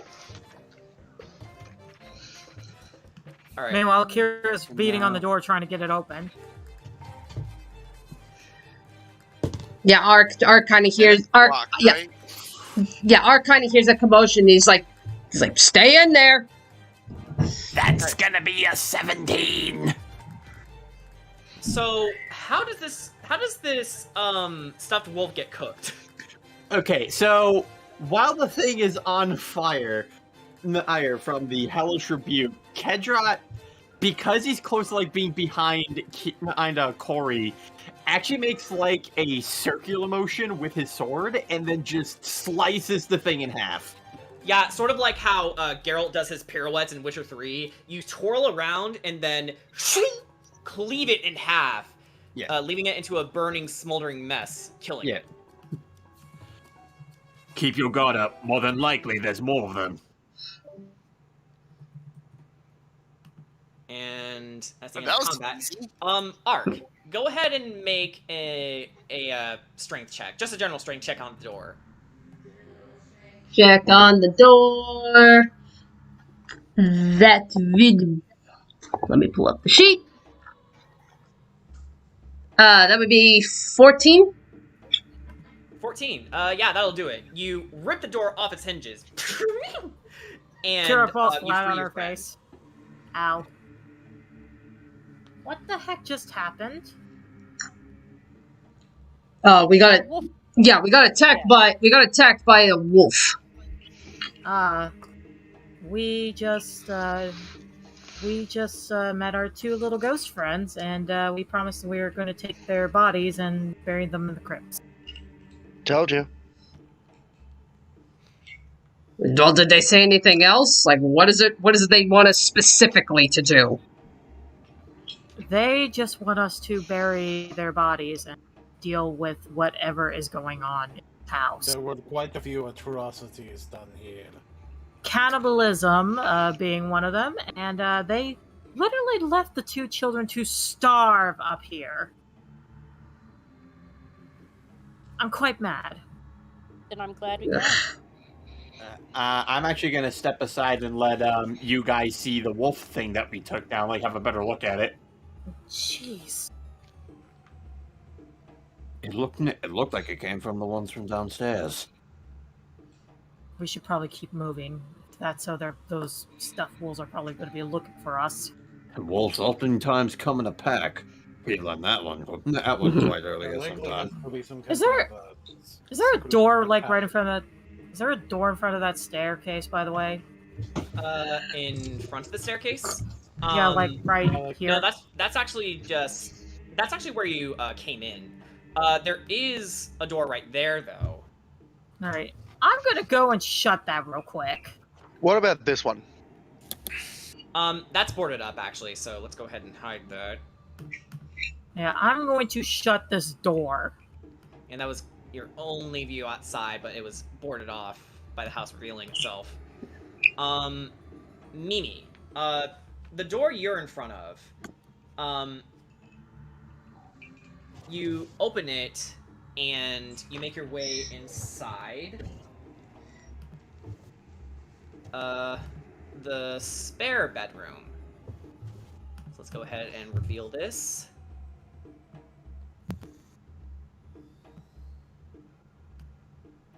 I can't help but feel that maybe our friend Strudel probably put a curse on this place. Wouldn't surprise me. I mean, it seems to be doing everything. Okay.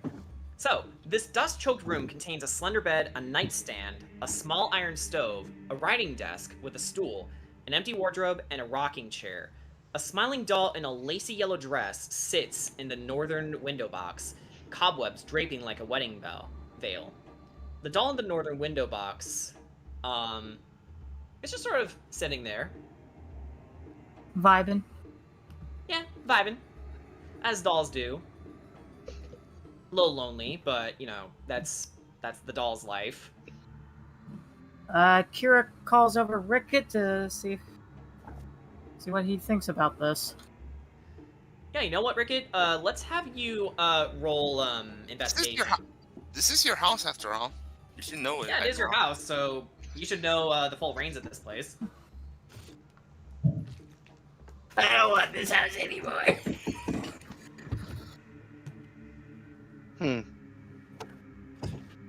Seems like a nice reading room. Yeah.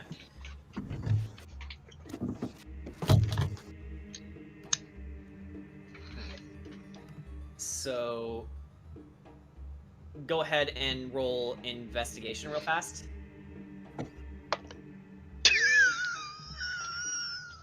That wheeze can't be good. My dice! My fucking dice! Ah! Oh no! Did you roll what I think you rolled? No, it's not as bad as in that one, but it's only slightly better. Oh my god, did you roll a 2? I rolled a 2. My dear. investigation is +2, so that's So- 4. You motion over to the doll. No, my and- investigation is +4, so it's 6. Yeah, 6. But you motion over to the doll. Okay, it's a doll. Why'd you show me this? May I use my tinkering tools to see if maybe I can figure out the age of this doll? Sure. Roll history. Okay, this will be at advantage too because I'm using my tinkering tools. Yeah.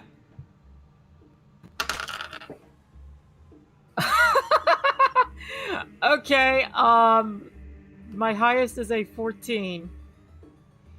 As far as you can tell, this doll is as old as this house. There is some weathering on it, but again, nothing out of the ordinary, which is Alright. probably the most disturbing part to you.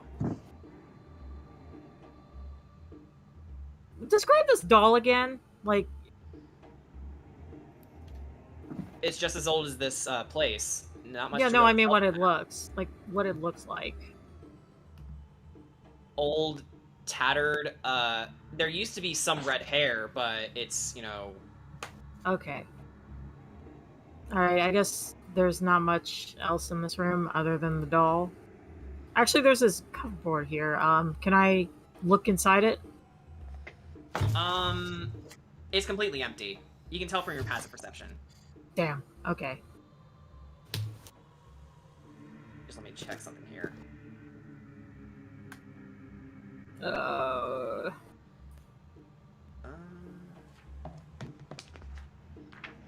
I just casually shut that door, by the way, to the stairs. Like, no more spooky surprises, please, spirits. Alright. So, at this point, you guys can leave that room. Yup. Just trying to... Okay, I'm a little confused by the layout here. Alright. This house is freaking huge, and there's so many rooms. Ah, wait, actually. This door right here is opened. Wait, hang on. Let me be able to ping it. This door here is open, and it leads you into what is known as the storage room. Is this the room where I think it is? Don't say anything. I'm not. Kira doesn't know. I'm gonna open the door. You missed The your fuck call. is that? The fuck? You missed your call. Who the fuck is that? Where's that coming from? So, it's the music bot. It's the music bot. No, it's No, it can't be the music bot. No, Oh, it's no, it's What is it? Kedrod. apparently that was my phone. That's actually terrifying. Weird. Okay. Let's just read this fucking description. This dusty chamber is packed with old furniture, chairs, coat racks, standing mirrors, dress mannequins, and the like, all draped in dusty white sheets. Near an iron stove, underneath one of the sheets, is an unlocked wooden trunk containing the skeletal remains of the family's nursemaid, wrapped in a tattered bedsheet stained with dry blood. I suppose we'll take this body Mimi. too. Mimi, why don't you go ahead and make a medicine check? Can I provide the help action? I'm proficient in medicine. Yeah, go ahead. Alright. So, Mimi and, Kira, go ahead and make a medicine check. Ooh.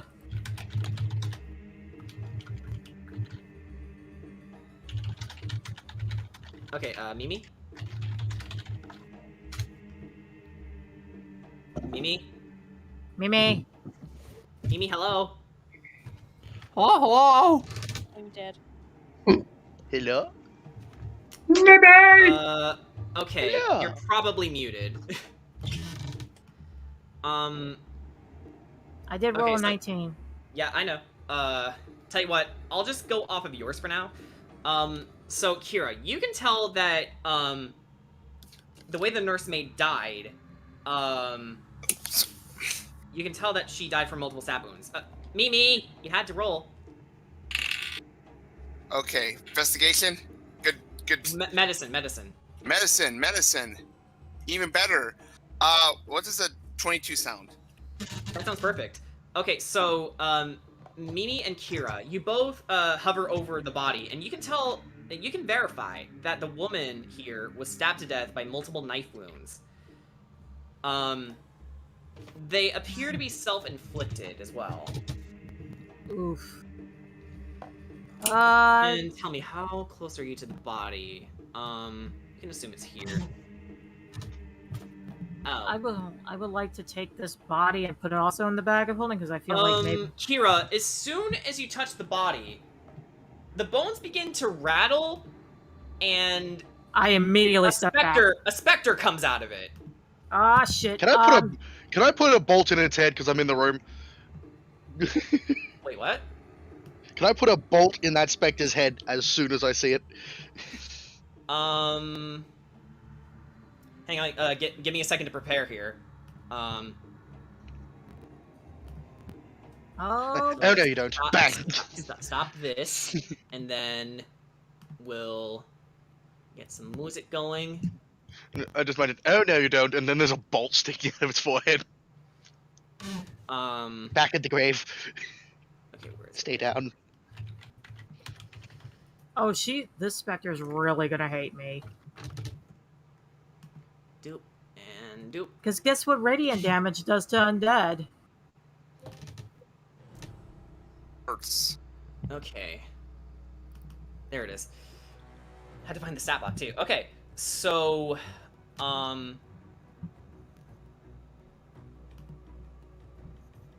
let's also check our initiatives. Do I get an immediate reaction? Yeah, considering that you have the higher initiative, yes you do. Alright. What doing? First off, I just got a fucking nat 20. Okay, what are you gonna do though? I am going to cast Eldritch Blast. Okay, yeah. Go ahead and that's a crit, so go ahead and roll damage. Right. And because this thing isn't undead, technically. Not even technically it is. Yeah, it's about to take double damage. Yeah.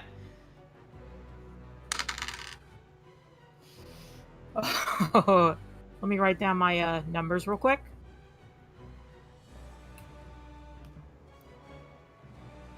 Nine and 5.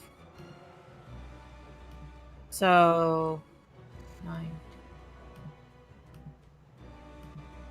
So that's 14, but because it's undead and my blast is radiant, that 14 it takes double damage. So that will be a 24.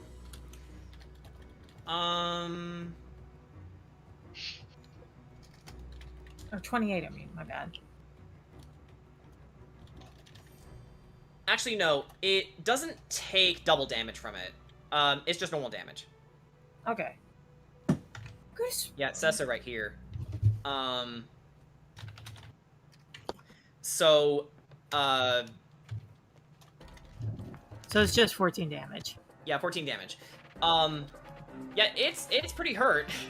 It's still standing though, so with that in mind,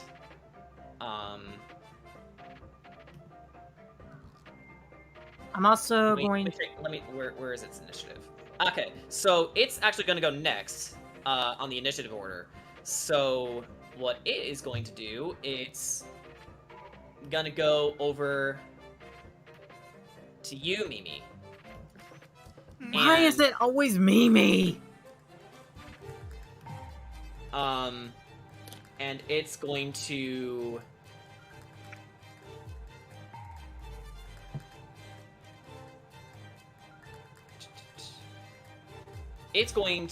try and go for a life drain on you. Alright, where's the D20? Alright, so let's see here. Alright. Oh no. So rolled an 18. Yeah, that and then. yeah, that hits. Okay, so that's a 22 to hit. So you take 10 necrotic damage. Go ahead and make a Constitution saving throw, please. Do I add my Constitution to it, or just a? Yeah, it's your saving throw. Okay. Congratulations. I got a 16. 16 will do it. So you begin to feel your body seize up and weaken, but your deity gives you strength and you stand your ground. You're still hurt, but you don't fall under the effects of its life drain. So it just sort of wails at you, and then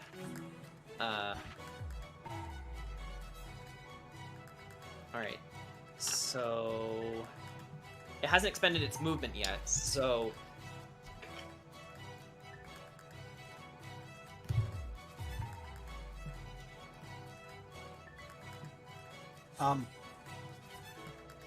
see, the thing about that is that the Spectre has... hang on. What? When it moves away, it moves both where it would trigger an attack of opportunity from Mimi and an attack of opportunity from me. It was actually going to the direct right, but I think it would still get an attack of opportunity from Kira. All right. It would also get an attack of opportunity. Well, no, because if it's just moving directly to the right, there's a wall there. It would. Wait, hang on. What's your range? Yeah. My range is 10 feet. You're totally right. Okay. Do I still get attack of opportunity? You and Sugash do. And not me? All right, Sugash, let's see if we can try Mimi to would too. It's really? whenever they move out of the space. Moving out of range. Okay. So you three get attack of opportunity. Okay. Got it. Man, Ooh, man, my dice rolls are good tonight. Okay. I wish I was like that. Aww. That's an 18. I wish my dice rolls were good. So that's an 18. Okay, 18 to hit. That hits. Mimi, what'd you get? I got... That's not... The wrong dice. Get the d20. Okay, no. I just rolled a 3. So... Okay, so that misses. Sugash, what did you roll? 15. 15. Yeah, you and Kira hit. So, actually, go ahead and roll damage, both of you. Golden Dragon Whip time. Yeah. So, how does this thing return to the ether? Is this some fucking holy whip shit going on again? Yes. This is attack, apparently. Dragon Ball Z Golden Dragon Whip time. All right. I got a 9 to hit it, or a 9 to do damage. Damage it. That's the distinction. And I got a 7 damage. Yeah, more than enough to destroy it. Yep. So once again, Kira fires out her Eldritch Blast, which surrounds Sugash's whip, turns into a golden dragon, and I imagine like Sugash just like whips, and that dragon just comes flying at him, at the Spectre. Her, but yes. Yeah, her. Not that it matters though, because as soon as you hit it with the radiant coated whip of draconic origins, it screams and then dissipates. Call it by its proper name, Golden Dragon Whip. It is now a signature move. I want to also say that Kira yells out, "Return to rest, spirit." And return to rest it does. And with this in mind, you begin to hear more voices stirring, and you hear faintly, "One must die, one must die, one must die." And that's where we're going to end the session tonight. Okay, we got further than I intended, but wow. Holy shit. That was spoopy. And thank you, Mr. Maniac, for the $2 Canadian and 28 stab wounds. 28 stab wounds. God, So- imagine that. That would be so cool. Like, Sugash and Kira like somehow combine the radiant energy into a whip permanently. Turns God, into a my true. rolls have been fucking awful. Yeah, You need to send all of those dice that failed you To hell. throw them to hell. Not even dice jail. Dice hell. To hell. Wherever that is. To hell, where they are forever left with their one Now- facing upwards. I must Yes. I must take my leave now, but I'll talk to y'all later. Alrighty, yeah. Okay. And on that note, yeah, we're gonna end session 4 tonight. Thank you everyone for joining us, and this was a really fun session. We can't wait to do more. I dropped my dice. I am a good dungeon master, I swear. There it is. And yeah, we'll see you in 2 weeks. Yep, so November 13th. November 13th. All right. Is that no? 2 weeks would be November 6th, wouldn't it? Actually, would it? Hang on. Yes, it would. Oh, Yeah. Yes, it would actually. Yeah. okay, my bad. November the 6th. Well, 7th if you're here in Australia. Yeah, if you're in the That Superior sucks. time zone.